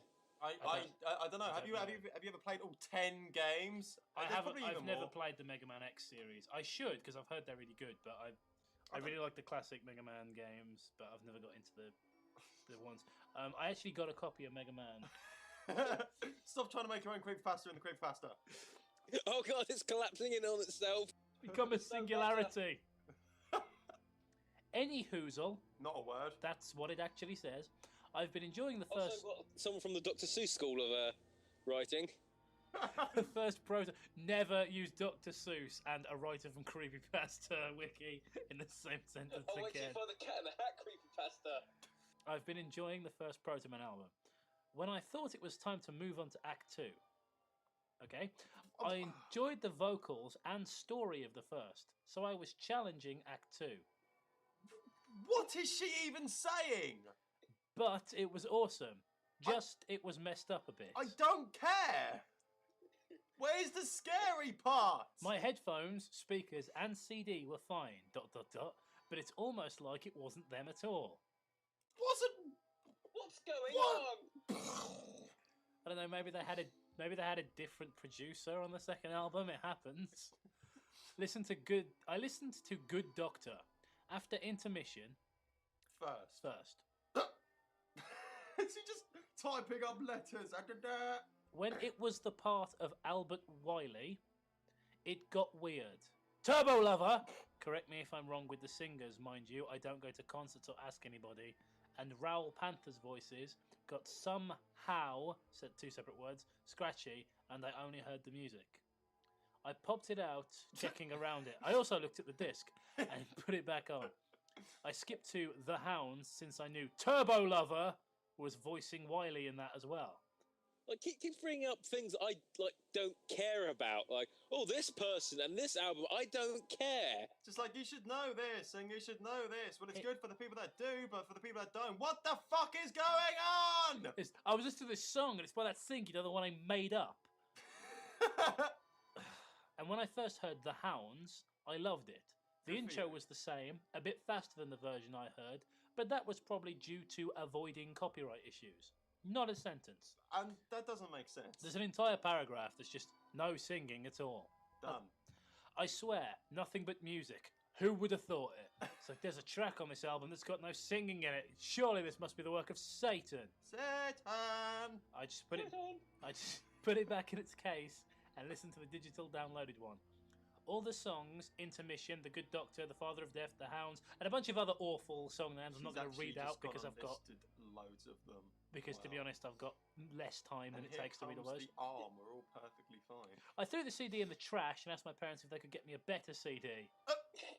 Just whenever they felt like it. It's not good enough! Yeah, does that seem like us? I don't want this anymore. Buy me another one!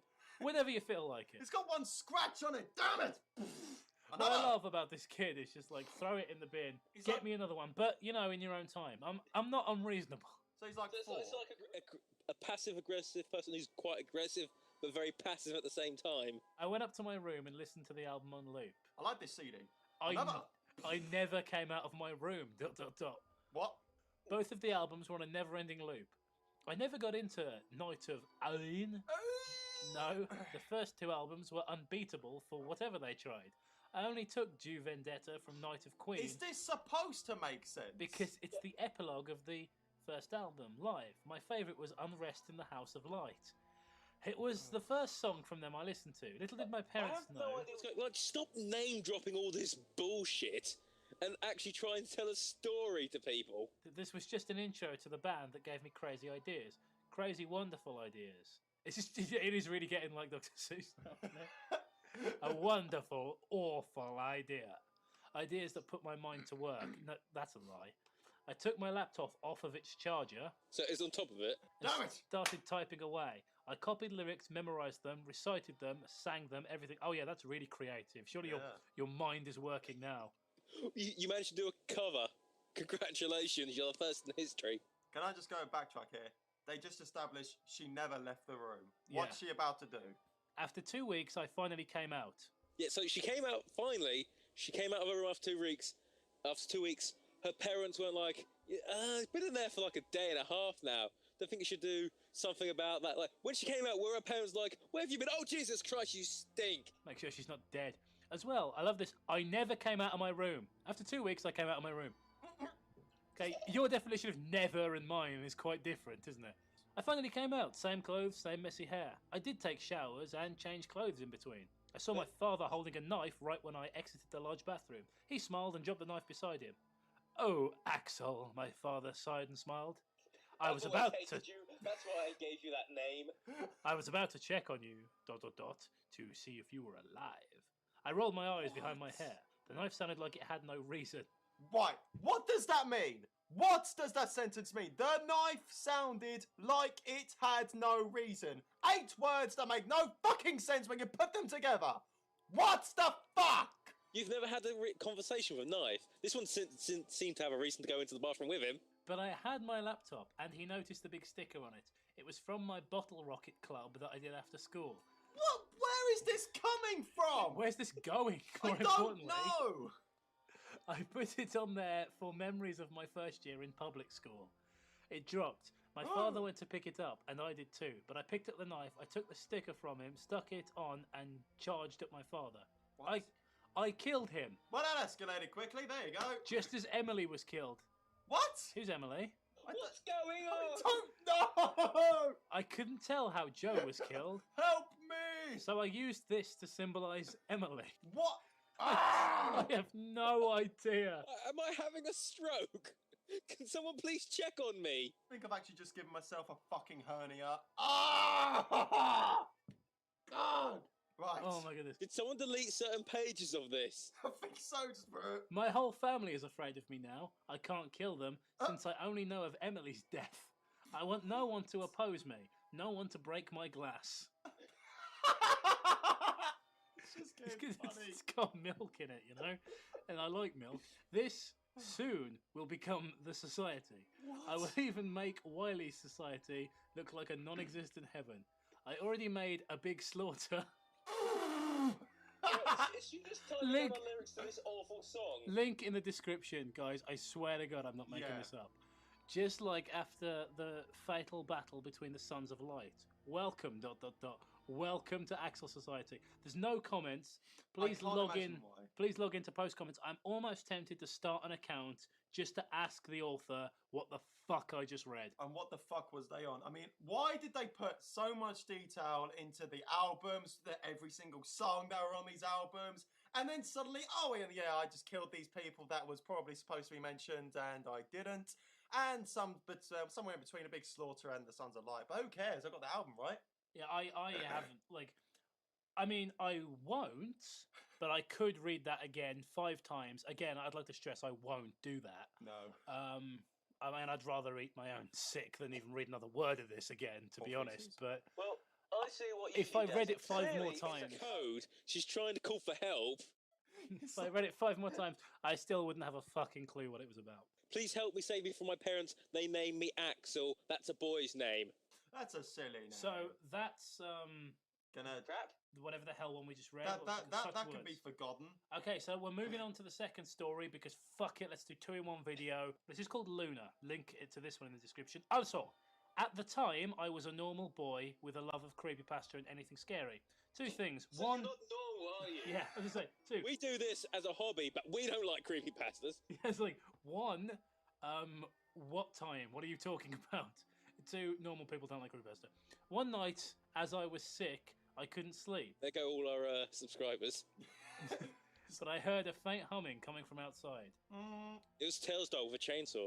I wanted to get better, but also know what it was. But was too lazy to get up.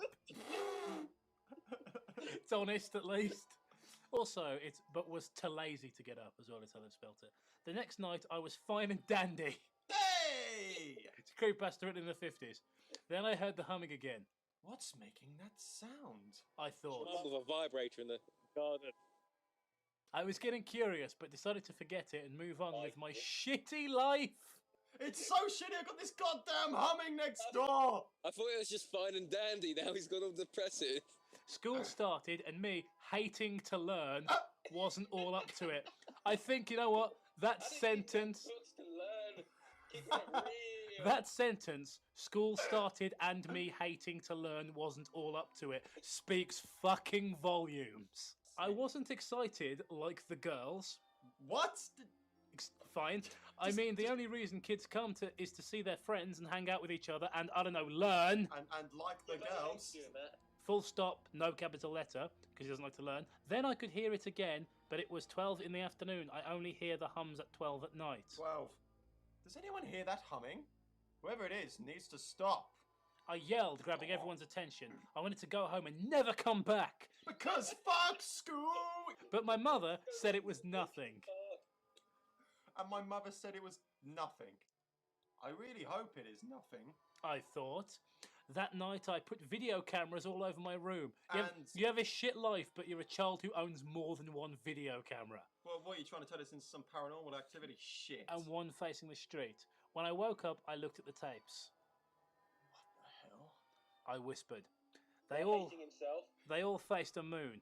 I was scared A now. moon. So not the moon. One of the many moons. Yeah. I was scared now and wanted to get away from this street. I showed my mother, but she just asked why a girl was singing in the middle of the moon. What? My mother was batshit insane. I was about to say my mother was high at the time. Then she started to hum with the girl, and my sister walked in holding the girl's hand. Sister walked in from the moon. Boy, don't you want to sing with us? She giggled. I was about to run with my mother, but when I looked beside me, ... she was dead. Her knife she was using to make dinner was now deep into her chest. I ran and ran just to find my father. He had a screwdriver in his eye. Why not? I wanted to cry so badly, but needed to get away from this place. My sister walked in the room, and she was still holding the girl's hand. My name is Luna. Don't you want to sing with us?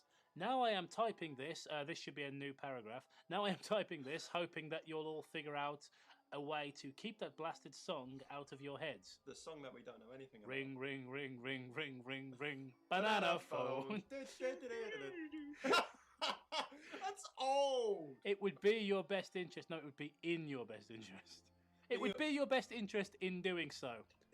Remember, this person hates learning. That girl killed my family, and I am next. Please, I am begging you, don't sing with her. So don't sing at the moon. You know what? I was planning on singing at the moon right after we did this. So, oh yeah. If you do, you'll end up cursing your whole family just like my little sister did. Shh. No. No. Is he still typing this? Yes. Stay away from me. If you're, spelt wrong, still reading this, sing with me, please. My name is Luna, and I will protect you from this cursed world. Giggle, don't you want to sing with me? I'm sorry, that end bit, is that supposed to be scary? Because that's just bullshit. Who can type that fast? If something was coming in the room... Like the ending of most H.P. Lovecraft things where the guy's type goes, oh, and I hear the scraping of the monster at the door. It's like, why don't you just run away? Again, though, H.P. Lovecraft, good. This... Nicht so good. So that was Luna. That was Luna. Anyway, final thoughts on that. That he's like, my mum's dead somehow. My father's dead. Quick, I'll run upstairs and type this. My life journal needs to know. Absolutely, I've got to type this. There's girls coming at me. Like, comment, subscribe. Maybe in my death I'll ask you some views. Quick tweets to all you bros out there. Before anything, who hates learning like me? If you hate learning, like, comment, subscribe. Right, so this has been Bad Creepypasta. For once we did 2 stories because we're just renegades and suckers for punishment. Thank you all. Awful. Thank you all for watching, and we'll see you with some new content soon, I guess. Thanks for watching. If you enjoyed that and would like to see more videos like it, then why not click on my square head to subscribe. Alternatively, you can subscribe to my other channel where I do dramatic readings in a much less arrogant and sarcastic way. Perhaps you'd like to follow me on Twitter @MovieSherwood, or follow Toby on Twitter @SilentRocker, but not Matt because he's not on Twitter because he's too fat. If you'd like to leave a comment, then feel free to do so. You can let us know what you thought of the video, or whether there's a bad creepypasta you'd like to see us attack in a future installment of the show. Thanks very much for watching once again, and see you very, very soon.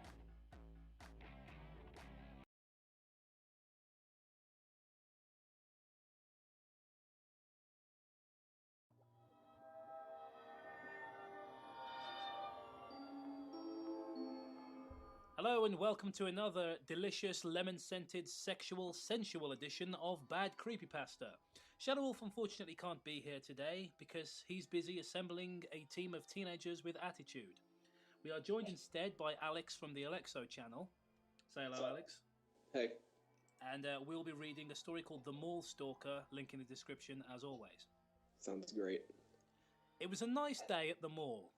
That's always a terrifying start. They have a habit of doing that. Went to Hot Topic. Now the day became immediately bad.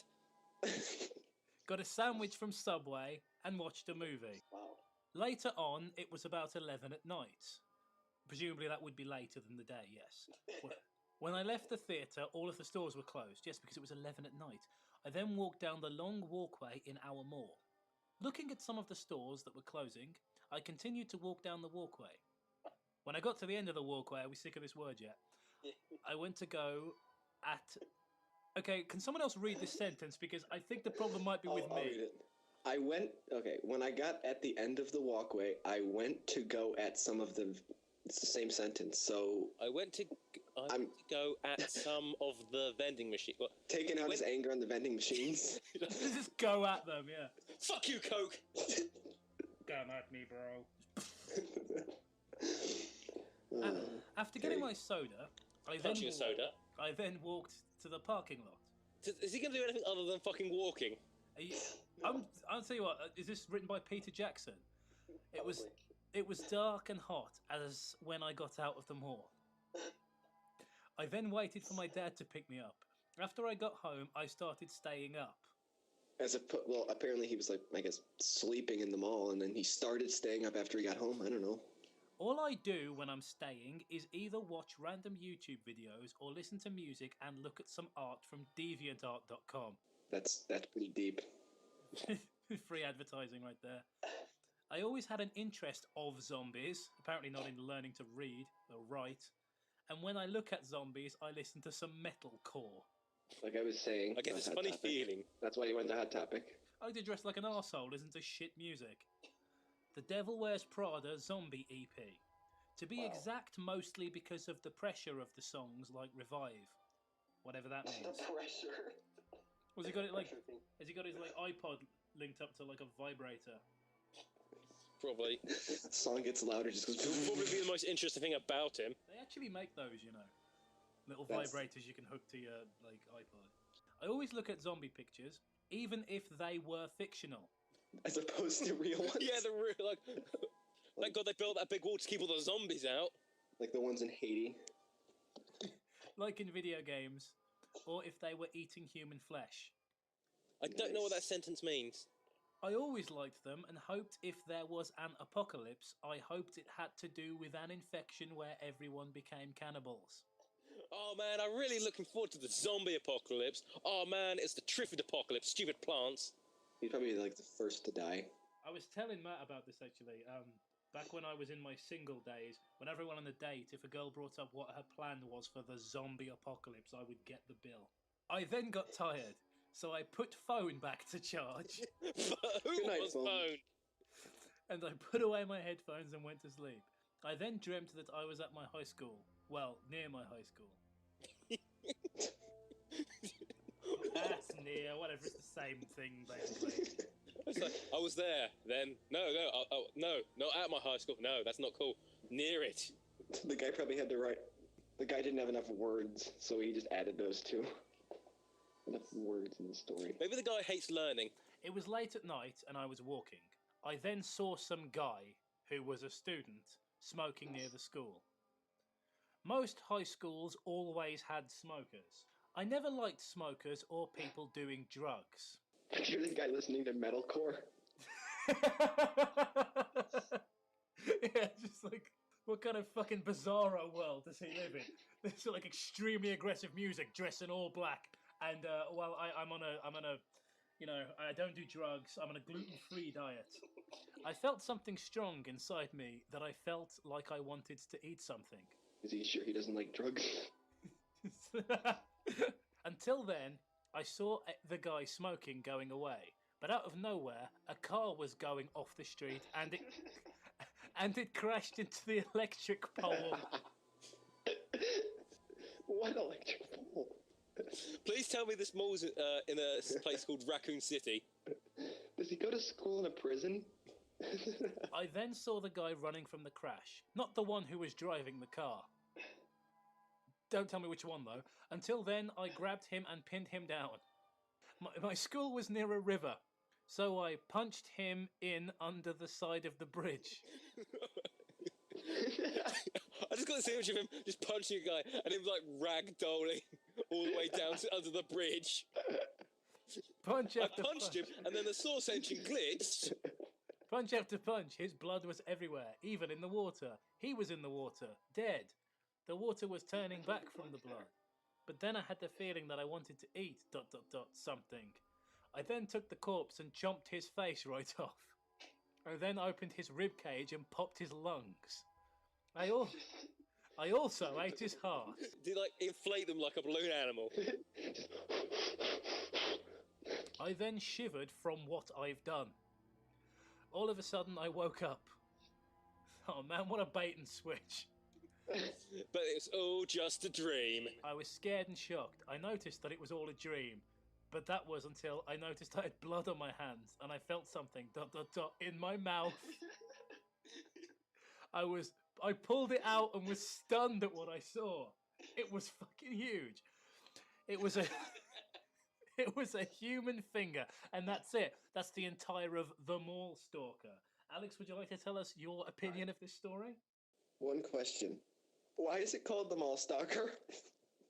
I was at the mall, then other stuff happened. Mall Stalker's good enough. That had nothing to do with the mall. It was like, The Mall Stalker. I thought it was going to be like, Slenderman at the mall, but no, zombie dream. You could have just knifed some guy at the back, when he was at the mall, no. Also, when he was like, oh, I was at my high school. No, I was near it. That was relevant. So, summary, crap. Moving on. Yeah, that was bad. Also, the picture the guy's done. Like, Wait, a lot of fucking effort in that. It's like, this story, my masterpiece, my magnum opus, The Mall Stalker, it needs a picture to go with its greatness. Ta-da! This story is called Last Night. Last night, the Cthulhu cultists were meeting very close to where I live. No, they weren't. The previous night, I had a lucid dream in which I saw Dirk Grobman. He was stalking me and my mentor. Took a weird turn right there. Nothing to do with the Cthulhu, just Slenderman. Last night, Cthulhu, and Slenderman were attempting to meet up. They had a mission. So Cthulhu, who's a great old god who's massive, Slenderman and old-timey Slenderman were all hanging out. Right, this is a great start. So isn't the Grossman just the German for Slenderman? Isn't it the same guy? Yeah, it is. Great, it's off to a brilliant start. Guy doesn't know the difference between 2 and 3. Here we go. We weren't sure. We, my mentor and I. We as in my mentor and I, apparently. Not, Yeah. Me and my dad. Because, we're going to attempt to find out until I split due to all the energy. Excuse me? And the possible possessions that could occur.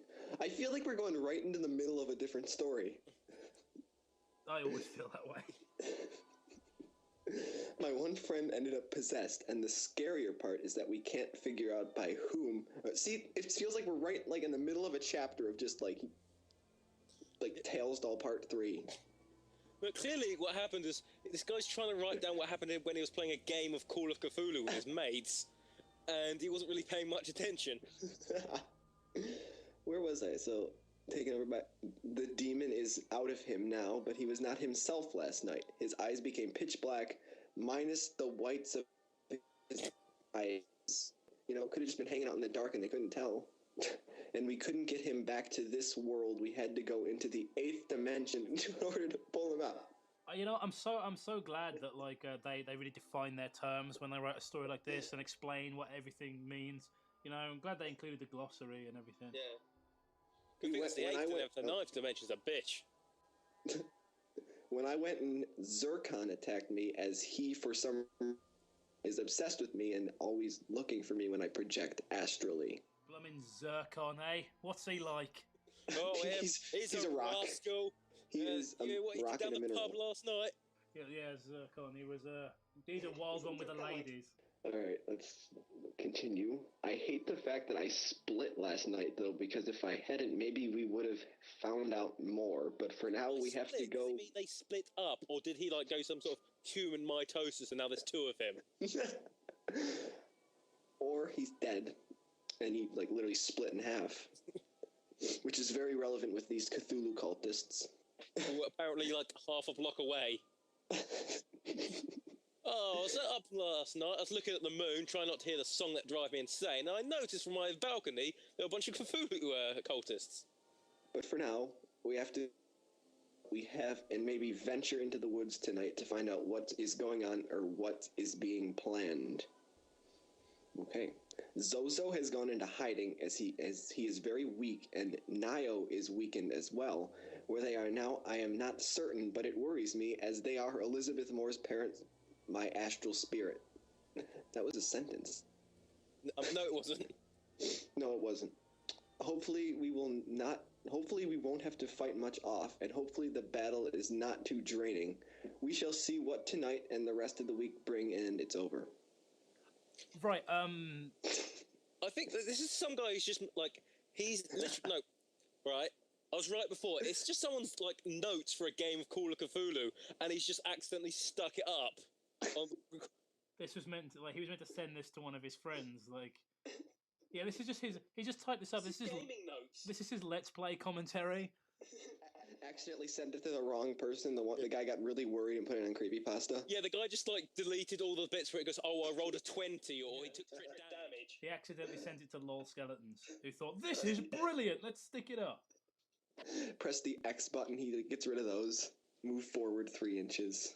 Final thoughts on last night. Let's not think about it anymore. Right, yeah, I didn't really understand it. It was bad, and I don't remember how we even found this one. I think Shadow Wolf found it, and he's not even here to take responsibility, which is just so fucking typical of him. Alex, Punch him in the balls. You got any final things to say? I seriously think that if this wasn't like a video game, they literally accidentally, like, the middle of half of a story. Because it's like Zozo's gone into hiding, and Elizabeth Moore's parents, who are my ass, they don't explain any of this. It really does feel like just a segment of a story, like I really feel like that. Like I feel like they like there was like no reason for anything that went on with the story. It was like worse than Truth About My Death in that way. I think so too. I think it is worse because at least in like Truth About My Death had a beginning, middle, and end. They were all shitty, but this had a middle. I felt like I knew what was going on by the end of that. I was like, well, this is weird, and the character is completely unsympathetic, and the ending is totally inconclusive. But I kind of had a handle on what was happening.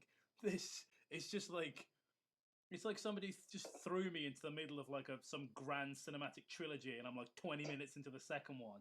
And I'm just like, the fuck is happening? Alright, so all in all, crap. Swiftly moving on. Thank you for watching. If you enjoyed this video, then why not click my strange face to subscribe. You can also subscribe to the Alexo channel for creepypasta videos, gaming videos, and other things like that. If you would like to follow me on Twitter, please do so at MovieSherwood. You can also follow Toby on Twitter at SilentRocker. If you would like to let us know a suggestion for a creepypasta, or just want to give us some feedback, then feel free to use the comment section below. Thank you very much for tuning in, and we'll see you soon.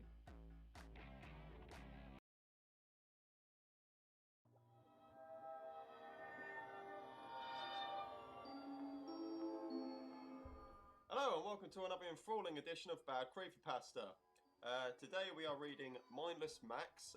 Michael Lawar is a bit ill, so he's on the side here, on the fence for once, and let me take the reins. No idea why.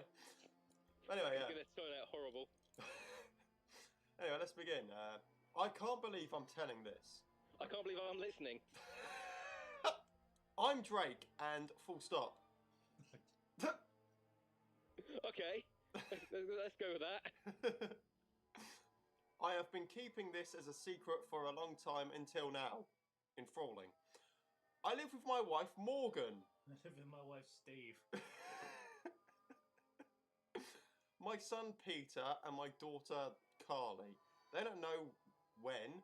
When I was 11, I lost my brother. It all began in spring 1987, May 17th to be more detailed. Me and my brother, Max, we're playing in the front yard of my grandma's house. Technically, it says me and my brother Max, we are playing in the front yard. So they're doing it right now. Oh, time travel. Paradox. Paradox. Whoa. We would often visit her because she didn't have a long time to live anymore. That's morbid. That's a nice way to put it. It's just like, oh, Grandma, I only wanted to see you when you were close to death. It was really getting dark out, so we called our dad to pick us up. But for some weird reason, my dad rejected. He never did that. What a responsible parent. Can you come pick me up, Dad? It's getting dark. No, fuck your son. No, you little pansy. Walk home like a real man would. The only chance to get home now was walking for half hour. Oh man, that's so bad. We didn't want to waste any time. We picked up 2 flashlights and began to walk. Max's flashlight was really weak, so we only used mine. After a few minutes, we somehow got lost in a forest. My just imaginary forest appeared. It's like I don't know what that place is like. Imagine like there's a road, half an hour's walk, and like we somehow got lost in a forest. It just appeared. My flashlight was getting weaker by the minute, so we only walked for about 15 minutes, and we already tired. We were already tired. There was no chance of a choice than wait till daylight. What? Well, we're a bit lost, and so we'll just have to bunker down here for the night. We're miles away from civilization. There was no... Yeah, there was no chance of a choice than wait till daylight. So someone throw a dictionary at them, that might get them moving. Max and I were getting really tired. We laid on the ground and tried to ignore the ants. Tried to ignore Le Slenderman. It took us long to fall asleep. I woke up first and noticed my flashlight, was gone. Having no idea where it went, but it didn't care since it was early in the morning. Of course it didn't. It's not sentient. The sun... brave little flashlight. The sun was finally coming up. I noticed that my cell phone battery was empty. Wait, cell phone in 1987? Weren't you a rich kid? Yeah, you bastard. Oh, yeah. Yeah. If only I remembered that I had it with me. What? What, you could have laid down and slept on top of it? Max woke up shortly after, but it seems that he was a few feet from where he fell asleep. I also noticed... The ants were carrying him away. I also noticed that blood was coming out of his mouth. Random trees around the forest fell down. It didn't look like an animal's teeth, but... I'm sorry, what just happened? I Trees don't fell down know. and they didn't look like animal teeth. They're trees. It didn't look like an animal's teeth, but human teeth. But human teeth, the worst kind. I remember in class, the teacher said that it was impossible for human teeth to do that. Do what? What are they doing? I don't know. Existing and using